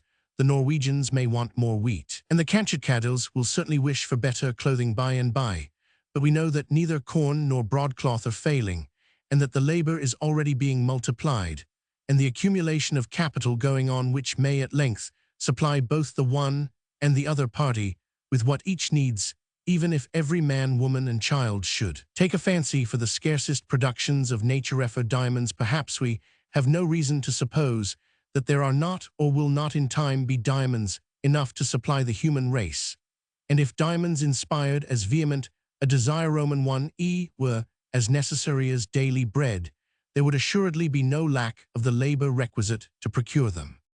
Besides the primary materials which nature casts forth from every cleft of the earth, and every cave of the sea which she makes to sprout under every passing cloud, and expand beneath every sunbeam, there are new and illimitable classes of productions perpetually attainable by bringing her forces to bear upon each other. By such combination, not only new materials, but fresh powers are discovered which in their turn develop further resources, and confound our imaginations with the prospect of the wealth which awaits man's reception. It is a great 6th thing to possess improved breeds of animals in the place of their forefathers, the lean wild cattle with which our forefathers were content, and to see golden cornfields where coarse sour grasses once struggled scantily through a hard soil. But it is a much greater thing to have made even the little progress we have made in chemical and mechanical science, to have learned how to change at will the qualities of the very soil, and bring new agents to increase its fertility and vary its production, have learned to originate and perpetuate motion and guide, to purposes of production, the winds of heaven and the streams of earth, have learned how to bind the subtlest fluids in the chains of our servitude, and appoint their daily labor to the flying vapors. Truly, the psalmist would scarcely have called man lower than the angels if he could have foreseen that such as these would in time be his slaves, while there was nothing known but a spontaneous or comparatively simple production, while men reaped only what nature had sown or sowed at random, trusting that nature would bring forth the harvest, while there existed only the brute labor of the coral insect or the barbaric labor which reared the wall of China and planted the pyramids and scooped out the temples of Ellora. There was assurance of incalculable wealth in the bosom of nature, and in the sinews of men. What is there not now, when a more philosophically labor has won a kingdom from the ocean, and planted a beacon in the region of storms, and seven made an iron pathway from steep to steep before, bridged only by clouds, and realized the old imagery of vapory wings and steeds of fire, promising not only to ransack the sea and the far corners of the earth for wealth, which already exists, but to produce more than had been hitherto imagined. There is nothing dark in this prospect. What dimness there is in the eyes of some who look upon it. It seems strange that any should quarrel with this increase of wealth, that there should be any wish to leave off soliciting nature, and any preference of brute or barbaric over philosophically labor. It seems strange that men should wish rather to go on working like the ass and the caterpillar than to turn over such labor to brute agents and betake themselves to something higher, that they had rather drag their loads through the mire than speed them on a railroad, and spin thread upon thread than see it done for them 1,000 times better than they could do it themselves. It seems strange that these objections should proceed from those who most need a larger share of the offered wealth. There are honorable ways of refusing wealth and power, but this is assuredly not one of them. If there be reasons why man should hesitate to accept large gifts from his fellow men, there can be none for his declining the bounty of Providence. The reason why some men do not like to hear of the opening up of new sources of wealth and fresh powers of industry is that they believe that whatsoever is given to the race is taken from certain individuals, and that they had rather that all should suffer privation than that they themselves should undergo loss. The mention of lighting London streets with gas was hateful to certain persons connected with the northern fisheries, as it would lessen the demand for oil. They would have had all future generations grope in darkness, rather than that their own speculations should suffer in like manner. An increased importation of palm oil was a great blessing to the African date gatherers, and will prove no less to the British public. But this pure good was at first regarded as a great evil by a few soap manufacturers who hoped to have been able to keep up the price of their commodity by controlling the supply of its component materials, and for the same reasons the same persons sighed over the removal of the salt duty. Perhaps no improvement of human resources ever took place without being greeted by some such thankless murmurs as these, and too probably it will be long before such murmurs will be perceived to be thankless, though happily experience proves that they are useless.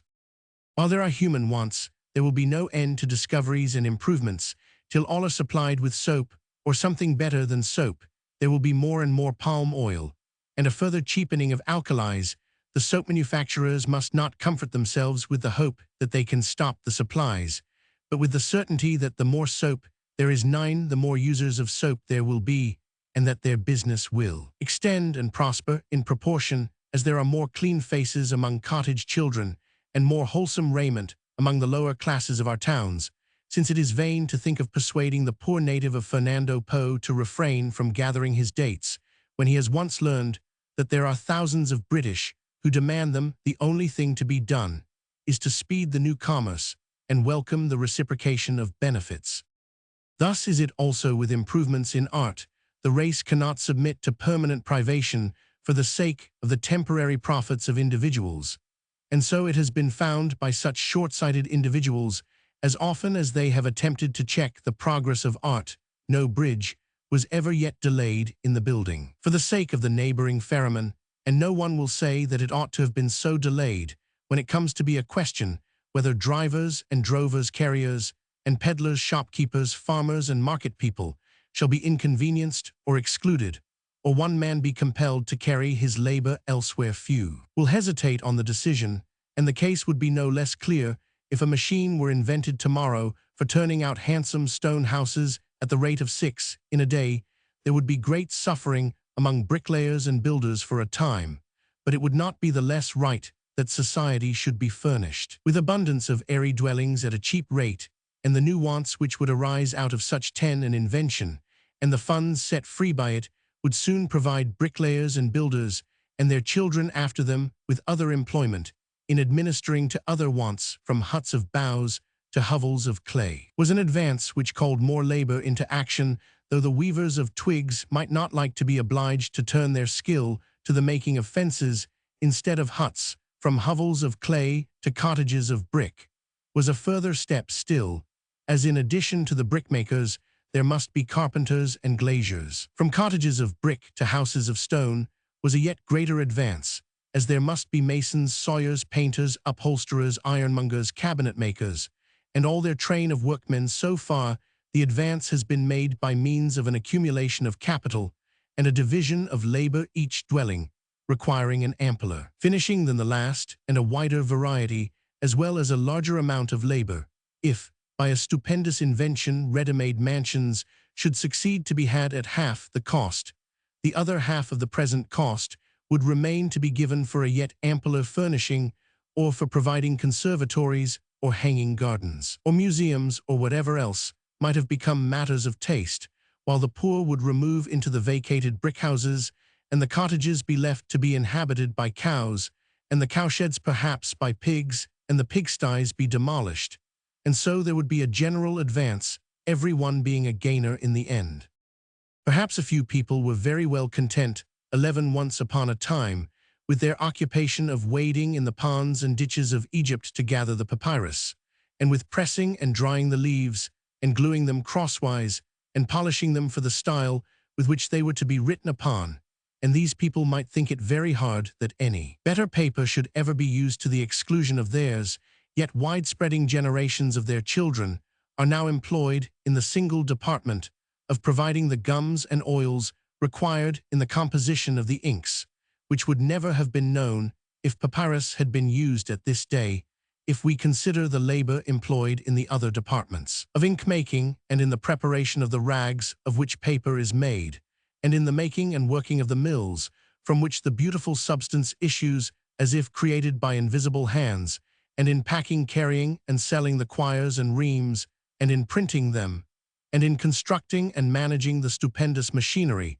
by which this part of the process is carried on, we shall be quite willing to leave the papyrus to be the home of the dragonfly, as before the art of writing was known, saying nothing of the effects of the enlarged communication of minds, by means of paper, looking only to the amount of labor employed, who will now plead the cause of the papyrus gatherers against the world.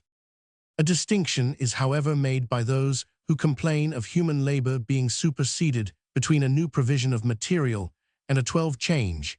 In the method of working it up, they allow that as rags make better writing material than papyrus, rags should be used, but contend that if men can dip sieves of the pulp of rags into water and press the substance between felt, it is a sin to employ a cylinder of wire and a mechanical press to do the same. But this distinction is merely imaginary.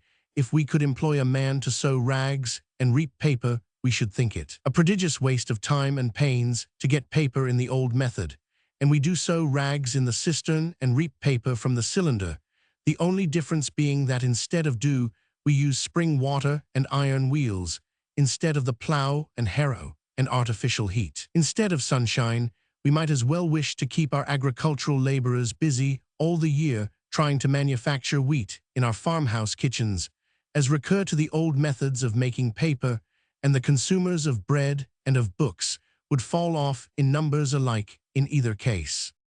Instances without end might be adduced to prove the inevitable progress of art and extension of wealth, and they might not be useless, since there is still a strong prevailing prejudice against the beneficent process, by which the happiness of the greatest number is incessantly promoted, and a remarkable blindness as to the tendency and issues of the ordination, by which an economy of labor is made at the same time the inevitable result of circumstances, and the necessary condition of increased happiness. But though the time already spent upon a subject Not new May 13, be no more than its importance demands my remaining space, may be better employed in a sketch of the spread of one ingredient of human comfort, than in the mere mention of a variety of similar cases. The instance I have chosen is one where the advance has been wholly owing to improvement in the use of a material which seems to have always abounded. There is no record of a time when there were not goats and sheep enough to supply clothing to the keepers of the herds, or when their fleeces were not used for this purpose in some parts of the world. While the barbarians of the north dressed themselves in skins, the inhabitants of temperate regions seem to have enjoyed the united lightness and warmth of fabrics of wool. The patriarchs of Asia gathered their flocks about their tents in the earliest days of which history tells, and it was the recorded task of their slaves to wash the fleeces and of their wives, to appoint the spinning of the wool to the maidens of their train. The Arabian damsels carried with them their primitive looms wherever they journeyed, and set up their forked sticks in the sand when they stopped for the night, and fixed the warp, and wrought the woof before the sun went down. The most ancient of Egyptian mummies has its woven bandages. In the most remote traffic of the Tartar tribes, fleeces were a medium of exchange, and the distaff is found among the imagery of even the earliest Scandinavian poetry.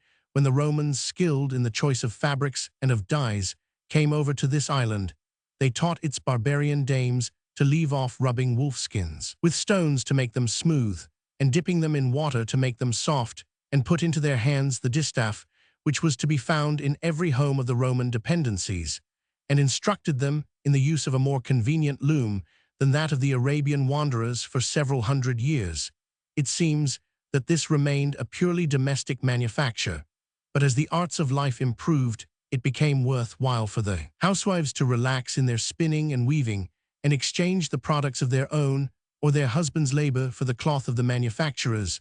There was better cloth in Flanders, however, by the beginning of the 13th century, and it was found profitable to weave less and grow more wool for exportation.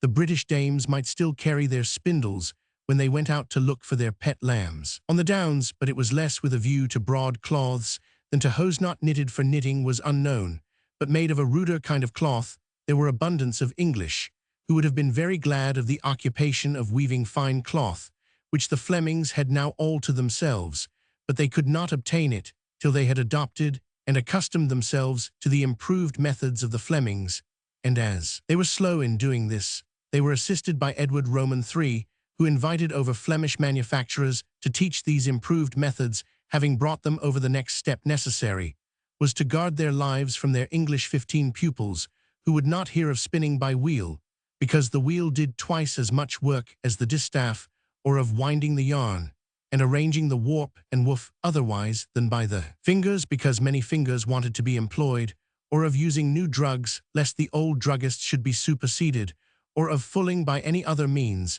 than treading the cloth in water.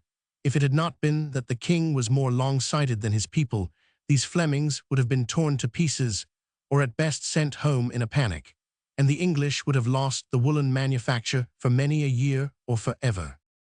Woolen cloth was very dear in those days. In the 4th year of Henry Roman VII, it was ordered by law what should be the highest price given per yard for a broad yard of the finest scarlet grained, or of other grained cloth of the finest macking, viz., as much labor and subsistence as could be exchanged for 6l16s of our present money. Now, there could not be any very large number of customers in England at that time who could afford to pay 6l16s per yard for fine cloth, even if they had not had the temptation of getting it cheaper and better from Flanders.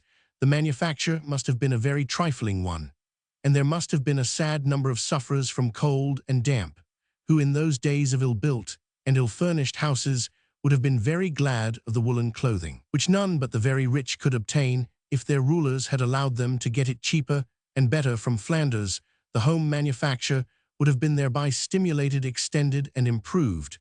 But under the idea of protecting the English manufacture, it was made a punishable offense to buy cloth woven by any but Englishmen, and to send wool out of the kingdom. Laws like these, and there were many such during many reigns, did all that could be done for keeping the manufacture in few hands, and preventing the spread of this great article of comfort.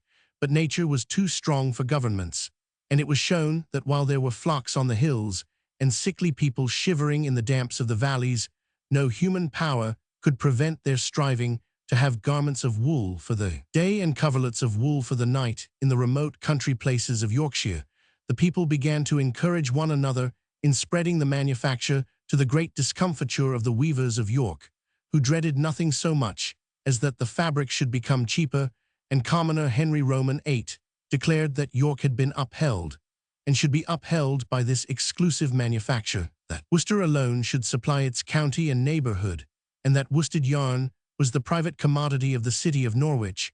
But Henry Roman VIII spoke in vain. As long as there were streams among the Yorkshire hills, where fulling mills could be worked, the people of York might go on treading with the feet, and offering inferior cloth at a higher price. The people would not have it. The cloth from the fulling mills and the engine-wound 17 yarn were sold as fast as they could be prepared, and the men of York and Norwich were obliged to use fulling mills and winding machinery, or give up their trade. They submitted, and sold more cloth than ever, and gained more as their fabric became cheaper, and commoner Queen Elizabeth allowed wool to be freely carried out of the kingdom. And the prosperity of the manufacture increased wonderfully. In consequence, more wool was grown, and there was inducement to take pains with its quality. Not only did the gentlemen of the court delight themselves in the superior fineness of their scarlet and purple stuffs, but many a little maiden in farmhouse or cottage rejoiced in a Christmas present of a substantial petticoat of serge or cloak of kersey. The more was wanted, the further inducement there was to make a greater quantity with the same capital, in other words, to abridge the labor. And then followed improvement upon improvement in the machinery employed, which again extended the demand, and caused more labor to be employed. The being able to get more cloth for less money served as a far better encouragement of the manufacture than Charles II's law that all the dead should be buried in woolen shrouds. From this time, nothing could stop the spread of comfortable clothing. Even the cotton manufactureth, most prodigious addition to national resources that ever arose, proved a pure addition. Society has not worn the less wool for it, but only the more cotton. How stands the case now?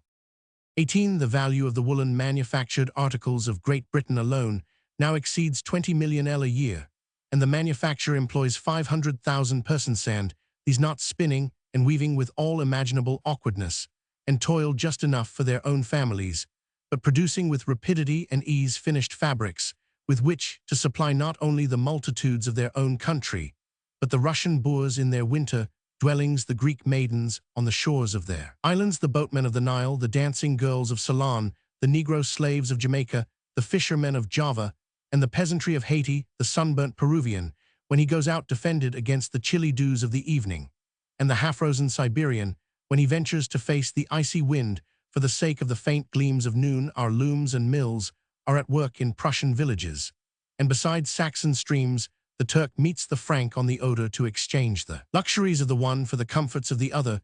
The merchants of the world meet at the great fair of Leipzig, and thence drop the fabrics of European looms. In every region through which they pass there are shepherds on the wide plains of Van Diemen's Land, and on the hills of the Western world, preparing employment and custom for the operative who sits at his loom at Leeds, and the spinner who little dreams from what remote parts gain will come to him at Bradford. And the market is only beginning to be opened.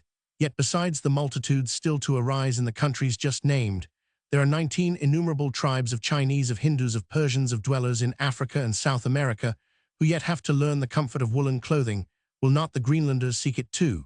And who needs it so much as the Esquimaux? All these will in time be customers, if we do but permit the commodity to be brought naturally within their reach.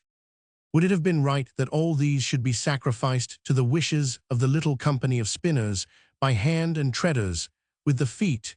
Would not that little company and their children's children have been sacrificed at the same time? In all other instances of the introduction of machinery, as in this, the interests of masters and men are identical. To make more with less cost is the true policy of the one, in order that it may bring the advantage of obtaining more with less cost to the other. That is, the utmost economy of labor and capital should be the common aim of both. A real cause of regret is that the invention of machinery has not yet advanced far enough. This is an evil which is sure to be remedied as time passes on, and perhaps the advance has been as rapid as has been consistent with the safety of society. but as long as there are purely mechanical employments, which shorten life and stunt the intellect, we may be sure that man has not risen to his due rank in the scale of occupation, and that he is doing the work of brute matter as long as the sharpener of needles bends coughing over his work, and young 20 children grow puny amidst the heated atmosphere of spinning factories, and the life of any human being is passed in deep places where God's sunshine never reaches and others grope with the hands after one servile task in a state of mental darkness, we may be sure that we have not discovered all the means and applied all the powers which are placed within our reach. It is necessary that steel should be ground, but the day will come when it shall be a marvel that men died to furnish society with sharp needles. It is necessary that cotton threads should be tied as they break, but it cannot forever be that life should be made a long disease, and the spirit be permitted to lie down in darkness in the grave for such a purpose as this. If society understood its true interest, all its members would unite to hasten the time when there shall be no unskilled labor appointed to human hands. It is far nobler to superintend an engine than to be an engine, and when all experience proves that 100 such superintendents are wanted in the place of one of the ancient human instruments, it appears truly wonderful that men should resist a progression which at once increases the comforts of multitudes, ensures the future prosperity of multitudes more, and enhances the dignity of man by making him the master of physical forces instead of the slave of his fellow man. Next to providing for the increase of capital by direct saving and by economy of the labor, which is the source of capital, it is important to economize capital in its application. One principle 21 of this econometh that capital is most productive when applied in large quantities to large objects, illustrated by the comparative results of large and small farming. Production being the great end in the employment of labor, and capital that application of both, which secures the largest production, is the best. Large capitals well-managed produce in a larger proportion than small. In its application to land, for instance, a large capital employs new powers of production as in the cultivation of wastes, enables its owner to wait for ample but distant returns in planting, facilitates the division of labor, the succession of crops or division of time, reproduction by economizing the investment of fixed capital, the economy of convertible husbandry, the improvement of soils by manuring irrigation, Roman 100, the improvement of implements of husbandry, the improvement of breeds of livestock. Large capitals also provide for the prevention of famine by furnishing a variety of food, and for the regular supply of the market by enabling capitalists to wait for their returns. Large capitals, therefore, are preferable to an equal aggregate amount of small capitals for two reasons, viz. They occasion a large production in proportion 22, and they promote by means peculiar to themselves the general safety and convenience. Capitals may, however, be too large. They are so when they become disproportioned to the managing power. The interest of capitalists best determines the extent of capital, and any interference of the law is therefore unnecessary. The interference of the law is injurious, as may be seen by the tendency of the law of succession in France to divide properties too far, and of the law of primogeniture in England to consolidate them too extensively. The increase of agricultural capital provides a fund for the employment of manufacturing and commercial, as well as agricultural labor. The interests of the manufacturing and agricultural classes are therefore not opposed to each other, but closely allied. The same principle applies, of course, in all cases where an extensive production is the object, and points out the utility of associations of capitalists for many of the higher aims of human industry. A union of capitals is perhaps as excellent an expedient as a division of labor, and will probably be universally so considered ere long, if it be an advantageous agreement for 6 cabinet makers that 2 should saw the wood for a table, and 1 square it, and another turn the legs, and a 5th put it together, and the 6th polish it, one set, instead of 6 of each kind of tool being made to suffice. It is no less obvious 23 that 6 owners of so many fields will also gain by uniting their forces, making one set of farm buildings suffice, by using fewer and better implements, and securing a wider range for a variety of crops, and for the management of their livestock in like manner 20. Fishermen, instead of having 20 cockleshell boats among them, in which no one can weather a stormy night, may find prodigious gain in giving up their little boats for one or two substantial vessels, in which they may make a wide excursion, and bring home an ample prey to divide among them. This is the principle of mining associations and of fishing and commercial companies, and it might ere this have become the principle of all extensive undertakings. For purposes of production, if some of the evils which crowd round the early operations of good principles had not been in their usual punctual attendance, such associations have led to monopoly and have been injured by wastefulness in the management of their affairs, but the evils savor of barbarism. While the principle is one of high civilization, the evils are easily remediable and will certainly be remedied, while the principle cannot be overthrown. Many, however, who do not dispute the principle object to its application, in particular cases on moral grounds, they say, let there be mining companies, for not one man in a million is rich enough to work a mine by himself, but let the race of little farmers be preserved, for we have seen that one man, though not rich, may 24 cultivate his little farm, and then follow praises not undeserved in their season of the position and occupation of the small farmer, and lamentations, but too well-founded, over the condition of agricultural laborers at the present time. The question is, can the race of small farmers be revived? It cannot. The question is not now as it was when the country was underpeopled and the nation comparatively unburdened, whether the laboring class cannot be kept more innocent when scattered in the service of small proprietors than when banded in companies as now, or whether the small proprietor was not happier as a complacent owner than as a humbled laborer. The days are past when this might be a question. The days are past of animal satisfaction and rural innocence in a rambling old farmhouse, the days of a competition for bread. Come, and rural innocence has fled away under the competition to give place to something better, no doubt, when the troubled stage of transition is passed, but still not to be recalled. A very small capital stands no chance when the tax-gatherer is at the farmer's heels, and the pressing cry for bread can be met only by practicing new and more costly and more extensive methods of tillage. Every day the partial tax-gatherers may and will be got rid of, but the land will not again be underpeopled, and therefore tillage will not revert to the ancient methods, nor fields be held under the ancient tenure. Production is now the great aim, and unless small farming can be shown to be more 25 productive than large, small farming must come to an end, unless in cases where it is pursued for amusement, whenever the oak shall be persuaded to draw back its suckers into the ground, whenever the whole of the making of each pin shall be done by one hand, the old system of farming may be revived. Then an ounce of pins must serve a city, and a loaf a month must suffice for a household. And if corn is brought in from abroad to supply the deficiency, the home farmer must be immediately ruined by the dearness of his own corn in comparison with that which is grown in far places.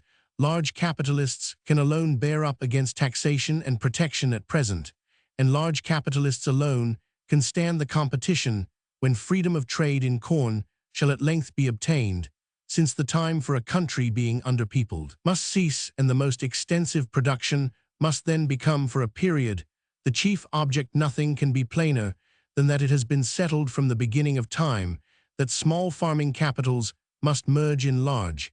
It is not our present business to inquire what state of things will next succeed. Let us not leave the topic, however, under an impression that the state we are passing through is one of unmixed gloom and perplexity. Our agricultural population is in a very deplorable condition, ill-fed, untaught, and driven by hardship to the very verge of rebellion. But these evils are caused by the inadequateness of ancient methods, and not by the trial of new ones. More food and other comforts must be found for them. 26. And they must be instructed not to increase the pressure upon the supply of food in the meantime. It is a decided gain to have discovered and to be discovering methods of securing a greater production at a less cost.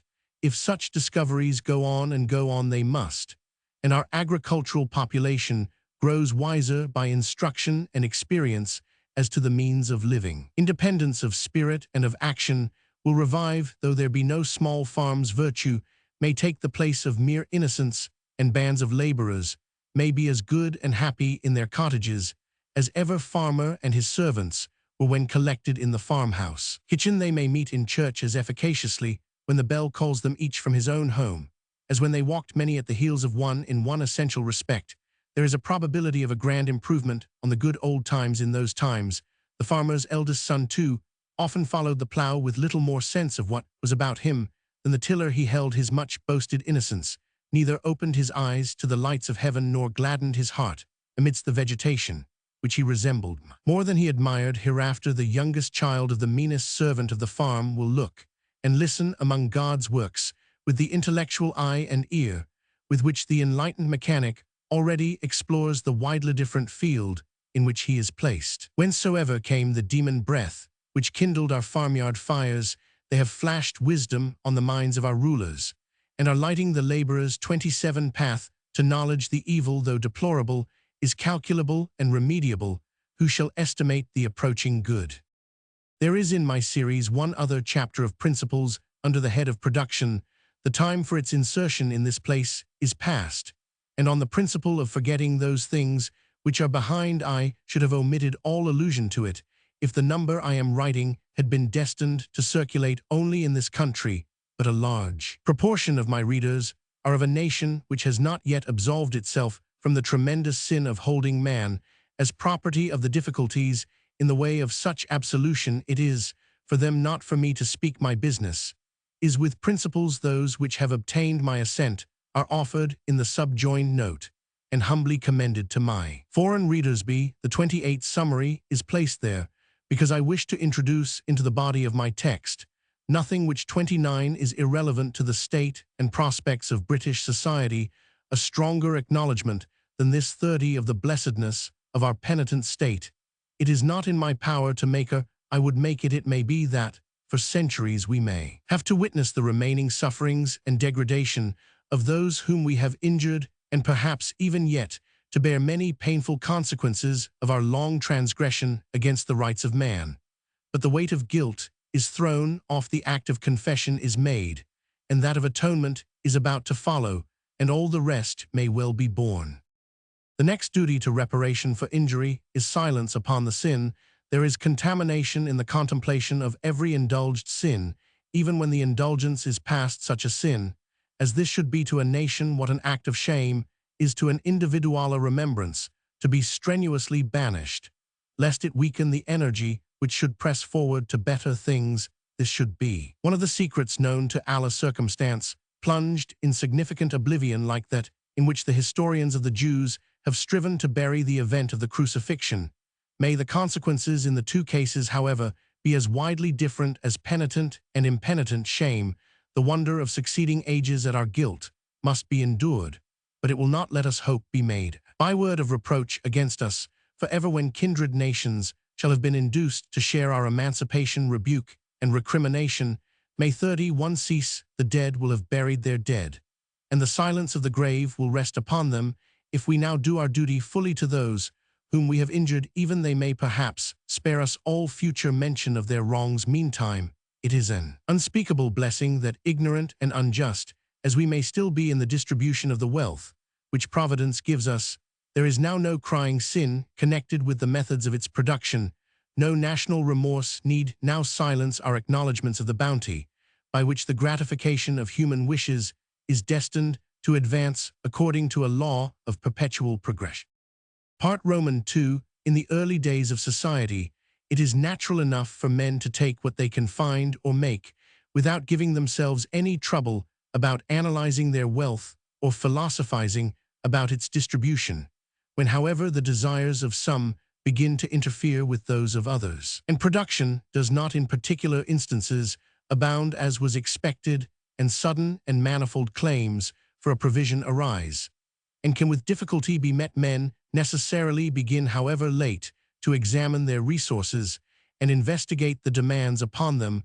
Only very remote approaches to a true analysis may be made at first, and the consequences of 100 pernicious mistakes must probably be borne before anything like a fair distribution can be so much as conceived of, but time and experience are certain to originate the conception, as is proved by the rise of the science of political economy, and there is every reason to believe that time and experience will exalt the conception into action, and lead to a wise application of the splendid apparatus of human happiness, which has been confided to the hands of society. Every mistake has hitherto issued in the furtherance of this end, according to the uniform plan under which the affairs of men are administered. It 33 has been discovered that the race cannot live upon labor without its reward, and that to be numerous is not of itself to be happy, and there is a relaxation of effort to force the multiplication of the race. It has been discovered that land of itself is not wealth, and that our condition would be deplorable if it were so, since land does not improve of itself, but deteriorates as the race which subsists upon it is multiplied. It is discovered that money is not wealth, that the tenants of different localities do not flourish at one another's expense, and that wealth cannot be distributed according to the arbitrary pleasure of rulers. Many other ancient convictions are now found to be delusions, and what is better still, the grand principles are fully established, which may serve as a key to all the mysteries relating to the distribution of wealth. Their application may require much time and patience, but we have them safe. Their final general adoption may be regarded as certain, and an incalculable amelioration of the condition of society must follow, of course. These principles are to that, owing to the inequality of soils, the ultimate capital of society, the natural tendency of capital is to yield a perpetually diminishing return, and that the consumers of capital increase at a perpetually accelerated rate. The operation of these principles may be modified to any extent by the influence of others, but they exist, they are fully ascertained, and must henceforth serve as guides to all wise 34 attempts to rectify an unjust distribution of the wealth of society. It is difficult to conceive how any sound mind can have withheld its assent to these grand principles.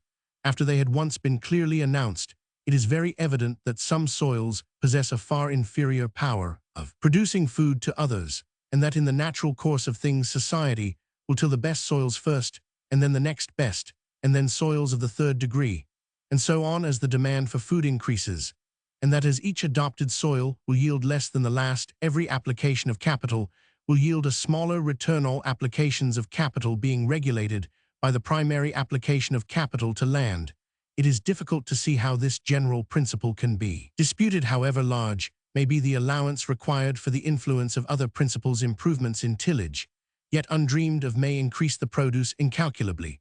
But this increased produce will still be subjected to the same law. There will be an inequality of improved as of unimproved soils. New powers, chemical and mechanical, may be brought to bear on the soil for ever and ever, and still the same law must hold good, while there is an original inequality in the material on which those powers are employed. Whether we obtain our food from the sea or from new regions of the earth, if we could fetch it down from the moon or up from the center of the globe, the principle must hold good as long as there are limited and varying facilities for obtaining this food, and an increasing demand for it. More 35 labor and more would be given to answer each new demand, and the return would still be less till it came to a vanishing point. If this labor were that of stocks and stones in the service of a reasonable number of men, the simple fact would be that this reasonable number of men must live upon the produce of the labor already set in motion. But the labor in question is human labor, which eats in proportion as it works and multiplies itself faster by far than it can augment its supply of food. The proprietor of a field feeds his 5 children from it till they each have 5 children, and each of these 5 children in their turn does the produce of the paternal field augment itself 5 times, and then 25 times to suit the growing wants of the new generations. It may possibly be made to yield double, and then 3 times, and then 4 times what it once did, but no kind or degree of skill can make the ratio of its productiveness the same as that of human increase. What primary rule of practice follows from the combination of these two principles? The increase of population is necessarily limited by the means of subsistence. Since successive portions of capital yield a less and less return, and the human species produce at a constantly accelerated rate, there is a perpetual tendency in population to press upon the means of subsistence. The ultimate checks, by which population is kept 36 down to the level of the means of subsistence, are vice and misery. Since the ends of life are virtue and happiness, these checks ought to be superseded by the milder methods which exist within man's reach. These evils may be delayed by promoting the increase of capital and superseded by restraining the increase of population. Towards the one object a part of society may do a little, towards the other all may do much. By rendering property secure, expenditure frugal, and production easy, society may promote the growth of capital. By bringing no more children into the world than there is a subsistence provided for, society may preserve itself from the miseries of want. In other words, the timely use of the mild preventive check may avert the horrors of any positive check. The preventive check becomes more and the positive checks less powerful as society advances. The positive checks, having performed their office in stimulating the human faculties and originating social institutions, must be wholly superseded by the preventive check before society can attain its ultimate aim, the greatest happiness of the greatest number. However, the wealth of society may be distributed whether among the three classes who at present in all civilized countries divide it, or among the partakers of a common stock, according to the desire of some who mourn our evils and look as others think in a wrong place for the remedy. However the wealth of society may be distributed, the above principles are of the highest concern to the whole of society. 37. Some may feel sooner than others the pressure of population against the means of subsistence, but it ultimately concerns all to the last degree that there should be subsistence for the race. This consideration is prior to all others, which relate only to the modes and degrees in which wealth shall be shared by various classes.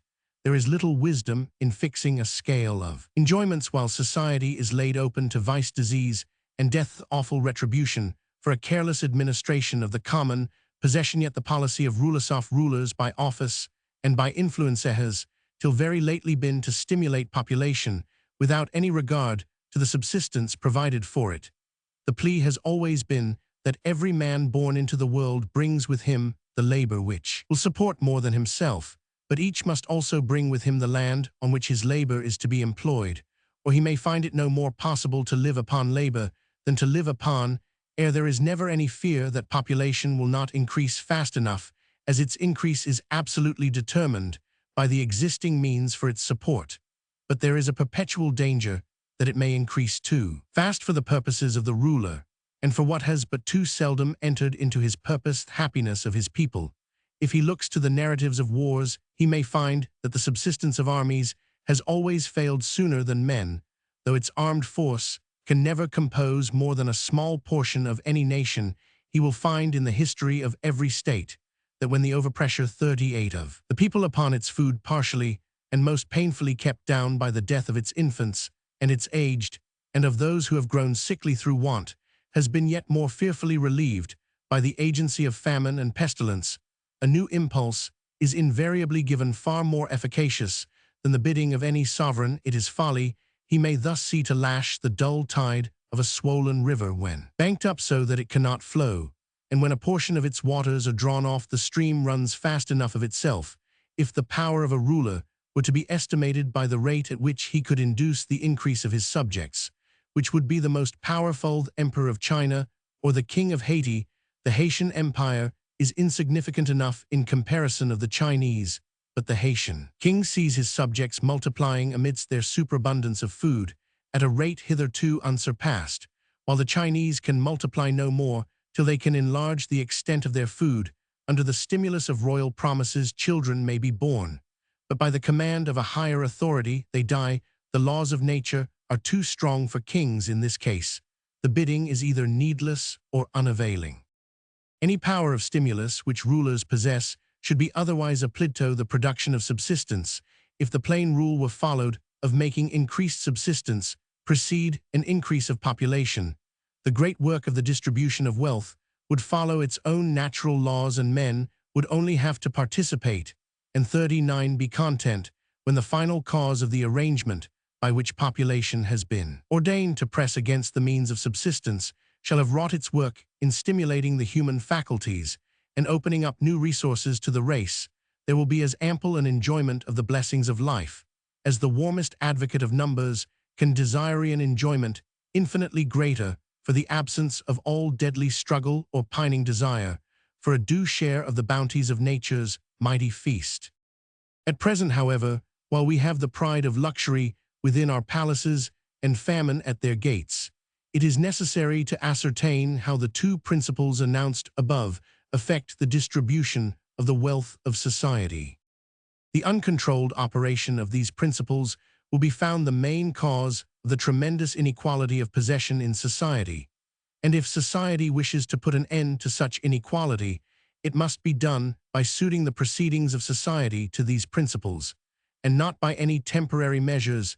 If the possessions of the richest of our peers were tomorrow to be divided among the poorest of our operatives and country laborers, no permanent relief to the latter class would be obtained by beggaring the former, and the same principles would go on working the day after to produce in time precisely similar results, even if it were the practice with us, as it was with the Jews, that land should revert to the original possessors at certain fixed periods. The same laws would work, and to even greater disadvantage than now, as the landowners would not be so rich, while the laborers would be quite as poor. Property would run less into masses, but there would be less wealth to be amassed. There is no use in opposition to these principles or in discontent at their natural results. The true wisdom is in modifying the results by practically recognizing the principle. We must control the rise of rent by stimulating agricultural improvements and preventing the demand for food from outstripping them. We must moderate the pressure upon the subsistence or wages fund by regulating the numbers who are to share it. We must moderate the pressure against the profits fund by keeping the demands upon the wages fund within due bounds. C. 41. The wealth of society naturally distributes itself between two classes of capitalists, from 142 of which a portion descends to a third class. Laborers. The two classes of capitalists are first the owners of land or water-off, the natural agents of production, and next the farmers of land or water, or those who employ by the application of capital the natural agents of production. Each of the three classes obtains his share by purchase original or perpetually renewed landowner, by the secondary or hoarded labor of his ancestors or of his youth, the capitalist by hoarded labor and the purchased labor of his servants, and the laborer by primary labor. The landowner receives his share as rent, the capitalist as profits, the laborer as wages. Real rent is that which is paid to the landowner for the use of the original indestructible powers of the soil. The total rent paid by a farmer includes 43 also the profits of the capital laid out by the landowner upon the estate. Land possesses its original indestructible powers in different degrees, the most fertile being all appropriated, and more produce wanted. The next best soil is brought into cultivation, then land of the third degree, and so on till all is tilled that will repay tillage. An unequal produce being yielded by these different lands, the surplus return of all above the lowest goes to the landowner in the form of rent. The same thing happens when repeated applications of capital are made to the same land for the sake of increasing its productiveness. The produce which remains over the return to the least productive application of capital goes to the landowner in the form of rent. Rent therefore consists of that part of the return made to the more productive portions of capital, by which it exceeds the return made to the least productive portion. New lands are not tilled, and capital is not employed for a less return, unless the produce will pay the cost of production. A rise of prices therefore creates, and is not created by rent. When more capital is employed in agriculture, new land is tilled, a further outlay is made on land already tilled, and thus also rent arises from increase of capital. When capital is withdrawn from agriculture, inferior Roman 1e, the most expensive soils are let out of cultivation, and thus rent falls. A rise of rent is therefore a symptom and not a cause of wealth.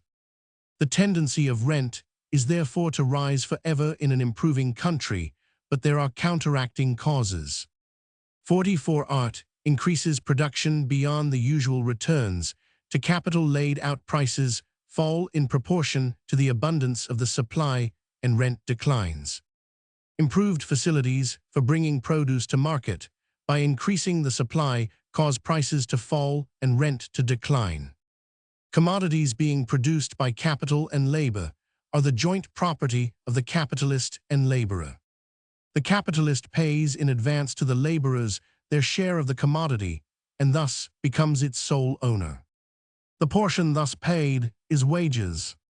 Real wages are the articles of use and consumption that the laborer receives in return for his labor. Nominal wages are the portion he receives of these things reckoned in money. The fund from which wages are paid in any country consists of the articles required for the use and consumption of laborers, which that country contains. The proportion of this fund received by individuals must mainly depend on the number among whom the fund is divided. The rate of wages in any country depends therefore not on the wealth which that country contains, but on the proportion between its capital and its population. As population has a tendency to increase faster than capital, wages can be prevented from falling to the lowest point only by adjusting the proportion of population to capital. The lowest point to which wages can be permanently reduced is that which affords a bare subsistence to the laborer. 45. The highest point to which wages can be permanently raised is that which leaves to the capitalist just profit enough to make it worth his while to invest capital. The variations of the rate of wages between these extreme points, depending mainly on the supply of labor offered to the capitalist, the rate of wages is mainly determined by the sellers, not the buyers of labor. The produce of labor and capital after rent has been paid is divided between the laborer and the capitalist under the name of wages and profits. Where there are two shares, each determines the other provided they press equally upon one another. The increase of the supply of labor claiming reward makes the pressure in the present case unequal and renders wages the regulator of profits. The restriction of the supply of food causes the fall of both profits and wages.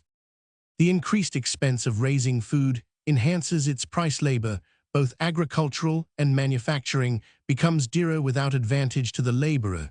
This rise of wages causes profits to fall, and this fall brings after it a reduction of the laborer's share or a fall of wages.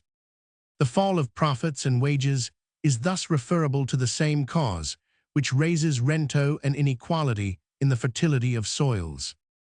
Thus it appears that owing to the inequality of soils and the principle of increase in the number of consumers, the natural tendency of rent is to rise, and to rise in proportion to the increase in the number of consumers.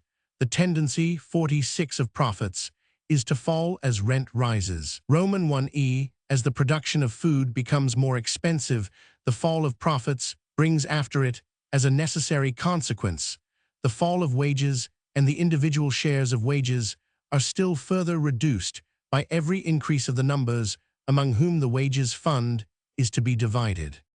These are important truths, and by no means discouraging. If we know how to make use of them, there is no need hastily to suppose that our landowners must inevitably get all the wealth of society into their own hands, so that there will in time be only two classes in the state, landowners and paupers. It is possible that this might happen, as it is possible that we may all die of famine from nobody choosing to be at the trouble of tilling the ground. The two cases are possible, and the catastrophes about equally probable. No one can deny the strong tendency to famine to which we are all liable, unless we exert ourselves to avoid it, and the undue rise of rent and fall of profits and wages is quite as certainly avoided by moderate caution, by bringing natural laws to bear upon each other, and not as some desire a law of human will to control that which is beyond the reach of the unassisted human will. Some who toil and earn but little recompense cry out upon the wealth of the landowners, and desire a law which shall forbid their receiving more than so much for certain quantity and quality of land.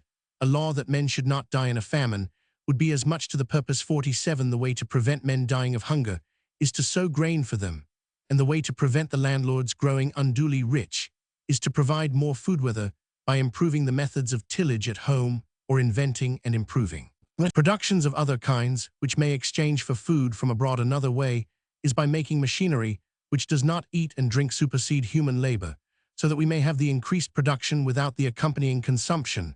But the most certain method of all, and that which is in the power of all, is to proportion the number of consumers to the existing supply of food.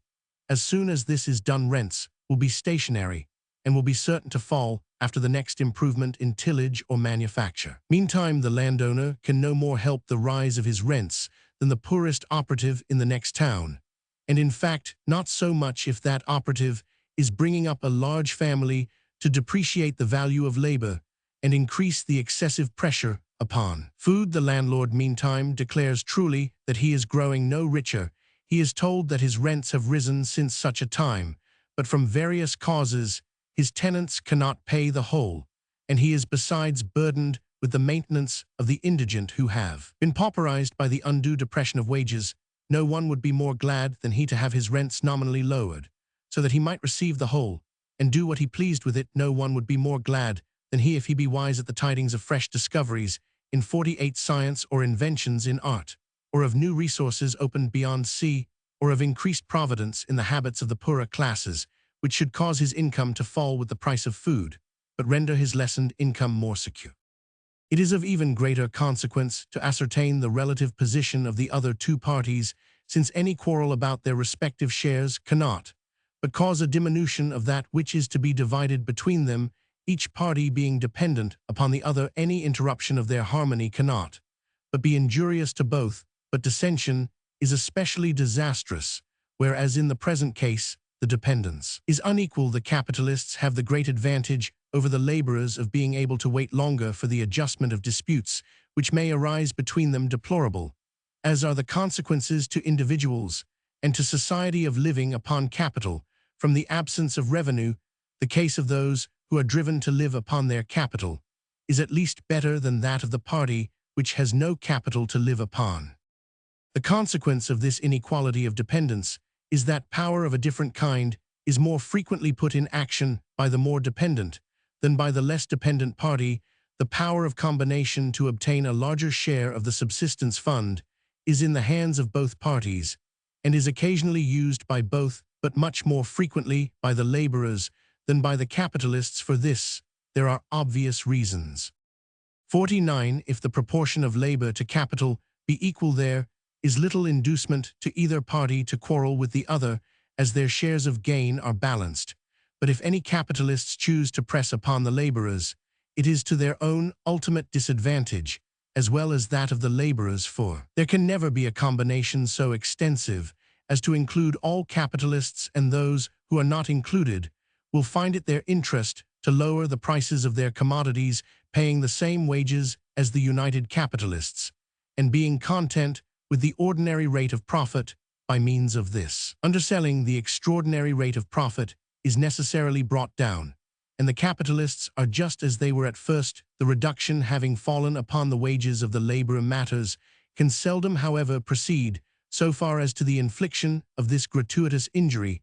If the proportion of labor to capital be equal, a very short resistance of the laborers to the reduction of their wages suffices to make the capitalists repent of their endeavors to grasp more than their share, and such endeavors are consequently extremely rare where capital and labor are duly proportioned. If there be a superabundance of capital, the capitalists are in no condition to gain anything by combination. To pay high wages answers better to them than to live upon their capital. In such a case, therefore, the capitalists never combine, or rather, and I say it with sorrow, if such a case should arise, they would not combine. Such cases can scarcely be spoken of 50 in this country as matters of actual experience, since there are but too few instances of capital being abundant in proportion to labor. On the third supposition that labor abounds in proportion to capital, there is no need for the capitalists to use their power of combination. They can obtain what they want without it. The laborers are the weaker party, inasmuch as they must have food and depend on the capitalists for it, not for the quantity that depends on themselves and the numbers they bring to divide a certain quantity, and the capitalists can resist their claims no further than to secure the rate of profit, without which no capitalist would do business. Not for the quantity of food to each man do the laborers depend on the capitalists, but for the purchase of their labor at all, and therefore the capitalists do not need to combine when labor superabounds. For the same reasons, the laborers do not need to combine when capital superabounds. They can naturally obtain as large a share of the subsistence fund as will leave ordinary profits to the capitalist. And this happens, of course, as is well known from the examples of newly settled countries and newly invented manufactures, where the profits of the capitalist are invariably prevented by the dearness of labor from much exceeding the ordinary rate. In cases of equal proportion, the laborers run even a greater risk from a strike than the capitalists. Some of the capitalists will, if the balance be exact, withdraw their capital from 51 business rather than stand a strike, and thus is caused an immediate superabundance of labor with all its disadvantages to the laborers. But if no capitalist withdraws, the waste of capital necessarily caused by a strike causes also a superabundance of labor, and thus also the laborers suffer for having destroyed the balance. But when combination is resorted to in the absence of all other power, its results are the most disastrous to the weak party which employs it. The laborers who superabound are already at a disadvantage, which can only be increased by any resistance which helps to impoverish the capitalists. They may injure the capitalists by impairing the capitalists' share of the subsistence fund, but they injure themselves much more by impairing at the same time the laborers' share. That such means of injuring capitalists are ever resorted to in such a condition of affairs proves most forcibly that the largest of the parties concerned is not yet fully aware how the case stands, and that a far greater power of competition with the capitalists is lodged with them than that which they are too ready to employ to the injury of both parties and the good of neither. If it had been indeed true that by any natural laws of distribution any class of society could be placed in a position of necessary and permanent inferiority of rights to any other class, all writers on the philosophy of society would have shrunk from relating any fables which must convey so sad a moral. But there is a very cheering moral involved in every melancholy story that 52 we hear of the contentions of masters and men, and of the sufferings which thence arise. The fact is that so far from the masters having any natural power, even if they had the wish to oppress the working classes hold a power which may make them the equals in independence of any class in society that they have not yet used. It is less their fault than their misfortune. Whether fault or misfortune, it is destined to be remedied if we may trust to experience working its invariable work, and communicating that wisdom and power which can by no other means be gained. The only control over the price of labor resides with those who can control its quantity, overstock the market with labor, and the most compassionate of capitalists can do nothing to prevent its being ill rewarded, understock the market with labor, and the veriest miser that ever employed gold for profit cannot prevent labor fetching a high price. And with whom does it rest to overstock or understock the market with labor? With whom does it rest to determine whether the subsistence fund which exists shall be divided among a moderate number or among a scrambling multitude? Most assuredly not with the capitalists, but the laborers. When the laboring class fully comprehends the extent of the power which it holds, a power of obtaining not only its own terms from the capitalists, but all the necessaries and comforts of life, and with them the ease and dignity which become freeborn men, they will turn their other 53 power of combination to better purposes than those of annoyance and injury. The common plea of those laborers who already understand their own case is that there is little use in scattered individuals being careful to proportion their families to their means of subsistence, while the greater number multiply thoughtlessly and prepare for new encroachments on the subsistence fund. The same plea has been in use forever on the first proposal of any great social amelioration, and it has ever been found that amelioration has followed with unexpected speed upon the virtuous efforts of scattered individuals. They work round to each other, they combine, they bring others into the combination, and these again bring more, till there are hundreds of followers for every leader, and for every follower there is a foe the less. Why should it not be so with this greatest of all ameliorations, that has ever been proposed. If the working classes can still combine for objects which have been 1,000 times proved unattainable or hurtful when attained, why should they not combine for purposes of providence and mutual support? In a better system of economy, such combinations have already begun for every society which has for its objects the economy of the resources of the working people and the encouragement of provident habits. Is a society for limiting the population within the means of subsistence. Many such associations are so well founded as to give assurance that they will be persevered in, if persevered in it cannot be very long before some 154 class or band of laborers feels the benefits of prudence and exhibits the truth that moderate self-denial in one direction, brings means of rational indulgence in others, and when this happens, the work of amelioration will be fairly begun, the working men's day will be at hand, and no one will hail it more joyfully than the capitalists, for willingly would they exchange such power as is given them by the helplessness of their laborers for security against the waste of capital, which is caused by the opposition of their workpeople and the pauperism of their dependents. Combinations of laborers against capitalists, whatever other effects they may have, cannot secure a permanent rise of wages unless the supply of labor falls short of the demand, in which case strikes are usually unnecessary. Nothing can permanently affect the rate of wages which does not affect the proportion of population to capital. Legislative interference does not affect this proportion and is therefore useless. Strikes affected only by wasting capital and are therefore worse than useless. Combinations may avail or not according to the reasonableness of their objects. Whether reasonable or not, combinations are not subjects for legislative interference, the law having no cognizance of their causes. Disturbance of the peace being otherwise provided against combinations are wisely therefore now left unregarded by the law.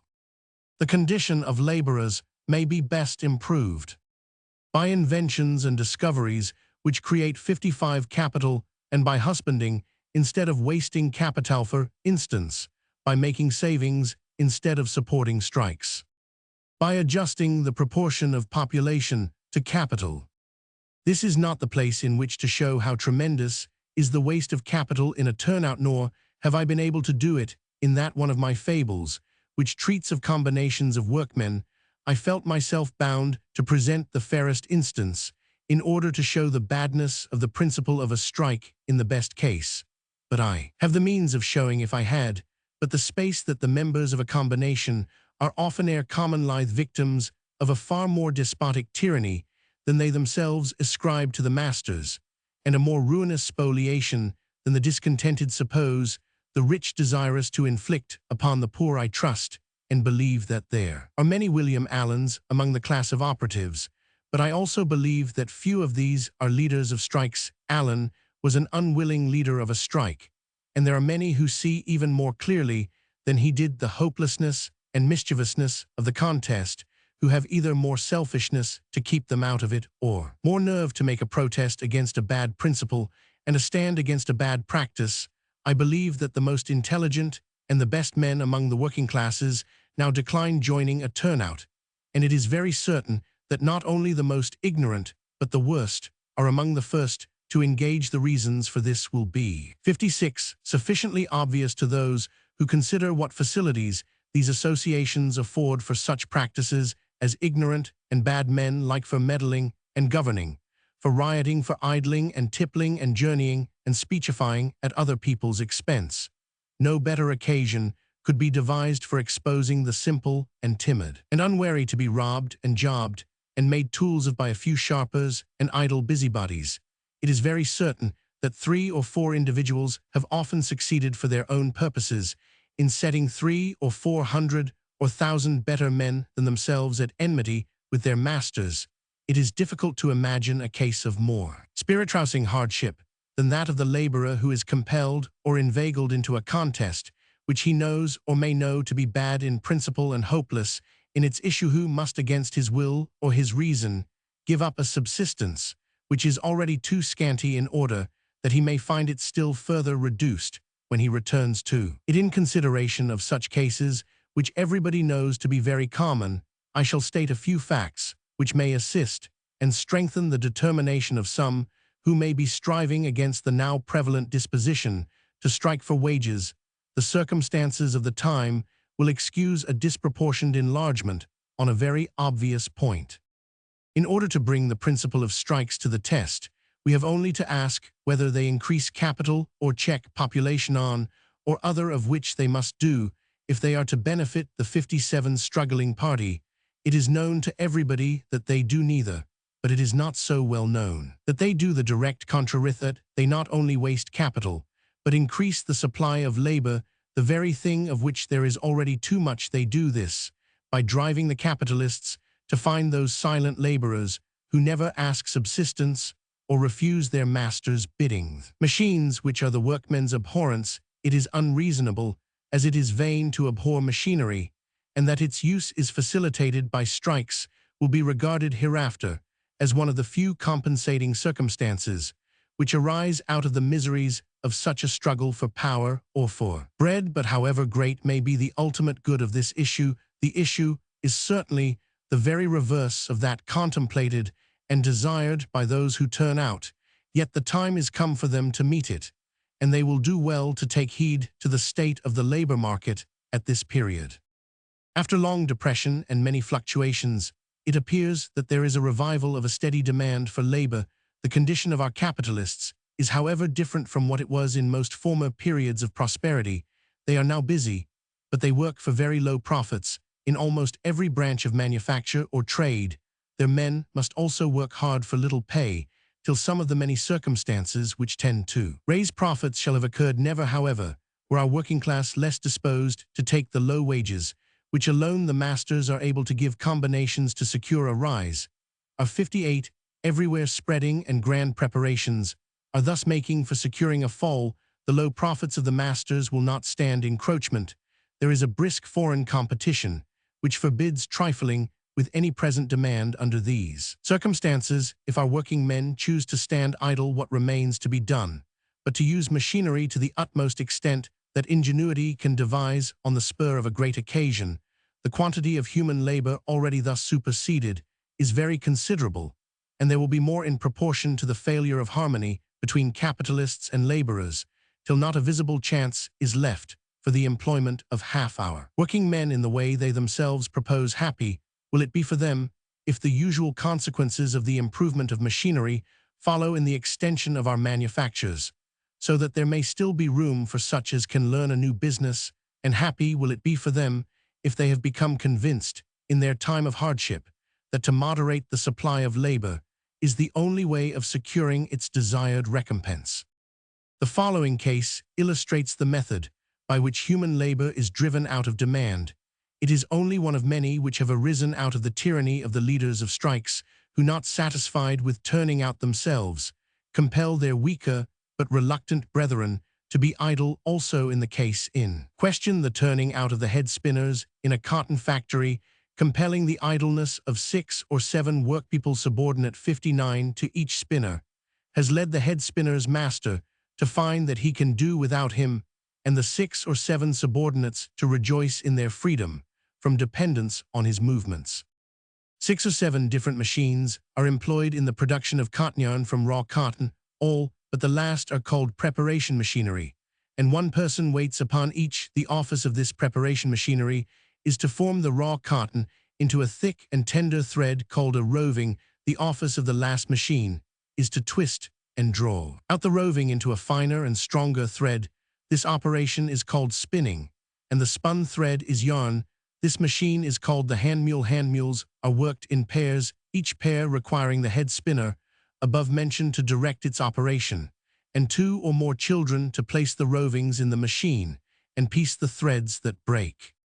The head spinner, though paid in proportion to the superiority of his work, has always been the one to turn out, and his subordinates must go with him of necessity, however averse they might be to do so. It was not to be borne that the discontents of the comparatively few should derange the whole manufacture and deprive the many of their bread, and nothing could be more natural than for some expedient to be sought by which the masters and the subordinates might be made independent of the head spinners, 20 years ago attempts were made to invent some apparatus which might be attached to the mule and discharge the spinner's task. The apparatus 61st used was either too complex or too uncertain in its operation to answer the purpose, and as often as it failed, the spinners clapped their hands. Believed the manufacturer more in their power than ever, and advanced in their demands accordingly. They went somewhat too far in 1824, when they refused very high wages and drove the Manchester capitalists to vigorous measures of self-defense.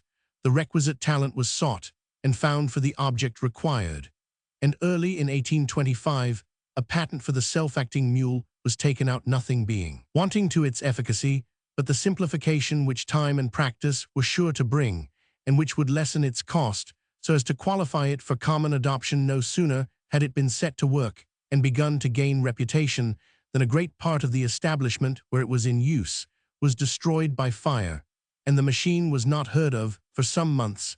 As soon as it began to be again attended to, so great a stagnation of trade took place that the spirit of the spinner was subdued. The master was unwilling to mortify him in his distress, and all mention of the self-acting mule was dropped.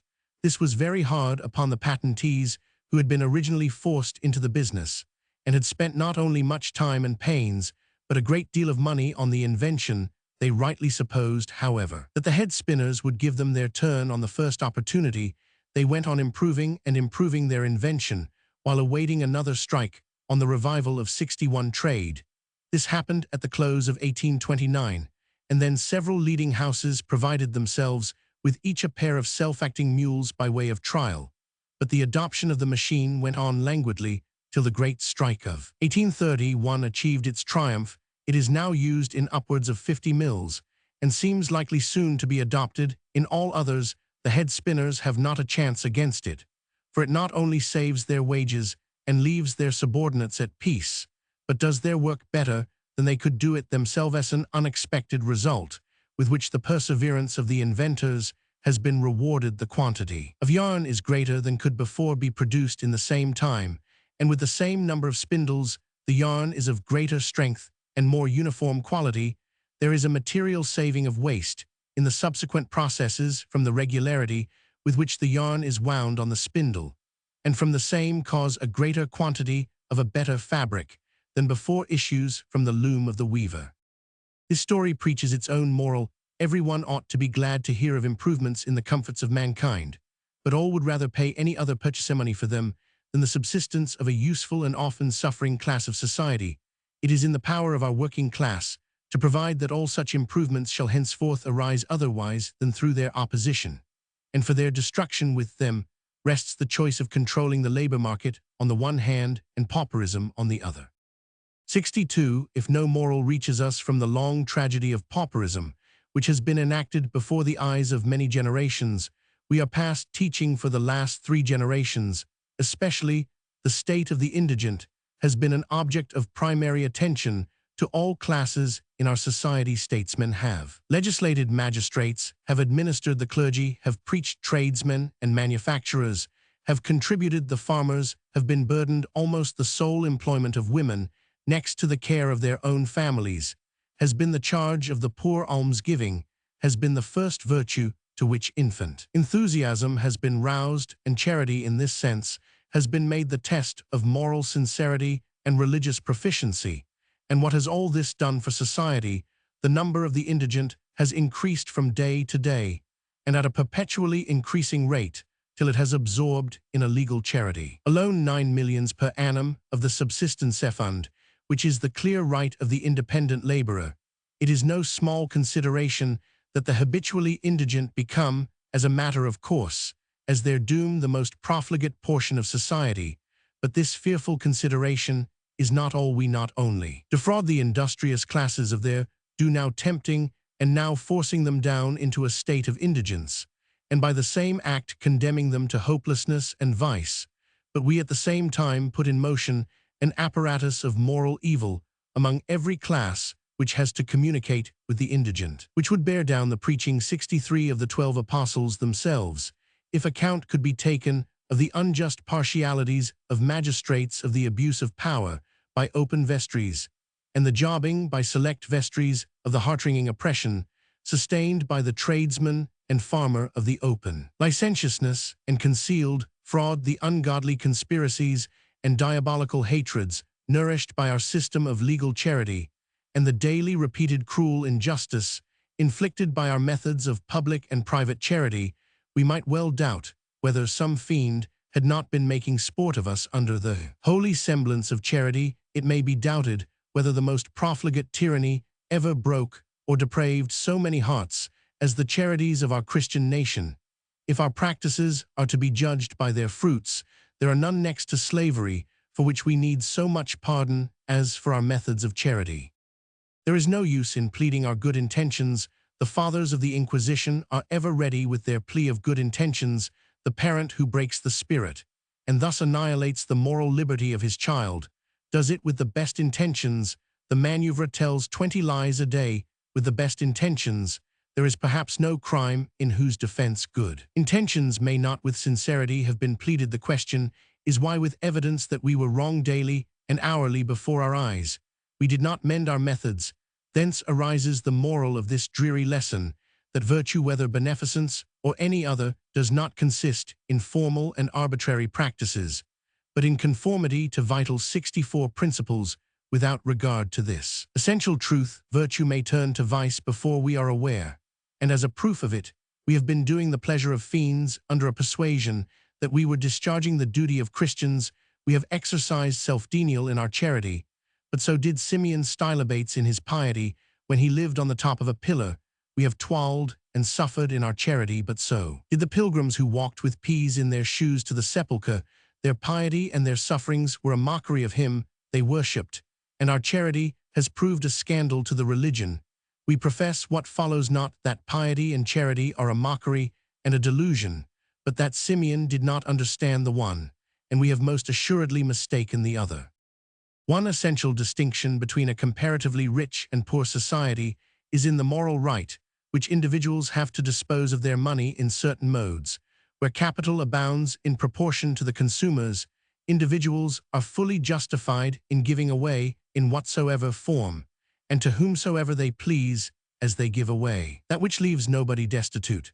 But in a society where population abounds in proportion to capital, to give food and clothing to the idle, while the industrious are debarred from earning, it is to take subsistence from him whose due it is to give it to one who has no claim. Thus to violate justice can be no true charity. Consumers abound in proportion to capital. It is obvious that the way to bestow most happiness is not to take away one man's share to give it to 65 another, but to do what is possible towards creating another share in such a way as not to cause more want. In other words, almsgiving is the mode of charity appropriate to one state of society, and the establishment of provident associations and the encouragement of emigration, and especially of education, are the modes of charity appropriate to another state of society. We have need enough of charity in our present state, with hundreds of thousands of paupers in our parishes, and of half-starved artisans in our towns, and broken-spirited laborers in our villages. We have need enough of charity off the time of such as have leisure, and of the attention of the thoughtful, and of the exertions of the active, and of the wealth of the opulent. All these will be too little for the removal of the evil which our own mistakes have caused. We have need enough of charity, and if we would learn how to apply it, there are those among the sufferers who can instruct us. There is in existence a letter from a poor operative living in a district where charities of food and clothing abound, entreating the influential parties whom he addresses to put an end to the almsgiving which leaves no chance of a just provision to the high-souled working man. There is in existence a petition from a body of agricultural laborers to the House of Lords last year, praying for the abolition of legal charity, which condemns the laborer to starvation or degradation. These documents are signs of the times which are not to be mistaken, and which may well strike us silent with shame at our incessant complaints of the poor for having lost their spirit of independence and become a degraded race. Where is our Christian charity when we first wrest from them their independence, and then taunt them with the loss when we invite them to encroach, and then spurn them for encroaching? Even from this enormous evil, however, good is at this moment arising the rapid, the appalling increase of the mischief has directed the general attention towards it, and the two grand principles with which we set out afford the suggestion of remedies, which are actually in preparation. It is now many years since certain commissioners appointed by the French government to investigate our pauper system pronounced it the great political gangrene of England, which it was equally dangerous to remove, and to let alone the mischief has been on the increase ever since. And yet there is hope of cure, if it were not that we had sound principles to go up, and if we had all this vice and misery on our hands to be got rid of, we knew not how our condition would indeed be deplorable. But once having got hold of the truth that ours is a society where labor abounds in proportion to capital, we know at least how to look about for a remedy, and with what aim to direct our proceedings. We must lessen the inducements to indigence, strange that such should exist, by making the condition of the pauper inferior to that of the independent laborer, and ensure its remaining universally so by appointing a rigid, impartial 67 and uniform administration of the funds of our legal charity. Every diminution of the inducements to indigence is necessarily an increase of the inducements to independence, both by giving the right bias to the inclinations of the laborer, and by saving a portion of the subsistence fund. In proportion to the savings effected in the subsistence fund by a rigid administration of the legal charity, the surplus labor of our parishes will be absorbed, and if by a wise scheme of emigration the disproportion between our capital and labor can be still further reduced, a way will be open for the total abolition of a legal charities. Most demoralizing agency perhaps, which can be introduced into any stadia curse, beneath which no society can prosper. We shall then be at liberty to apply our charity wholly to that object, which should now be uppermost, with all the truly benevolento prevent indigence, instead of providing for it, in the full confidence that accidental cases will be relieved by accidental succor. There are many who believe that an immediate abolition of our legal charity would cause less misery than its long continuance. But there is happily no occasion to contemplate the alternative. There is a strong hope, afforded by various instances of partial reformation, that a way remains for us out of our difficultest, toilsome and painful, no doubt, but practicable and severe way of so rectifying the administration of our poor laws, as to give us the power of at length abolishing them. Honored 68 be the rulers who shall set us forward on this path, and blessed be every one who bestirs himself to remove obstructions by the substitution of a true for a spurious charity. Here is the statement of the evil and of one of the appropriate remedies. In a society composed of a natural gradation of ranks, some must be poor. Roman 1, have nothing more than the means of present subsistence. Any suspension of these means of subsistence, 69, whether through disaster, sickness, or decrepitude, converts the poor into the indigent.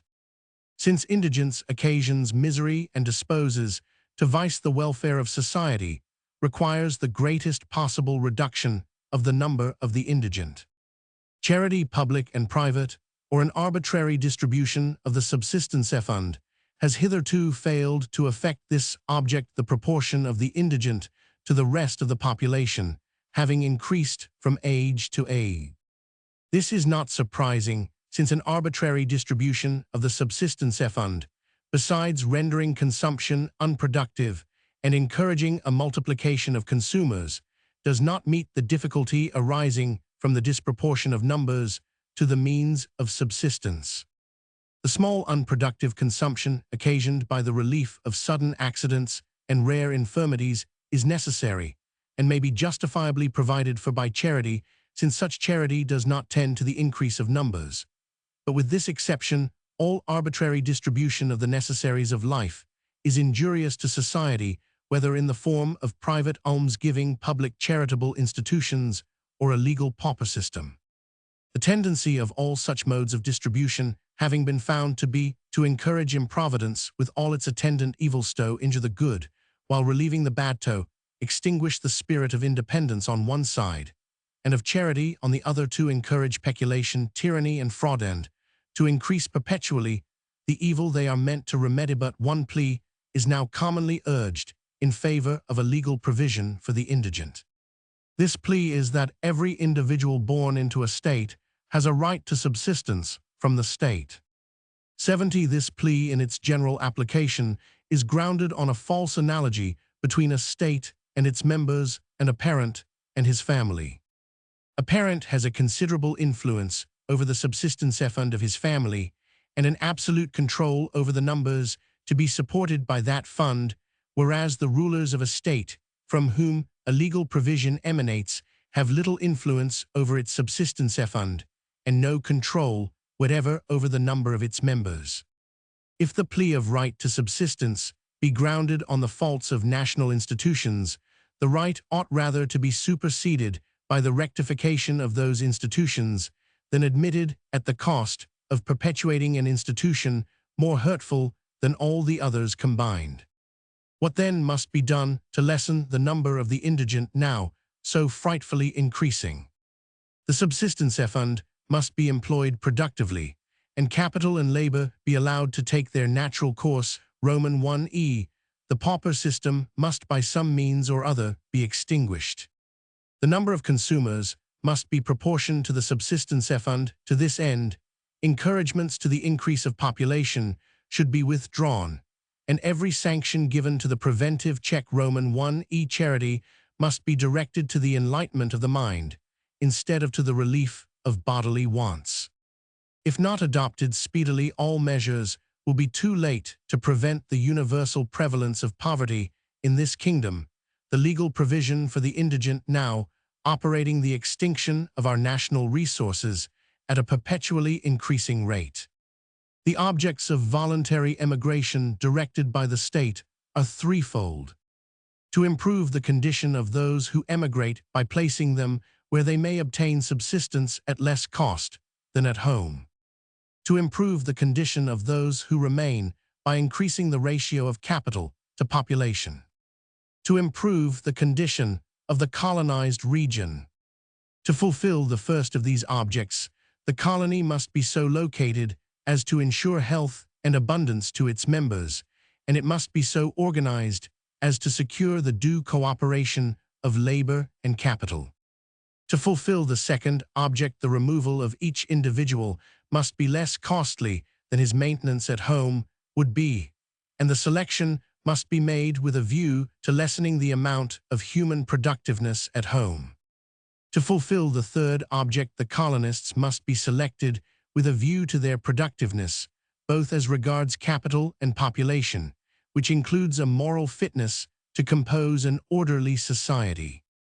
It follows from all these considerations that a new settlement should be composed of young, healthy, and moral persons, that all should not be laborers nor all capitalists, and that there should be a sufficient concentration of their numbers on the new lands to ensure a facility of exchanges.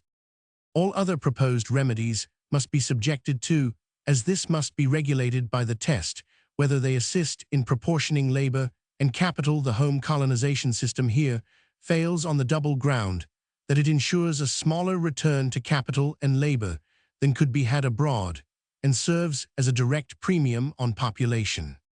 72. Home colonies may afford a temporary relief to a redundant population, and also increase the productiveness of the lands which they appropriate, but this is done by alienating capital from its natural channels, and with the certainty of ultimately injuring society by increasing the redundancy of population over capital. Home colonization, then, though less injurious than the unproductive distribution of the charity fund, is inferior to foreign colonization inasmuch as the one yields temporary benefit to a few at the expense of ultimate injury to many, and the other produces permanent benefit to all. All provisions for rewarding forethought and economy, and especially all for the diffusion of sound moral and political knowledge, approve themselves by this test. All contrivance and care in the production and economy of capital approve themselves also, but emigration is conspicuous in its merits, since it not only immediately reaches the seat of the evil in the mother country, but affords the greatest of blessings to the colonized regions. If regulated by a due regard to the infallible test, it is scarcely possible to conceive of an arrangement more apt to all the purposes of society. Where it has failed, the reason of failure has commonly been that one link in the chain of operating causes has been wanting land, and laborers cannot mutually prosper without the capital, which has too often been deficient, we have not yet made. The experiment of sending out small societies completely organized and amply provided to 73 settle down at once, in a state of sufficient civilization, to spare the mother country all further anxiety about the expedition, it can be no objection to this, that it abstracts capital and the most useful species of labor from the mother country, since the capital so sent out will yield a more rapid and ample increase to us in a new market for commerce than it could have done at home, and the labor is that which we least want at home, however good its quality may be, that which we most want in our possessions on the other side the world. Such an organized society, however, would be able to bear a much larger proportion of children than a similar society could take charge of at home, with labor of children being of as much more value than their maintenance abroad as it is less at home. If, for every old person naturally belonging to such a company left behind, 2 children were taken out, this country would be immediately compensated for the abstraction of prime labor, and a provision would be made for the future contraction of the population.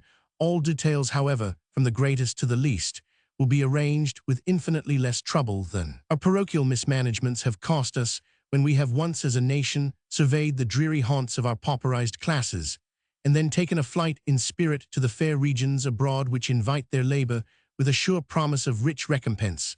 The time must come when it will be a matter of wonder how we could so long be oppressed with a redundancy of labor at home 74, while our foreign lands were dreary only for want of labor, while an open sea lay between, while we had shipping to spare to traverse it, and while we were spending 9 millions a year in the fruitless support of our paupers, and as a premium on the production of yet more and more labor. The best plea for us in that day will be that we did not understand our own case by the time we have spent 9 millions or the half of 9 millions in relieving our labor market. We may have discovered how inferior is that superstitious, spurious charity which doles out bread at its own door to an unlawful petitioner, because to give bread was once charity, and that enlightened genuine benevolence, which causes plenty to spring in the far corners of the world, nourishing at home the ancient household virtues which have been well nigh starved among us, but which are not dead. What decision does our test give out in regard to Ireland, that as a redundancy of population is her universally acknowledged curse, it is unreasonable to expect relief from the introduction of a legal charitithe, most efficacious of all premiums on population? The conclusion is so obvious that it can be got rid of only by proving either that a redundant population is not the great grievance of Ireland, or that there may be a legal charity which does not act as a premium on population, where are the materials for either the one proof or the other. 75. Whatever affects the security of property or intercepts the due reward of labor impairs the subsistence fund by discouraging industry and forethought. Partnership tenancies affect the security of property by rendering one tenant answerable for the obligations of all his partners, while he has no control over the management of their portions. A gradation of landlords on one estate has the same effect by rendering one tenant liable to the claims of more than one landlord. The levying of fines on a whole district for an illegal practice going on in one part of it has the same effect by rendering the honest man liable for the malpractices of the knave. The imposition of a church establishment on those who already support another church intercepts the due reward of labor by taking from the laborer a portion of his earnings for an object from which he derives no benefit. The practice of letting land to the highest bidder without regard to former service or to the merits of the applicants intercepts the due reward of the laborer by decreeing his gains to expire with his lease. All these practices having prevailed in Ireland, her subsistence fund is proportionably impaired, though the reduction is somewhat more than compensated by the natural growth of capital. While capital has been growing much more slowly than it ought, population has been increasing much more rapidly than the circumstances of the country have warranted, the consequences of which are extensive and appalling indigence, and a wide spread of the moral evils which attend it. An immediate palliation of this indigence would be the result of introducing a legal pauper system 76 into Ireland, but it would be at the expense of an incalculable permanent increase of the evil. To levy a poor rate on the country at large would be impolitic, since it would only increase the primary grievance of an insufficiency of capital by causing a further unproductive consumption of it. To throw the burden of a pauper system on absentees would be especially unjust, since they bear precisely the same relation to the wealth of their country as its resident capitalists. In the case of Ireland, as in all analogous cases, permanent relief can be effected only by adjusting the proportions of capital and population, and this must be attempted by means suited to her peculiar circumstances. The growth of capital should be aided by improvements in agricultural and domestic economy, and by the removal of political grievances from which would follow a union in place of an opposition of interests. Population should be reduced within due limits. In the present emergency, by well-conducted schemes of emigration and permanently by educating the people till they shall have become qualified for the guardianship of their own interests. A sameness in the natural laws of distribution exactly reverses the order of possession in new countries Roman 1e. In those where capital abounds in proportion to population, there the landowner, if anyone finds it worth his while to be a landowner without being either a capitalist or a laborer at the same time, gains no real rent till the best land is all under cultivation, and then very little till a third degree is resorted to. The 77 capitalist meanwhile makes less than the laborer, or would gain less if he were not like the landowner, a laborer also where labor is so dear. All are laborers, and the laborer by a very natural process soon becomes a capitalist and a landowner, and then he may chance to learn what a strange thing it seems to a man from the mother country to let land of a fine quality for no better rent than a small share of the produce, and how vexatious it is, after having reaped splendid returns to capital, to have to pay away in the purchase of labor all but little more than the ordinary profits of stock. The want of a due consideration of the difference in relative condition of laborers at home and laborers in new countries has led to some serious errors in the formation and execution 78 of some of our plans of colonization. Such a scheme as that of penal colonization could never 79 have been adopted if the case of the working class in both countries had been understood, besides the many other objections which might be and have been forcibly urged. There must remain the insurmountable one that labor is better rewarded in a new colony than at home. It does not appear that any arbitrary severity short 80 of the infliction of such lifelong misery as no crime can deserve can counteract the natural law by which the laborer is more prosperous in our penal colonies than in England. They are places of privilege, and the carrying him there is putting him in a condition of privilege. Sooner or later, however severely, we may punish him for any terminable period. This is so notoriously the case that it has become matter of very serious consideration, how the lot of the convict can be rendered harder and be made known at home to be so, and arrangements have been made within a short period by which the disproportion in the lot of the innocent and the guilty is considerably lessened. Still, however, far the convict may be placed below the virtuous emigrant in the scale of comfort. No power can, in the present state of our labor market, prevent his being much better off than the independent laborer at home. The power of rulers may ordain chains, whipping, and other penalties to the convict, but it cannot prevent his having, during a pressing demand for his labor, that abundance of the necessaries of life, which the virtuous laborer cannot obtain at home. Bob Castleffe would not now perhaps be able to purchase an estate on which his honest brother Frank was a laborer, but Bob, however he might have been punished for 7 or 14 years, could not but have a fairer prospect before him at the end of that time than honest Frank would have had in England. This necessity 81 forms of itself a conclusive argument against penal colonization as a secondary punishment. That mode of punishment can never command respect or success, which wanders so far from the principle of retribution as to inflict studied miseries as a set-off against advantages which cannot be excluded. The objects of penal colonization are the security of society by the removal of the offender, the security of society by the effect of his example, the reformation of the offender. There has hitherto been an entire failure of all these objects, and no wonder, since the offender is only transferred from one portion of society to another, and besides frequently returns to his old haunts. His punishment, as far as it is punishment, takes place at too great a distance to be conspicuous as a warning, and in as far as his lot does not involve punishment, the effect of his example is precisely the reverse of what is desired. Our convict arrangements tend to the further corruption of the offender by letting him experience a great improvement in his condition as a direct consequence of his crimes. The junction of penal with voluntary emigration tends equally to disappoint the purposes of the one and to extinguish the benefits of the other, since convict laborers find themselves in a state of privilege in a region where their labor procures them large rewards, and new settlers find their community too deeply injured by the vice and disease consequent on the introduction of a convict population.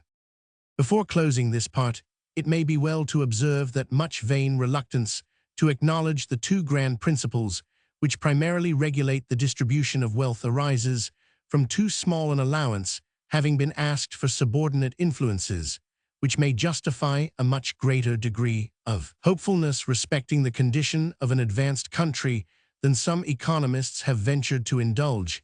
It is no wonder that the kind-hearted turn away and refuse to listen to a doctrine which is thought to forbid much hope that the whole of any society can be comfortably provided with the necessaries of life. It is no wonder that the timid cease from trying to lop off evils if they must believe that every head of the social hydra will grow aganthat for every redundancy drawn off. There will be a speedy overfilling. All experience of humanity contradicts such forebodings, and though it would assuredly be our duty to make our own generation happier than the last, even under the certainty that the next must fall back again, it is much more animating to believe, as we are justified in doing, that every advance is a pledge of a further advance, that every taste of comfort generated to the poor man by his own exertions stimulates the appetite for more. It has ever been found that when men have learned to prefer wheaten bread to potatoes, it is more likely that their children should be taught to seek butcher's meat 83 than allowed to fall back to potatoes. The father, who has worked his way up into a glazed and tiled cottage, brings up his children to fear the mud hovel in which they were born. If we do but apply ourselves to nourish the taste for comfort in the Porto, take for granted the most instead of the least that they ought to require, there is little fear but that whenever circumstances allow, they will fall into our way of thinking and prefer a home of comfort earned by forethought and self-denial to herding together in a state of reckless pauperism.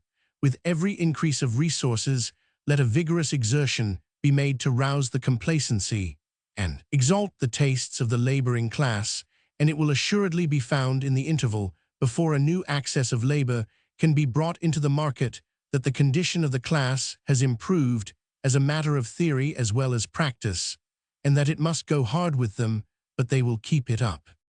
All experience warrants this statement. There can be no question that the preventive check has largely superseded the positive in all advancing societies. There can be no doubt of the increased providence of the middling classes and the enlargement of the domestic requirements of the poor, even though wars, famine, and pestilence have nearly ceased to make the awful vacancies in which the wants and desires of the survivors could expand, though in some unhappy districts where the visitations of want have extinguished the moral check, multitudes still herd together more like brutes than human 84 beings. It is certain that there is a larger demand among the working classes of England for better food, clothing, habitations, and furniture than their fathers thought of requiring. If this has taken place, notwithstanding all the bad policy, public and private, with which we have weakened the spirit and the power of independence, there is ample reason for confidence in an accelerated progress in proportion as public and private influence shall work in an opposite direction, since every one can, many will assist in this noble work, assured that not a single effort can be lost, and that its successful result will extend far beyond the present generation. Few are now found to advocate that species of prospective benevolence, which acts by long-reaching pecuniary bequests, but it does not follow that benevolence may not be prospective. Let it extend its view to the remotest ages within ken of the human imagination. Let it do this by promoting the welfare of the parents of future generations. A wide field enough if we lived, but for charity. Part Roman 3, the total wealth of society being distributed among three classes according to the principles above announced. The next process is the exchange of commodities by individuals for purposes of individual enjoyment. The complication of this process arises chiefly from the diversity of production which takes place on the earth, occasioning not only a wide difference in the amount of labor required to produce the same results in different regions, but a perpetual variegation and augmentation of commodities, which affect the demand and render uncertain the transactions of trade. This complication, however, involves no disastrous perplexity, unless meddled with by powers which bear no relation to it. All commodities will declare their own value and obtain equivalence to the ultimate satisfaction of the exchanging parties if they are left to themselves. But when any power which cannot regulate human wants and wishes interferes to prescribe what provision shall be made for those wants and wishes, there is not only a certainty that the relative values of commodities will be temporarily deranged to the disadvantage of one of the exchanging parties, but an uncertainty when the natural relation of values will be restored, and 86 whether disorder will not first spread into every other department of exchange, since human labor is the universal commodity which is brought to market to be given and taken under all forms. Since capital is only hoarded labor, there is no safety in ticketing any one commodity as containing more labor than it naturally includes, and thus destroying its balance with the rest to the injury of its seller's credit and its buyer's interest.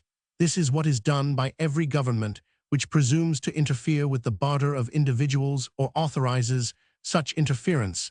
The duty of government is precisely the reverse, secure the freedom of exchange as carefully as the freedom of labor, in the full assurance that it cannot determine relative values till it can determine the amount of labor and the extent of human wants in every region of the earth.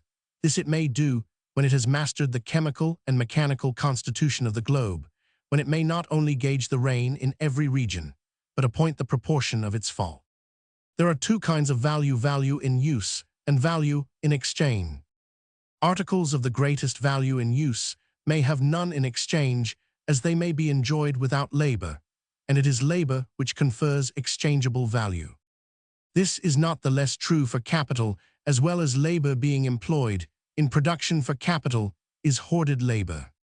When equal quantities of any two articles require 87 an equal amount of labor to produce them, they exchange exactly against one another.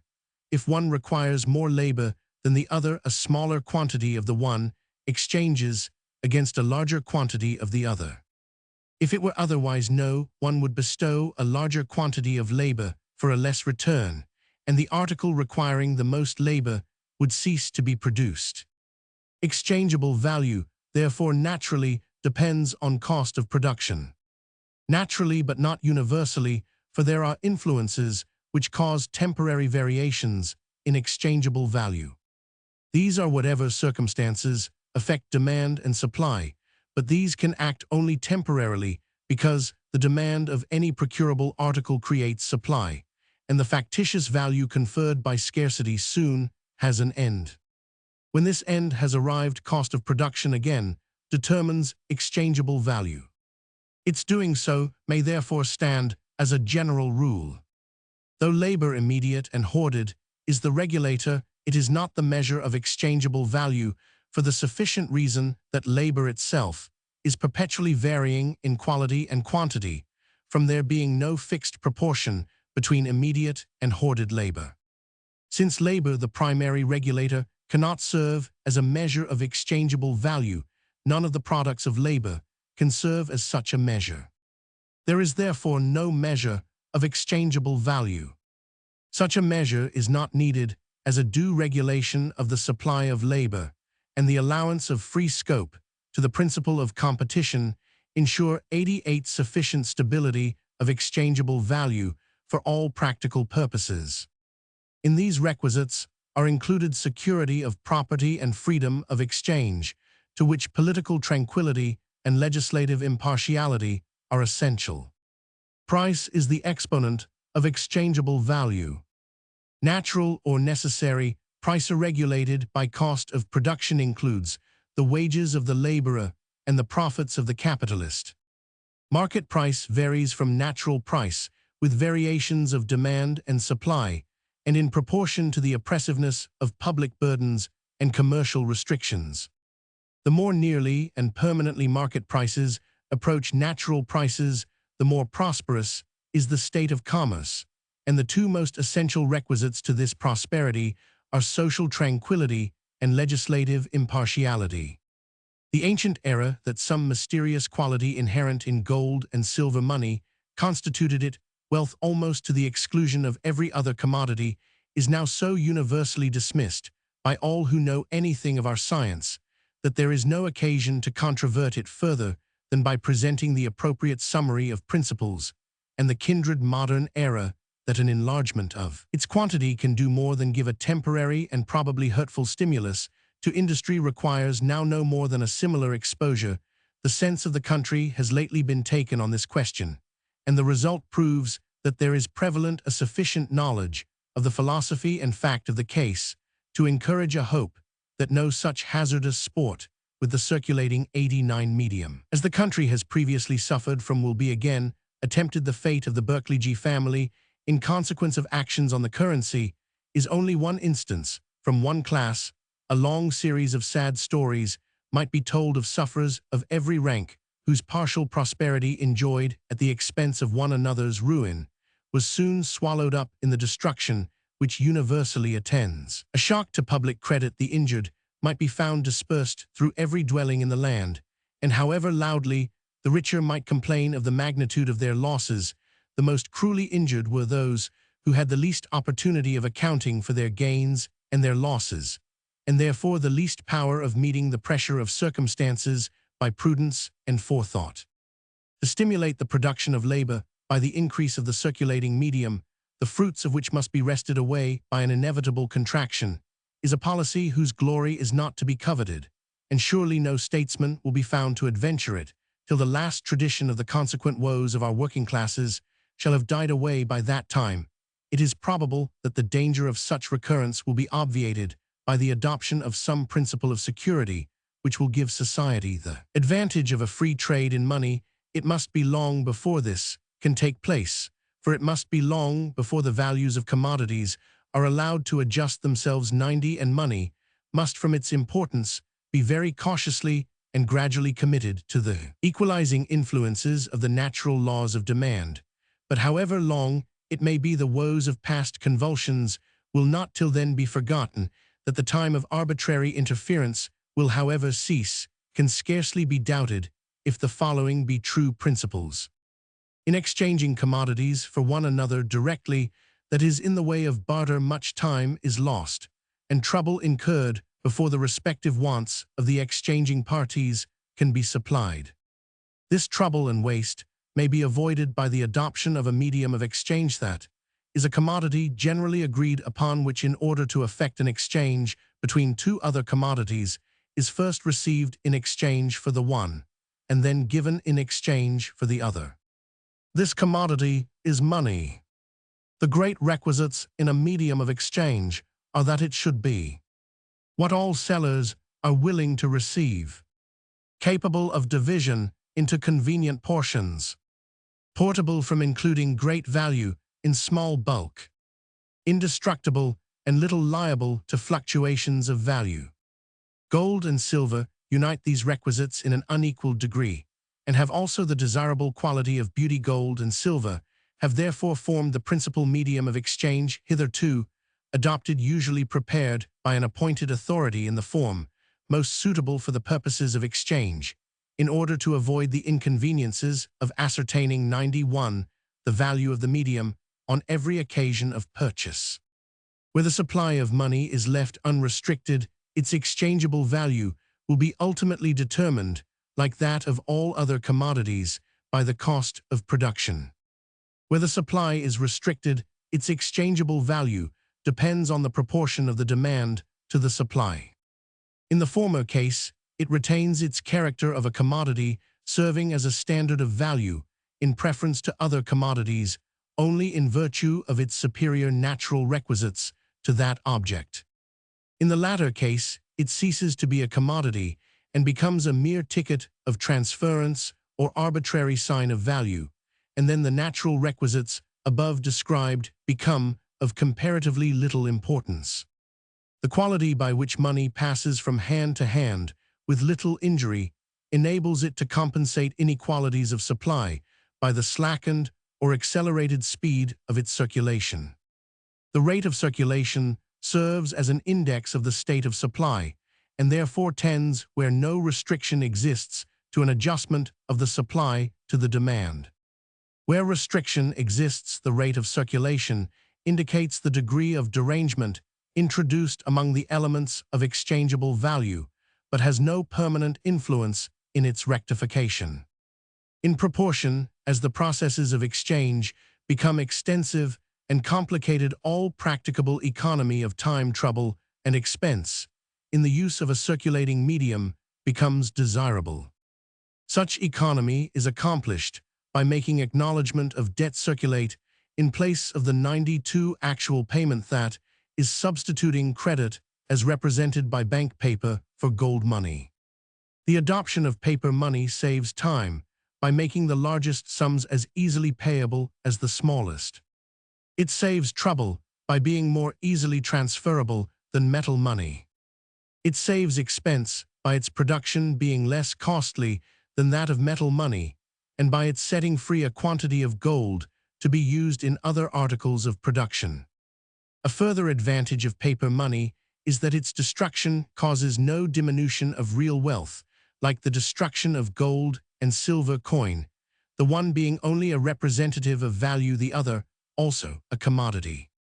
The remaining requisites of a medium of exchange, viz., that it should be what all sellers are willing to receive and little liable to fluctuations of value, are not inherent in paper as they are in metallic money. But they may be obtained by rendering paper money convertible into metallic money, by limiting in other ways the quantity issued, and by guarding against forgery. Great evils in the midst of many advantages have arisen out of the use of paper money from the neglect of measures of security, or from the adoption of such as have proved false. Issues of inconvertible paper money have been allowed to a large extent, unguarded by any restrictions as to the quantity issued. As the issuing of paper money is a profitable business, the issue naturally became excessive when the check of convertibility was removed, while banking credit was not backed by sufficient security. The immediate consequences of a superabundance 93 of money are a rise of prices and alteration in the conditions of contracts, and a consequent injury to commercial credit. Its ulterior consequences are a still stronger shock to commercial credit, the extensive ruin of individuals, and an excessive contraction of the currency, yet more injurious than its excessive expansion. These evils arise from buyers and sellers bearing an unequal relation to the quantity of money in the market. If all sold as much as they bought, and no more, and if the prices of all commodities rose and fell in exact proportion, all exchanges would be affected alike by the increase or diminution of the supply of money. But this is an impossible case, and therefore any action on the currency involves injury to some while it affords advantage to others. A sudden or excessive contraction of the currency produces some effects exactly the reverse of the effects of a sudden or excessive expansion. It lowers prices and vitiates contracts to the loss of the opposite, contracting party. But the infliction of reverse evils does not compensate for the former infliction. A second action on the currency, though unavoidably following the first, is not a reparation, but a new misfortune. Because the parties who are now enriched are seldom the same that were impoverished by a former change and vice versa, while all suffer from the injury to commercial credit, which follows upon every arbitrary change. All the evils which have arisen from acting arbitrarily upon the currency prove that no such arbitrary action can repair past injuries, while it must inevitably produce further mischief. They do not prove that liability to fluctuation is an inherent quality of paper money, and that a metallic 94 currency is therefore the best circulating medium. They do prove that commercial prosperity depends on the natural laws of demand and supply being allowed to work freely in relation to the circulating medium. The means of securing their full operation remain to be decided upon and tried. Nations exchange commodities as individuals do for mutual accommodation, each imparting of its superfluity to obtain that in which it is deficient. The imparting is therefore only a means of obtaining exportation, is the means of obtaining importation the end, for which the traffic is instituted. The importation of money into a country where money is deficient is desirable on the same principle which renders desirable the supply of any deficient commodity. The importation of money into a country where money is not deficient is no more desirable than it is to create an excess of any other commodity. That money is the commodity most generally bought and sold is no reason for its being a more desirable article of importation than commodities which are as much wanted in the country which imports it. That money is the commodity most generally bought and sold is a reason for its being the commodity fixed upon for measuring the relative amounts of other articles of national interchange. Money bearing different denominations in the different trading countries, a computation of the relative values of these denominations was made in the infancy of commerce, and the result expressed in terms which are retained through all changes in the value of these denominations. 95. The term by which in each country the original equal proportion was expressed is adopted as the fixed point of measurement called the par of exchange, and any variation in the relative amount of the total money debts of trading nations is called a variation from par. This variation is of two kinds, nominal and real. The nominal variation from par is caused by an alteration in the value of the currency of any country which, of course, destroys the relative proportion of its denominations to the denominations of the currency of other countries, but it does not affect the amount of commodities exchanged. The real variation from par takes place when any two countries import respectively more money and less of other commodities, or less money and more of other commodities.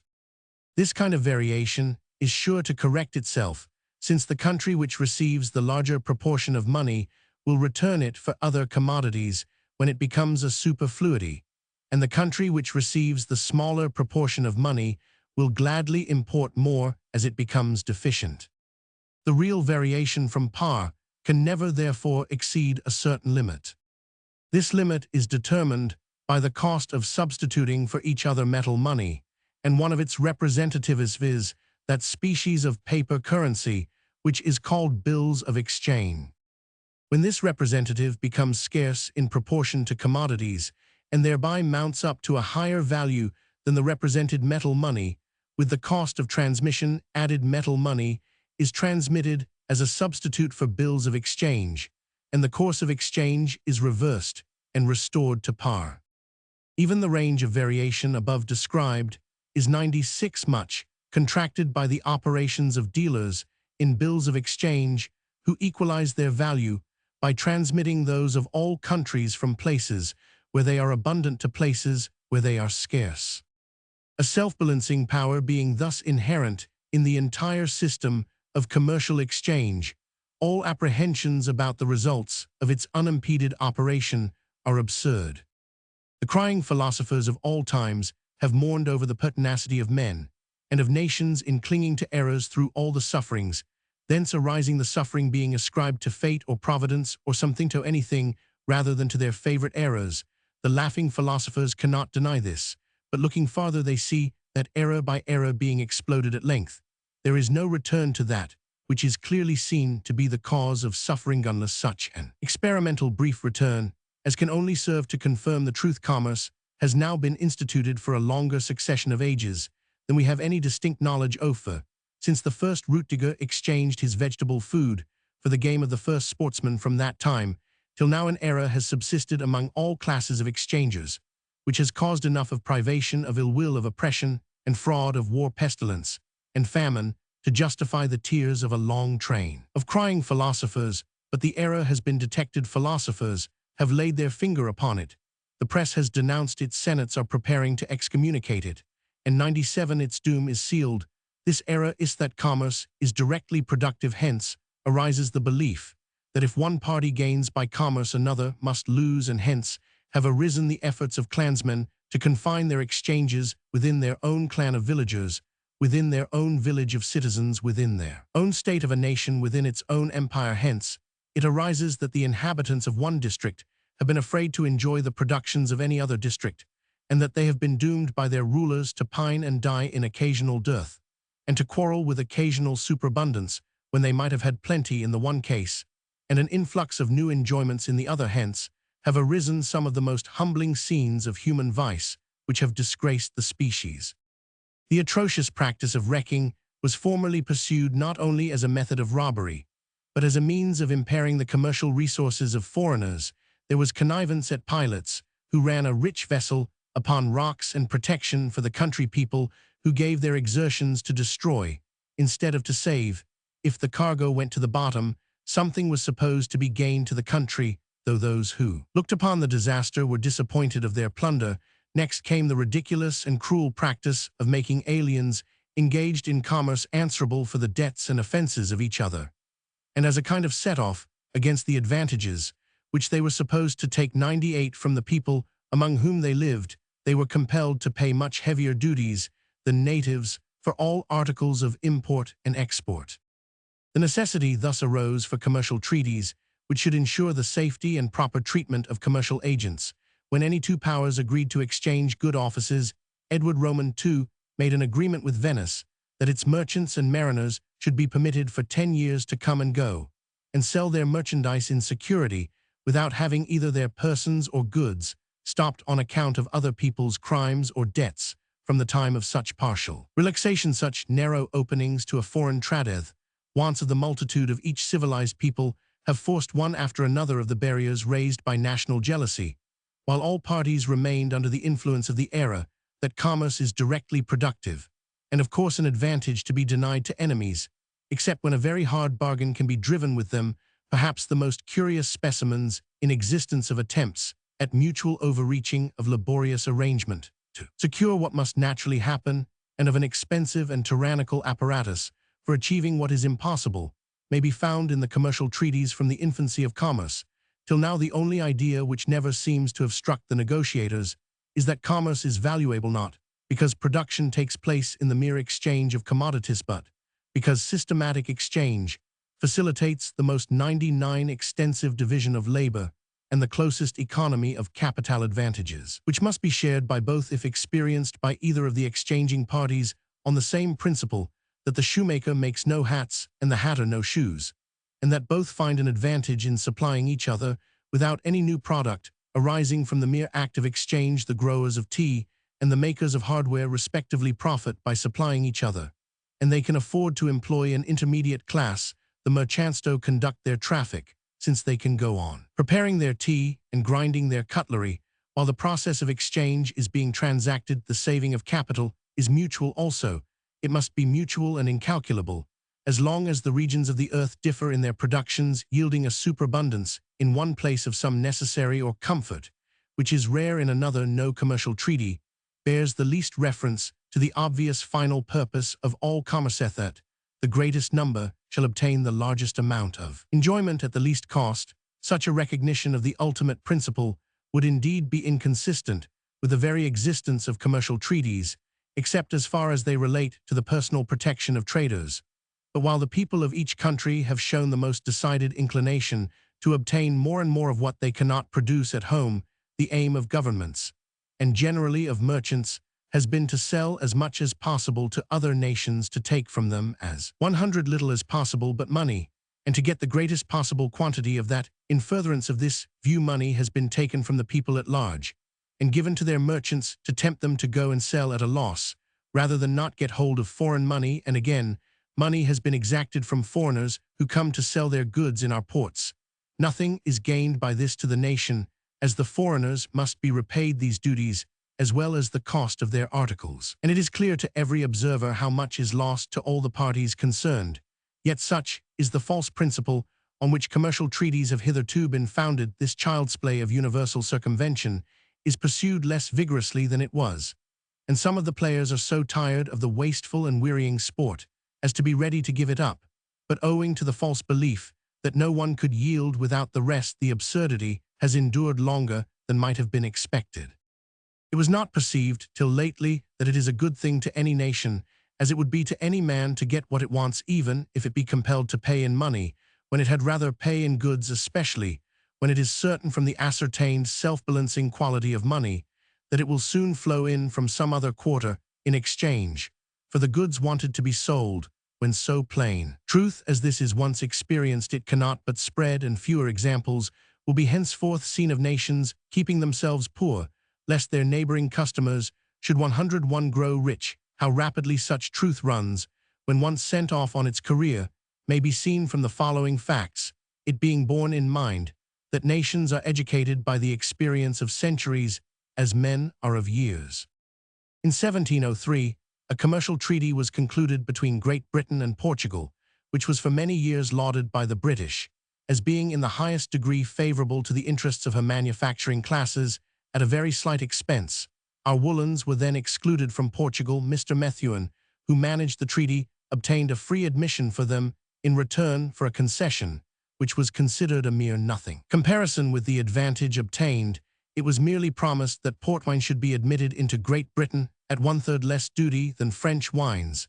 As for the woolens, their admission into Portugal duty-free was a much greater advantage to the Portuguese than to us. They obtained cheap an article which they very much wanted, and which we were sure of selling in one quarter or another if we could produce it at such a cost as made its production worth, while as for the wine, the Portuguese and the British have both been suffering ever since for the arbitrary preference given to that of Portugal over that of France. Portugal has, and has always had, too little capital for the capabilities of the country and the wants of the people, by the monopoly of the British market being given to Portugal too large a proportion of its small capital has been devoted 102 to the growth of wine, and the whole country is in a more backward state than it would have been if its capital had been allowed to find its own channels. We meanwhile lost the French market, for our woolens brought upon ourselves retaliatory restrictions on other articles, and were compelled to drink inferior wine at a greater cost than if the trade had been left to itself. France grew more pettish. We grew resentful, and raised the duties again and again and again. Thousands who had been fond of French wines found that they could afford the indulgence no longer, and took to port. Thousands more who had drunk port because they could not afford French wines left off drinking wine at all. In 3 years, the revenue from the wine duties fell off by more than 350,000 L, while the naturally wine-drinking population was increasing. The richest of our citizens, to whom the price of wine is not a very important consideration, had their cause of complaint. Guernsey was all this time receiving small quantities of wine and sending out large quantities. A prosperous manufacture of wines was carried on there, and no gentleman could tell how much sloe juice, apple juice, and brandy he might be drinking under the name of wine. There is no good reason why de Labour should not drink French wines at his dinner instead of beer if they are equally cheap, and no one knows how cheap they might have been by this time if they had been allowed their fair chance. And the cheaper, and therefore the more abundant those wines, the larger must be 103 the quantity of our goods taken by the French in exchange, as it is the Portuguese have profited where we meant they should not, and suffered where we meant they should be permitted to profit. Our government has suffered a diminution of revenue. Our rich men have drunk adulterated wines. Our middling classes have been obliged to put up with dear port wine or none. Our working classes have been debarred from having wine at all, and have been shut out for more than 100 years from one of the largest markets where their labor might have found its recompense. Such are some of the consequences of the famous Methuen Treaty, which was for a considerable length of years extolled as a model of commercial negotiation. These consequences and others, which followed similar blunders, wrought at length their natural effect upon the minds of those primarily interested in the principles and methods of commercial policy. On the 8th of May 1820, the following petition from the merchants of London was presented to the House of Commons. It was signed by all the principal merchants of Londona class, whose opinions on this question could not but be respectfully regarded if they had been announced with less dignity and precision than we find in this memorable address. The time may and will come when its propositions will be regarded as a set of truisms scarcely worthy of announcement under such circumstances of formality, but it should in fairness be remembered in those days 104 that it was drawn up at the very period when silk and tobacco were being smuggled into hundreds of creeks along our shores, when bread and wine were taxed for purposes of unjust protection at home and wicked oppression abroad, and when our houses and ships were being built of bad wood at a higher cost than need have been paid for the best in order to favor a colony which after all would flourish much more through our prosperity than at our expense. No change of times and convictions can impair the honor due to those who concurred in the following petition. To the Honorable the Commons, Roman 100, the petition of the merchants of the City of London. That foreign commerce is eminently conducive to the wealth and prosperity of a country by enabling it to import the commodities for the production of which the soil, climate, capital, and industry of other countries are best calculated, and to export in payment those articles for which its own situation is better adapted. That freedom from restraint is calculated to give the utmost extension to foreign trade and the best direction to the capital and industry of the country. That the maxim of buying in the cheapest market and selling in the dearest, which regulates every merchant in his individual dealings, is strictly applicable as the best rule for the trade of the whole nation. That a policy founded on these principles would render the commerce of the world an interchange of mutual advantages and diffuse an increase of wealth and enjoyments among the inhabitants of each state. 105. That unfortunately a policy the very reverse of this has been, and is more or less adopted and acted upon by the government of this and every other country, each trying to exclude the productions of other countries with the specious and well-meant design of encouraging its own productions, thus inflicting on the bulk of its subjects, who are consumers, the necessity of submitting to privations in the quantity or quality of commodities, and thus rendering what ought to be the source of mutual benefit and of harmony among states a constantly recurring occasion of jealousy and hostility. That the prevailing prejudices in favor of the protective or restrictive system may be traced to the erroneous supposition that every importation of foreign commodities occasions a diminution or discouragement of our own productions to the same extent, whereas it may be clearly shown that although the particular description of production, which could not stand against unrestrained foreign competition, would be discouraged, yet as no importation could be continued for any length of time without a corresponding exportation, direct or indirect, there would be an encouragement for the purpose of that exportation of some other production to which our situation might be better suited, thus affording at least an equal and probably a greater and certainly a more beneficial employment to our own capital and labor. That of the numerous protective and prohibitory duties of our commercial code, it may be proved that while all operate as a very heavy tax on the community at large, very few are of any ultimate benefit to the classes in whose favor they were originally instituted, and none to the extent of the loss occasioned by them to other classes.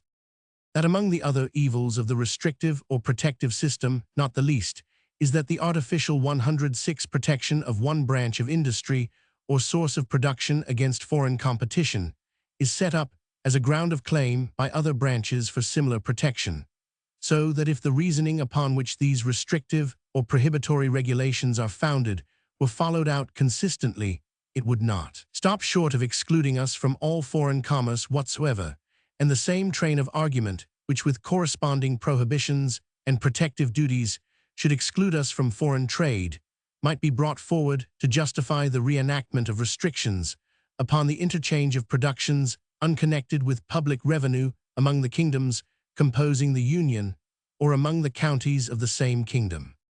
That an investigation of the effects of the restrictive system at this time is peculiarly called for, as it may, in the opinion of your petitioners, lead to a strong presumption that the distress, which now so generally prevails, is considerably aggravated by that system, and that some relief may be obtained by the earliest practicable removal of such of the restraints as may be shown to be most injurious to the capital and industry of the community, and to be attended with no compensating benefit to the public revenue.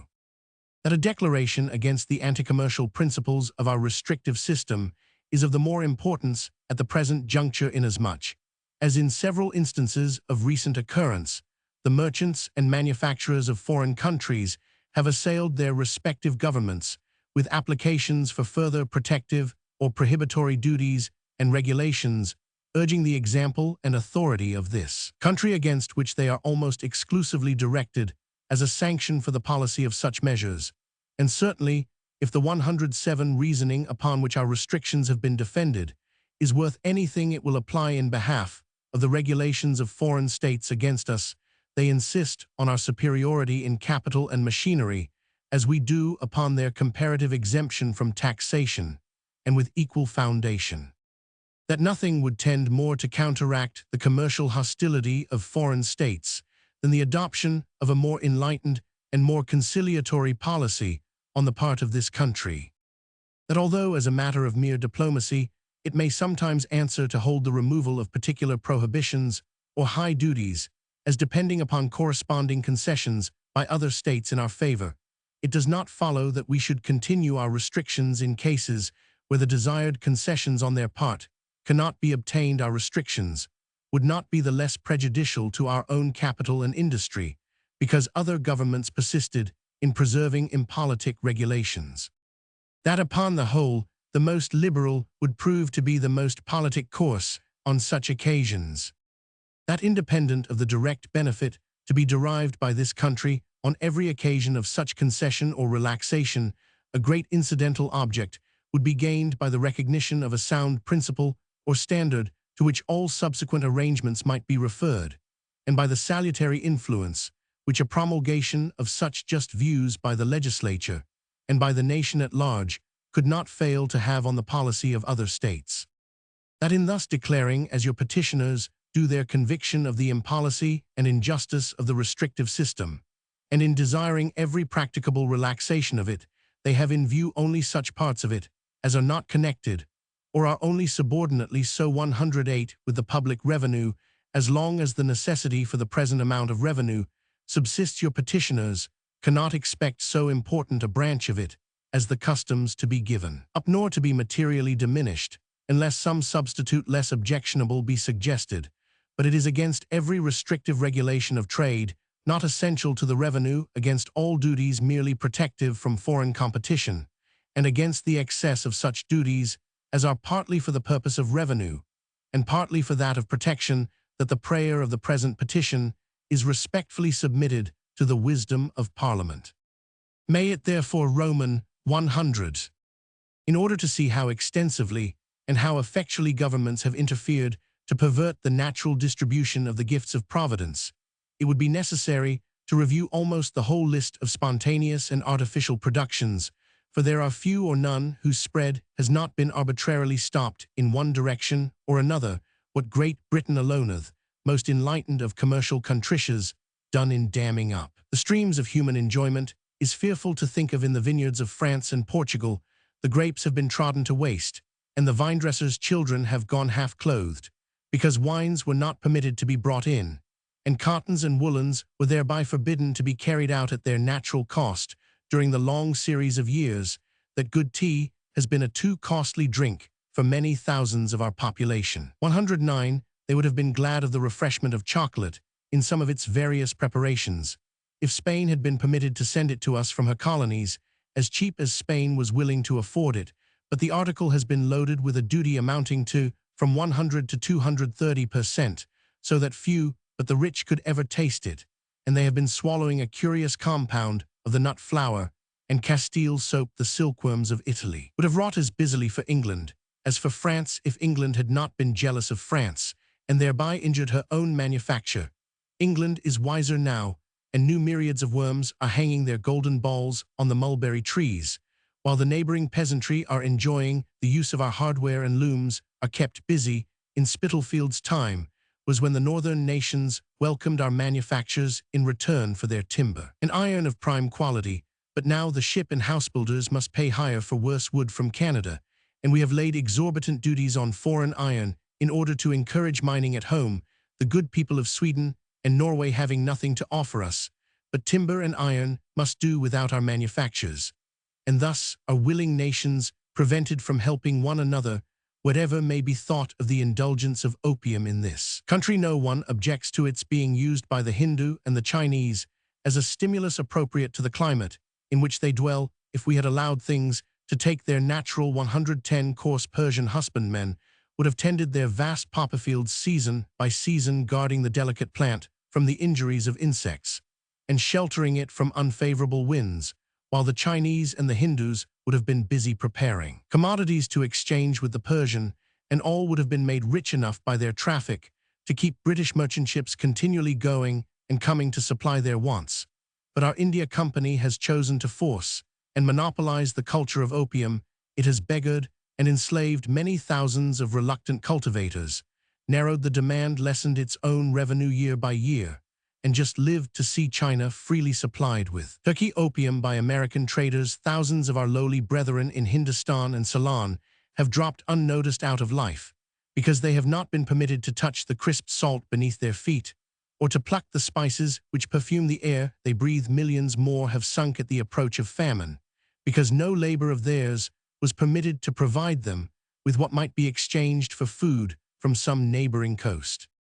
It is difficult to say whether we have injured China or Great Britain the most by our extraordinary fancy of sending functionaries invested at once with political and commercial power into a country where commerce is held by far too degrading an employment to be associated with political functions.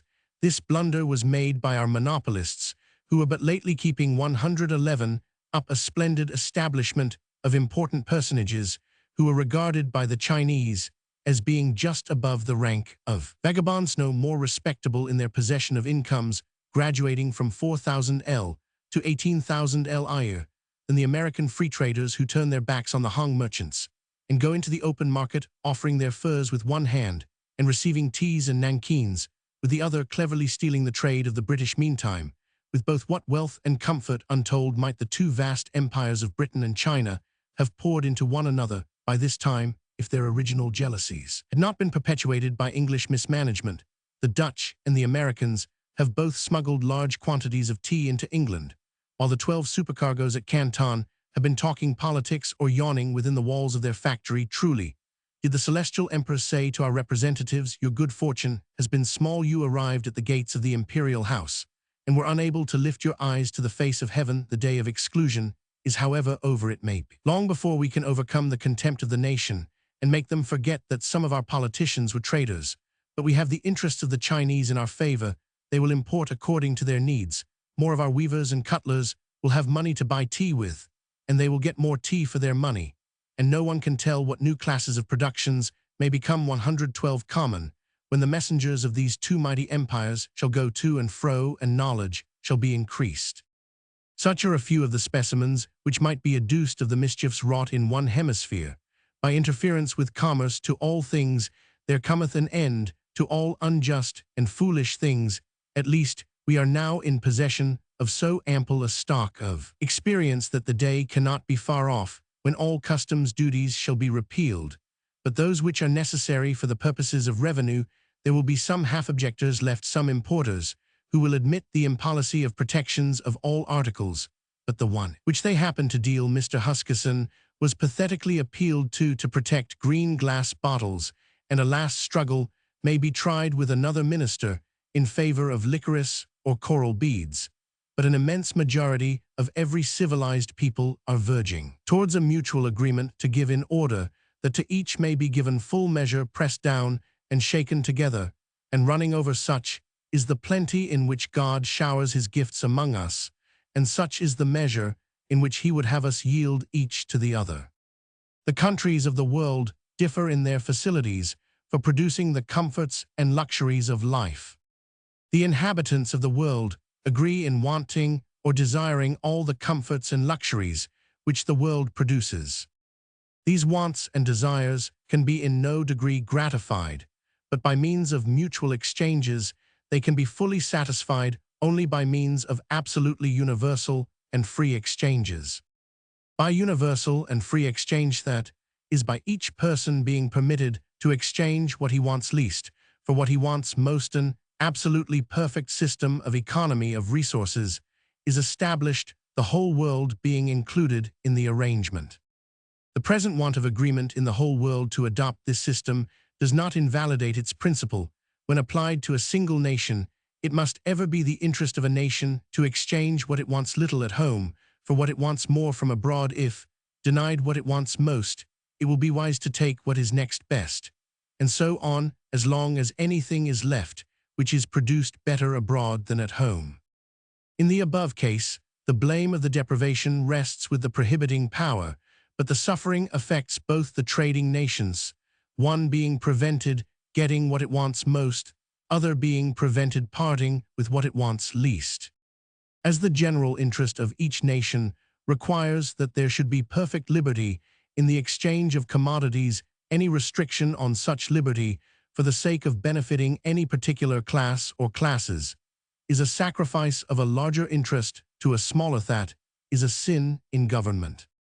This sin is committed when, first, any protection is granted powerful enough to tempt to evasion, producing disloyalty, fraud, and jealousy; when, secondly, capital is unproductively consumed in the maintenance of an apparatus of restriction; when, thirdly, capital is unproductively bestowed in enabling those who produce at home dearer than foreigners to sell abroad as cheap as 114 foreigners. That is in bounties on exportation; and when, fourthly, capital is diverted from its natural course to be employed in producing at home that which is expensive and inferior, instead of in preparing that which will purchase the same article cheap and superior abroad. That is when restrictions are imposed on importation.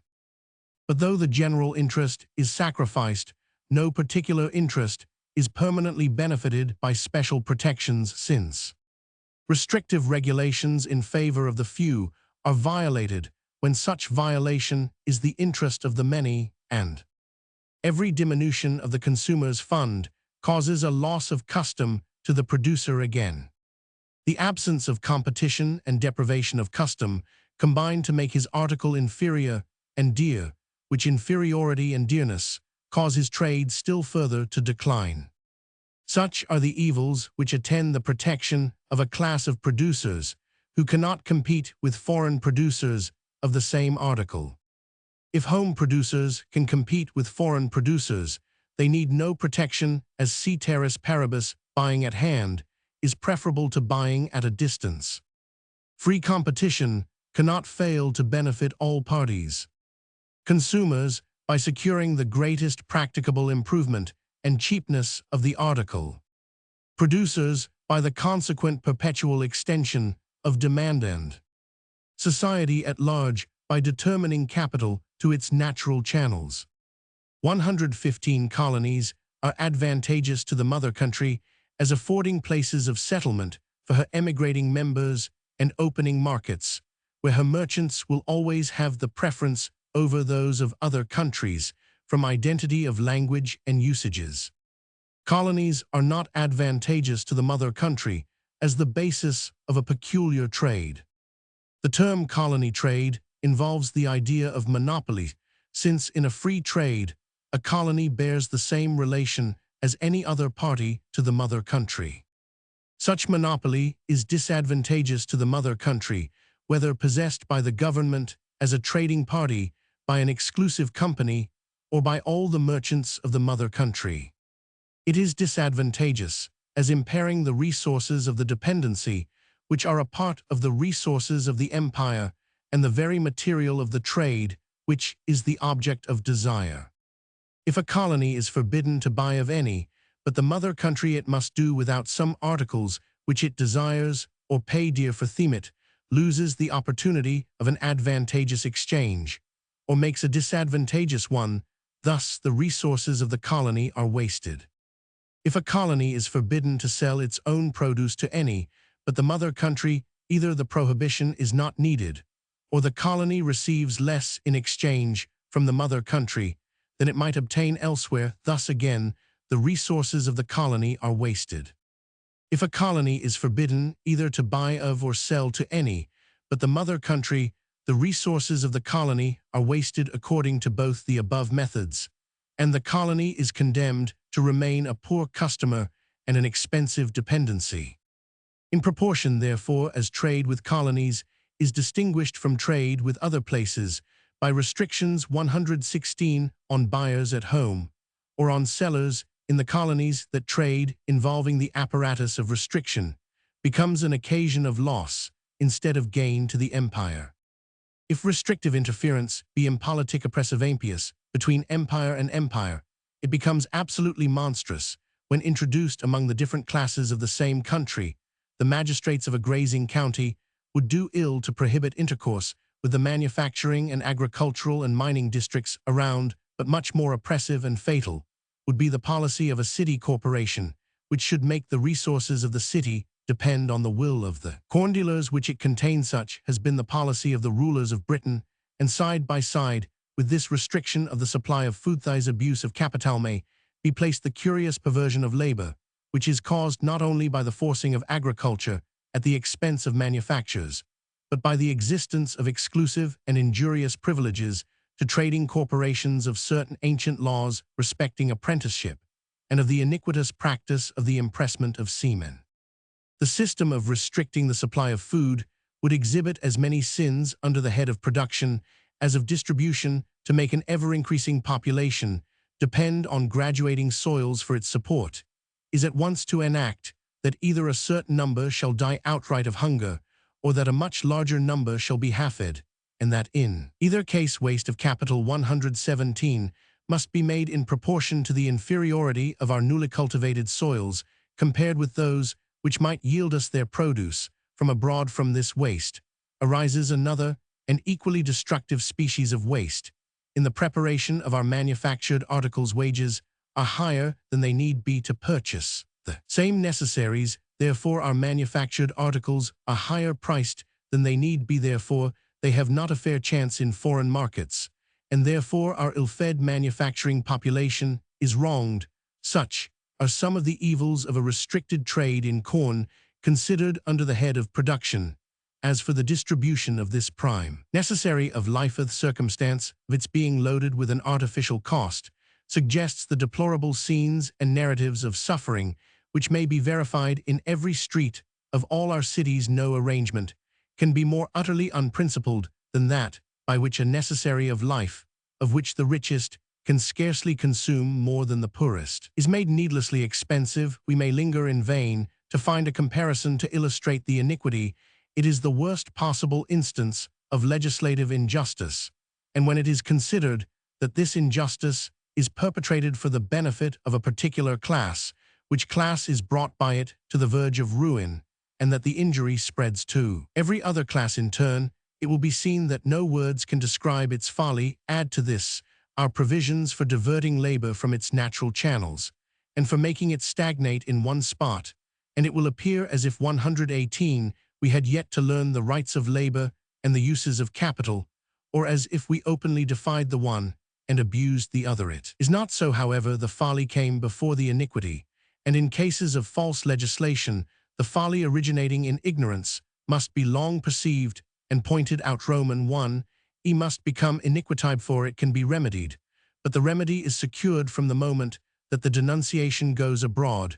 We have passed through the necessary stages, and the issue is at hand. Our grandfathers legislated about corn on false principles. Through ignorance our fathers clung to these false principles. In a less innocent state of doubt, we have perpetuated them wickedly, knowing their disastrous results. And a voice is going up through all the land which will almost immediately compel their relinquishment. Very little can be done to improve the condition of the people, till the corn laws are repealed, all practicable retrenchments, all ordinary reduction of taxation, all reforms in the organization of church and state, important as they are trifles compared with this. The only measure of equal consequence is the reduction of the debt, and this ought to accompany or immediately precede the establishment of a free trade in corn day and night, from week to week, from month to month. The nation should petition for free trade in corn, urging how landlords, when freed from fluctuation of their revenues, will be able to bear their fair proportion of the national burdens, how the farmer, no longer tempted to a wasteful application of capital, will 119 cease the so-called ungrateful clamor with which he repays legislative protection, how the manufacturing class will prosper and will multiply our resources when they are allowed the benefits of the free competition in which their ingenuity qualifies them to hold a distinguished place, and how our laborers will be by one comprehensive act raised, every man of them, a grade higher than any laborious partial legislation can raise any one of their classes. An act which must at once prevent the waste of capital and the misapplication of labor, unclog the system of manufactures and commerce, and obviate the main distresses of our agriculturists, must do more for the improvement of our revenue and the union of our nation than all less comprehensive measures put together to untax the prime necessary of life, is to provide at once a prospective remedy for all the worst evils of our social arrangements. This will scarcely be disputed by those who admit the principles of the following summary. It is important that such results of these principles should be traced out and made familiar to the mind, as it is certain that the days of free trading in corn are at hand. As exchangeable value is ultimately determined by the cost of production, and as there is an incessant tendency to an increase in the cost of producing food, inferior soils being taken into cultivation, as population increases, there is a perpetual tendency in the exchangeable value of food to rise. However, this tendency may be temporarily checked 120 by accidents of seasons and by improvements in agricultural arts. As wages rise without advantage to the laborer in consequence of a rise in the value of food, capitalists must either sell their productions dearer than is necessary where food is cheaper, or submit to a diminution of their profits. Under the first alternative, the capitalist is incapacitated for competition with the capitalists of countries where food is cheaper. Under the second, the capital of the country tends through perpetual diminution to extinction. Such is the case of a thickly populated country, depending for food wholly on its own resources. There are many countries in the world where these tendencies have not yet shown themselves, where there is so much fertile land that the cost of producing food does not yet increase, and where corn superabounds, or would do so if there was inducement to grow it. Such inducement exists in the liberty to exchange the corn with which a thinly populated country may abound for the productions in which it is deficient, and with which a populous country may abound, while by this exchange the first country obtains more corn in return for its other productions, and the second more of other productions in return for its corn than could be extracted at home. Both are benefited. The capital of the thickly populated country will perpetually grow, the thinly populated country will become populous, and the only necessary limit of the prosperity of all will be the limit to the fertility of the world. But the waste of capital caused by raising corn dear and in limited quantities at home, when it might be purchased cheap, and in unlimited quantities 121 abroad, is not the only evil attending a restriction of any country to its own resources of food. A further waste of capital and infliction of hardship are occasioned by other consequences of such restriction. As the demand for bread varies little within any one season or few seasons, while the supply is perpetually varying, the exchangeable value of corn fluctuates more than that of any article whose return to the cost of production is more calculable. Its necessity to existence causes a panic to arise on the smallest deficiency of supply, enhancing its price in undue proportion. And as the demand cannot materially increase on the immediate occasion of a surplus, and as corn is a perishable article, the price falls in an undue proportion. These excessive fluctuations, alternately wasting the resources of the consumers and the producers of corn are avoided where there is liberty to the one class to buy abroad in deficient seasons, and to the other to sell abroad in times of superabundance. It is not enough that such purchase and sale are permitted by special legislation when occasion arises, as there can be no certainty of obtaining a sufficient supply on reasonable terms in answer to a capricious and urgent demand. Permanently importing countries are thus more regularly and cheaply supplied than those which occasionally import and occasionally export, but these last are if their corn exchanges be left free immeasurably more prosperous than one which is placed at the mercy of man and circumstance by a system of alternate restriction and freedom. By a regular importation of corn, the proper check is provided against capital being wasted on inferior soils, and this capital is directed towards 122 manufactures which bring in a larger return of food from abroad than could have been yielded by those inferior soils. Labor is at the same time directed into the most profitable channels. Any degree of restriction on this natural direction of labor and capital is ultimately injurious to every class of the communitito landowners, farming and manufacturing capitalists and laborers. Laborers suffer by whatever makes the prime necessary of life dear and uncertain in its supply, and by whatever impairs the resources of their employers. Manufacturing capitalists suffer by whatever tends, needlessly, to check the reciprocal growth of capital and population, to raise wages, and disable them for competition abroad. Farming capitalists suffer by whatever exposes their fortunes to unnecessary vicissitude and tempts them to an application of capital, which can be rendered profitable only by the maintenance of a system which injures their customers. Landowners suffer by whatever renders their revenues fluctuating and impairs the prosperity of their tenants and of the society at large on which the security of their property depends. As it is the interest of all classes that the supply of food should be regular and cheap, and as regularity and cheapness are best secured by a free trade in corn, it is the interest of all classes that there should be a free trade in corn. The duty of government being to render secure the property of its subjects, and their industry being their most undeniable property, all interference of government with the direction and the rewards of industry is a violation of its duty towards its subjects. 123. Such interference takes place when some are countenanced by legislation in engrossing labors and rewards, which would otherwise be open to all, as in the case of privileged trading corporations. When arbitrary means of preparation are dictated as a condition of the exercise of industry and the enjoyment of its fruits, as in the case of the apprenticeship law. When laborers are compelled to a species of labor which they would not have chosen, as in the case of the impressment of seamen. The same duty of securing the free exercise of industry requires that companies should be privileged to carry on works of public utility which are not within the reach of individual enterprises, in the case of roads, canals, bridges, Roman 100, and also that the fruits of rare ingenuity and enterprise should be secured to the individual according to the design of our patent law.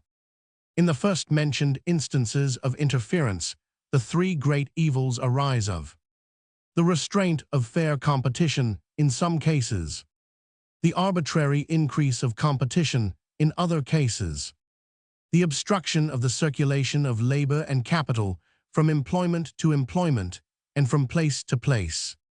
In the last mentioned instances of protection, none of these evils take place. The general principles of exchange are so few and obvious that there would be little need to enlarge upon them, but for their perpetual violation to leave all men free to seek the gratification of their wants seems a simple rule 124 enough, and universal experience has shown not only that wants freely expressed are sure to be supplied generally to the advantage of both parties, but that every interference of authority, whether to check or stimulate the wanto, encourage or discourage the supply, proves an aggression on the rights of industry and an eventual injury to all concerned. All that governments have to do with the exchanges of nations as of individuals, is to protect their natural freedom, and if a system of indirect taxation be the one adopted to select those commodities for duty which are not necessary enough to subject the lowest class to this species of tax, while they are desirable enough to induce others to pay the additional cost, it may be a question whether this method of raising revenue be wise. There can be no question that a government directly violates its duty when it grants privileges real or supposed to one class above another.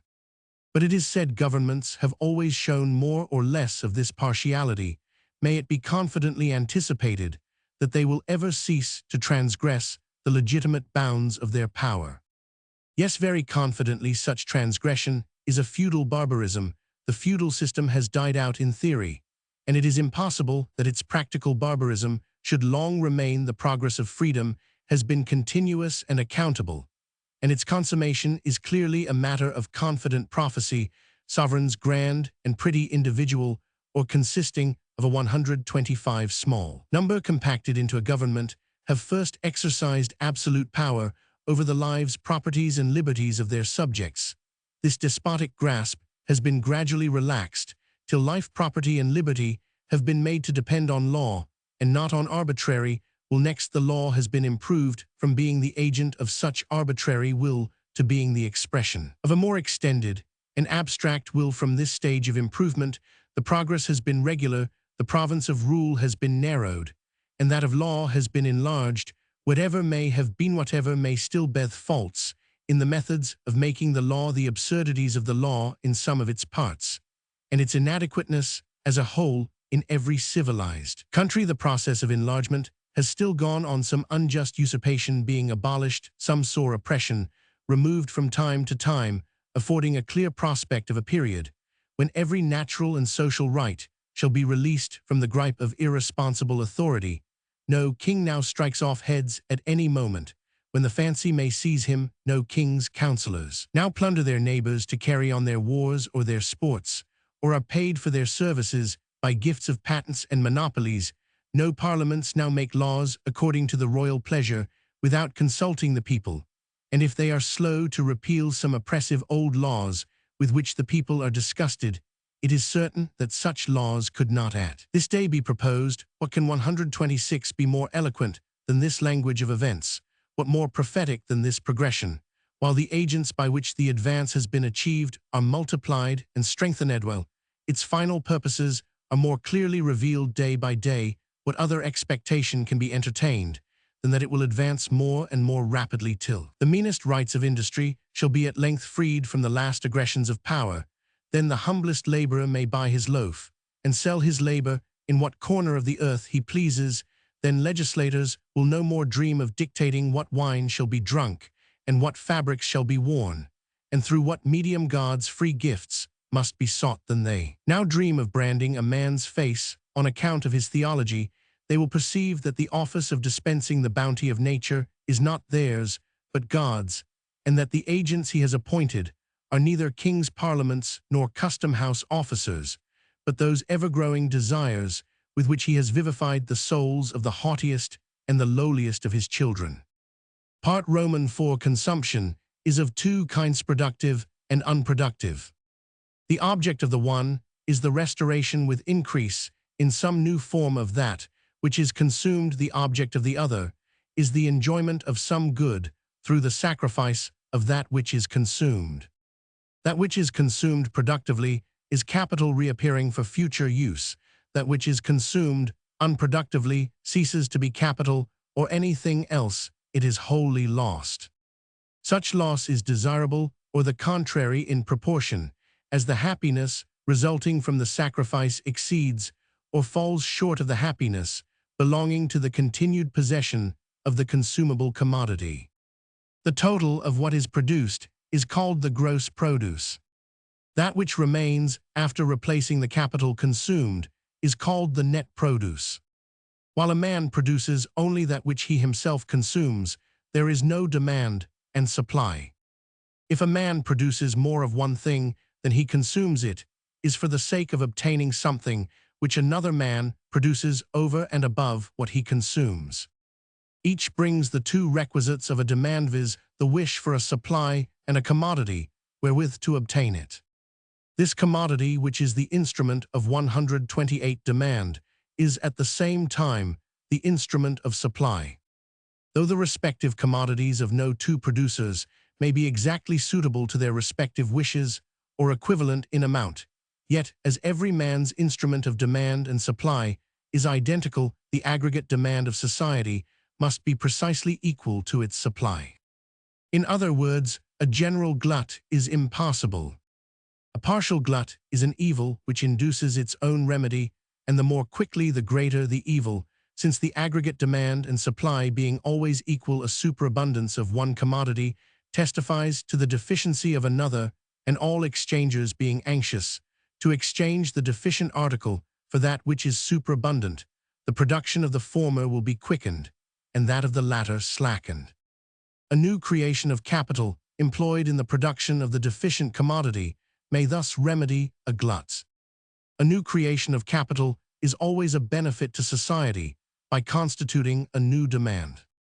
It follows that an unproductive consumption of capital is an injury to society by contracting the demand. In other words, an expenditure which avoidably exceeds the revenue is a social crime. All interference which perplexes the calculations of producers and thus causes the danger of a glut is also a social crime. It is necessary to the security and advancement of a community that there should be an expenditure of a portion of its wealth for purposes of defense, of public order, and of social improvement. As public expenditure, though necessary, is unproductive, it must be limited, and as the means 129 of such expenditure are furnished by the people for defined objects, its limit is easily ascertained. That expenditure alone which is necessary to defense, public order, and social improvement is justifiable. Such a direction of the public expenditure can be secured only by the public functionaries, who expend being made fully responsible to the party in whose behalf they expend. For want of this responsibility, the public expenditure of an early age determined to pageantry, war, and favoritism was excessive and perpetrated by the few in defiance of the many. For want of a due degree of this responsibility, the public expenditure of an after age determined to luxury, war, and patronage was excessive and perpetrated by the few in fear of the many by deceiving and defrauding them. For want of a due degree of this responsibility, the public expenditure of the present age determined chiefly to the sustaining of burdens imposed by a preceding age perpetuates many abuses, and though much ameliorated by the less unequal distribution of power, the public expenditure is yet as far from being regulated to the greatest advantage of the many as the many are from exacting due responsibility and service from the few. When this service and responsibility shall be duly exacted, there will be necessary offices only whose duties will be clearly defined, fully accounted for, and liberally rewarded. Little patronage, and that little at the disposal of the people. No pomp at the expense of those who can barely obtain support, but 130 liberal provisions for the advancement of national industry and intelligence. If the above principles be true, a comparison of them with our experience will yield very animating conclusions. Consumption, that is human enjoymentes, the end to which all the foregoing processes are directed. Demand is the index of human enjoyment. Every increase of capital creates new demand. Capital is perpetually on the increase. To sum up, the whole human enjoyment is perpetually on the increase. The single exception to this happy conclusion is whereas in Ireland the growth of capital is overmatched by the increase of population, but even in Ireland, the worst case which could be selected, the evil is so partial as to allow the good to spread, though too large a portion of the demand comes in the form of a clamor for daily food. There is a new and spreading demand for a multitude of articles of less necessity. Portions of the population are rising to a region of higher and wider desires, and if this partial elevation has taken place under a most vicious political system, there need be no question that a more rapid improvement will grow up under that wiser and milder government, which the civilized world will take care that Ireland shall at length enjoy. There is something so delightful in the review of the multiplication of comforts and enjoyments that it is difficult to turn away from it at any time, and never is it more difficult than when establishing the moral of hopefulness. 131.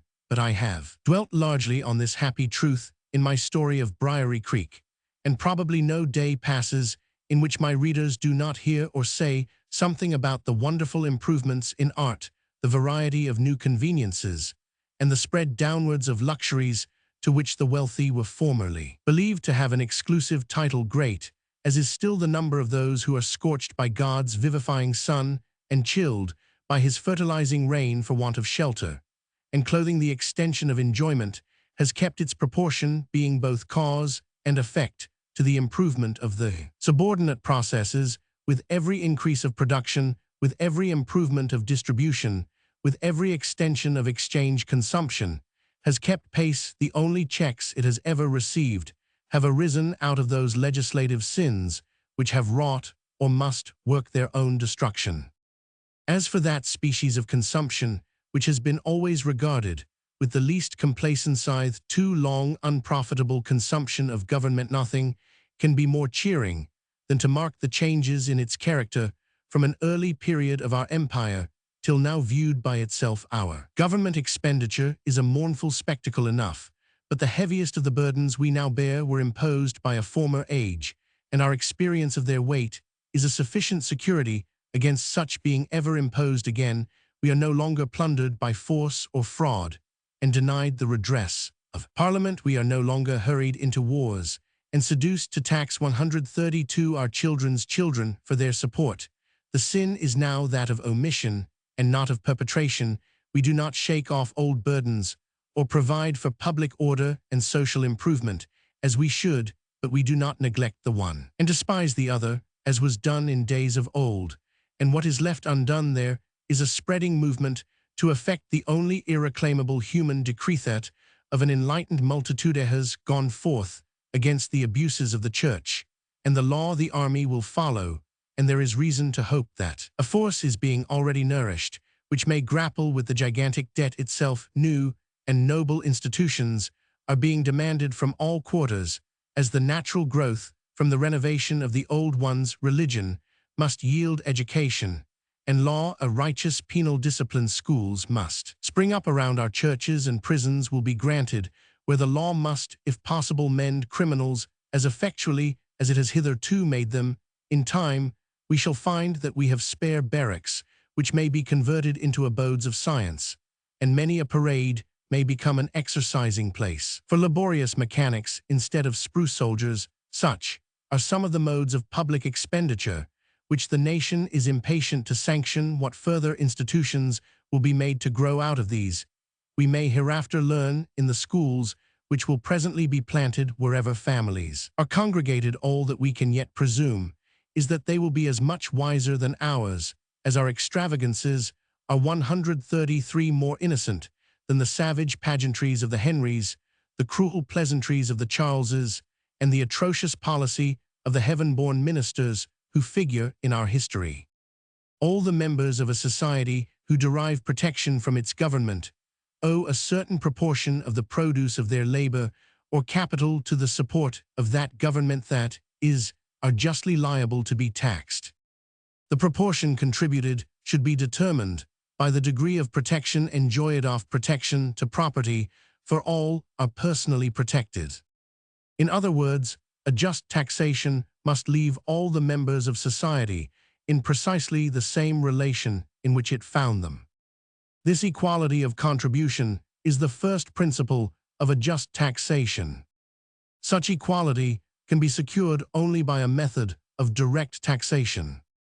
Taxes on commodities are from their very nature unequal, as they leave it in the choice of the rich man how much he shall contribute to the support of the state, while the man whose whole income must be spent in the purchase of commodities has no such choice.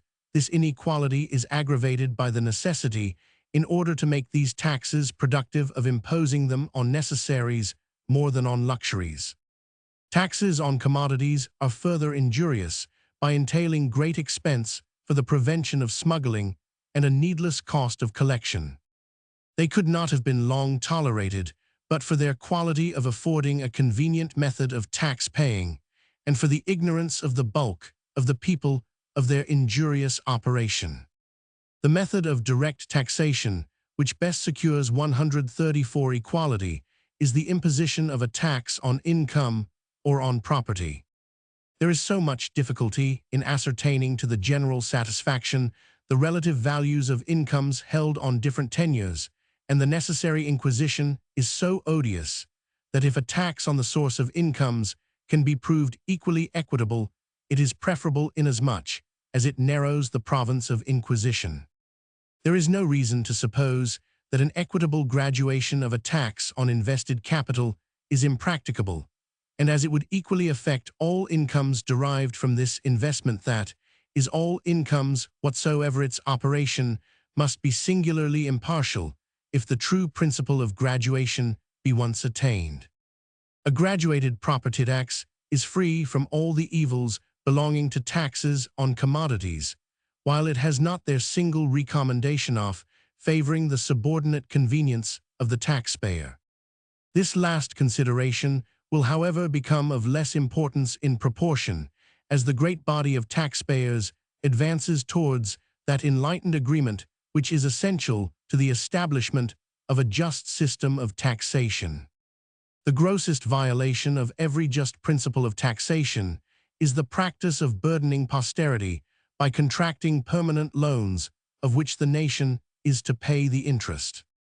The next grossest violation of justice is the transmitting such an inherited debt, unlessened to posterity, especially as every improvement in the arts of life furnishes the means of throwing off a portion of the national burdens.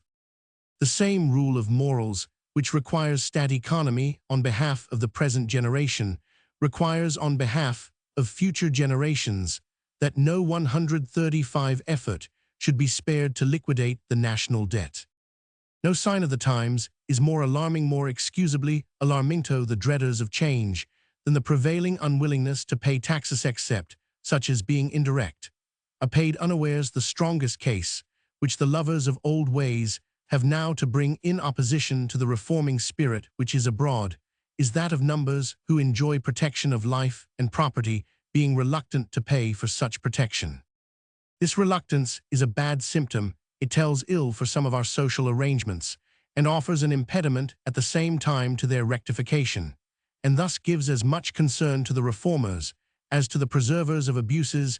This eagerness to throw off the burdens of the state is a perfectly natural result of the burdens of the state having been made too heavy, but it does not the less exhibit an ignorance of social duty which stands formidably in the way of improvements in the arrangement of social liabilities. We are too heavily taxed, and the first object is to reduce our taxation. Indirect taxes are proved to be by far the heaviest, and the way to gain our object is therefore to exchange indirect for direct taxes to the greatest possible extent. But the direct taxes are those that the people quarrel with. What encouragement is there for a government to propose a commutation of all taxes for one on property when there are 136?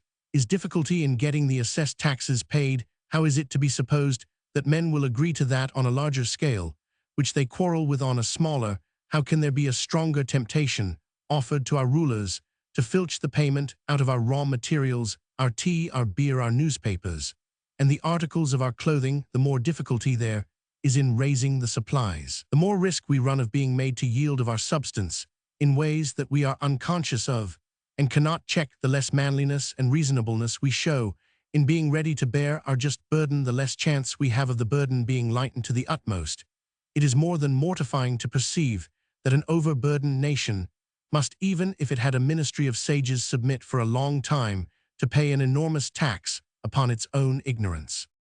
Such appears too plainly to be now the case with our nation, and with some other nations. A party of gentlemen may be found in any town sitting over their wine and foreign fruits, repelling the idea of paying a yearly sum to the state, and laughing or staring when the wisest man among them informs them that they pay above 100% on the collective commodities they use. Tradesmen may be found in every village who think it very grievous to pay a house tax, while they overlook the price they have to give for their pipe of tobacco. and their glass of spirit and water, some noblemen perhaps would rather have higher tailors' bills for liveries 137 than pay so much a head for their servants. As long as this is the case, as long as we show that we prefer paying 30 shillings with our eyes shut to a guinea with our eyes open, how can we expect that there will not be hands ready to pocket the difference on the way to the treasury, and much disposition there to humor us in our blindness? The cry for retrenchment is a righteous cry, but all power of retrenchment does not lie with the government. The government may do much, but the people can do more by getting themselves taxed in the most economical instead of the most wasteful manner.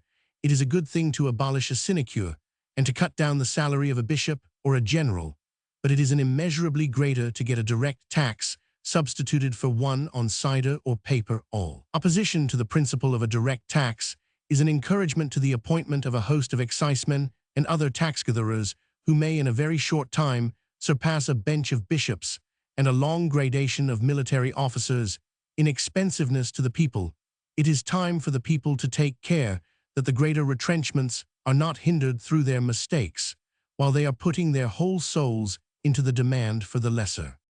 Such mistakes are attributable to the absence of political knowledge among us, and the consequences should be charged not to individuals, but to the state which has omitted to provide them with such knowledge. The bulk of the people has yet to learn that being born into a 138 civilized society, they are not to live by chance under laws that have been made they know not why nor how, to have a portion of their money taken from them by people they have nothing to do with, so that they shall be wise to save as much as they can from being so taken from them. This is the view which too large a portion of us take of our social position, instead of understanding that this complicated machine of society has been elaborated and must be maintained at a great expense, that its laws were constructed with much pains and cost, that under these laws capital and labor are protected and made productive, and every blessing of life enhanced, and that it is therefore a pressing obligation upon every member of society to contribute his share towards maintaining the condition of society to which he owes his security and social enjoyment. When this is understood, when the lowest of our laborers perceives that he is as it were the member of a large club united for mutual good, none but rogues will think of shirking the payment of their subscription money, or resist any particular mode of payment before the objections to it have been brought under the consideration of the committee, or after the committee has pronounced the mode to be a good one. They will watch over the administration of the funds, but they will manfully come forward with their due contributions and resent, as an insult upon their good sense, all attempts to get these contributions from them by indirect means, till they are enabled thus to view their own 139 position. It is not wonderful, however deplorable, that they should quarrel with a just tax, because it is unequally imposed, ascribing to the principle the faults committed in its application.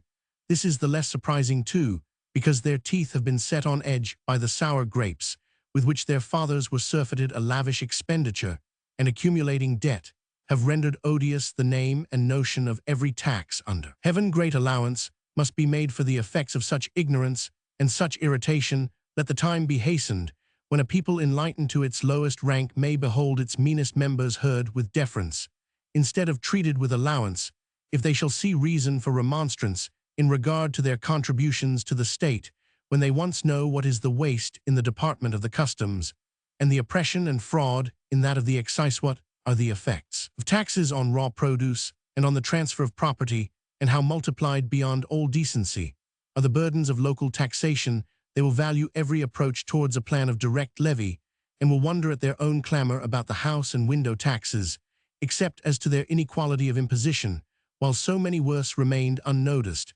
I shall attempt to exhibit the effects on industry and happiness of our different kinds of taxes in a few more tales, and I only wish I had the power to render my picture of a country of untaxed commodities as attractive in fiction as I am sure it would be in reality. Meantime, I 140 trust preparation will be making in other quarters for imparting to the people those political principles which they desire to have for guides in these stirring times, when every man must act those principles, which will stimulate them at once to keep watch over the responsibilities of their rulers and to discharge their own. What then is the moral of my fables? That we must mend our ways and be hopefuler, be hopeful, and mend our ways. Each of these comes of the other, and each is pointed out by past experience to be our duty, as it ought to be our pleasure enough, has been said to prove that we must mend our ways, but I feel as if enough could never be said in the enforcement of hopefulness, when we see what an advance the race has already made in the present infant stage of humanity. When we observe the differences between men now living, it seems absolute impiety to doubt man's perpetual progression, and to question the means the savage who creeps into a hollow tree when the wind blows keen, satisfying his hunger with grubs from the herbage, and the philosopher who lives surrounded by luxury which he values as intellectual food, and as an apparatus for securing him leisure to take account of the stars, and to fathom the uses of creation now exist before our eyes, one, a finished image of primeval man,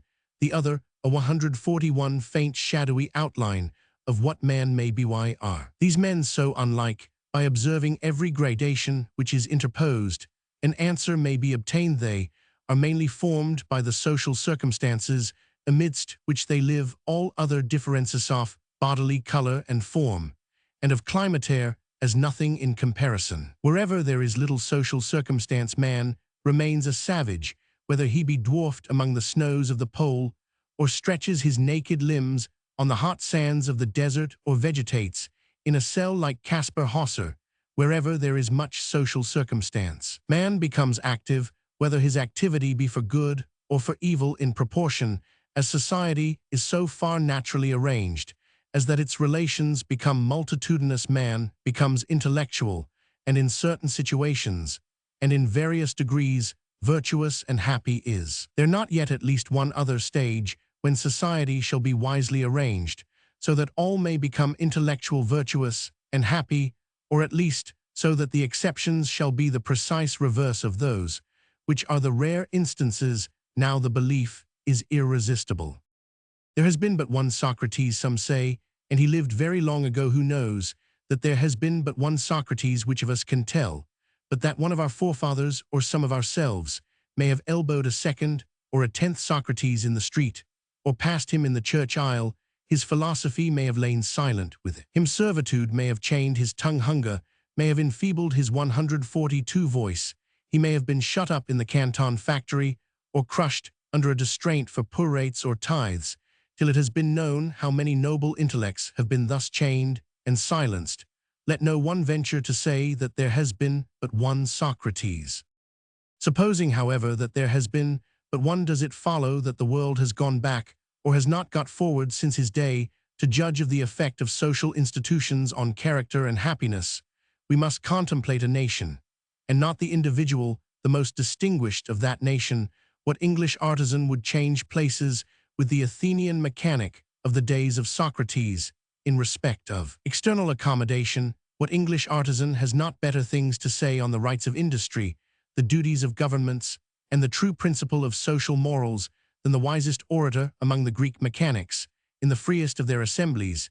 It is true that certain of our most refined and virtuous philosophers are engaged nearly all day in servile labor, and that they wear patched clothes and would fain possess another blanket. This proves that our state of society is yet imperfect, but it does not prove that we have not made a prodigious advance. Their social qualifications, their particular services, have not been allowed due liberty or received their due reward, but the very circumstance of such men being found among us banded together in the pursuit of good is a sufficient test of progress. Earnest of further 143 advancement, such men are not only wiser and more prosperous in their wisdom than they were likely to have been while building a house for Socrates or making sandals for Xanthippe, but they have made a vast approach towards being employed according to their capacities and rewarded according to their works, that is, towards participating in the most perfect conceivable condition of society.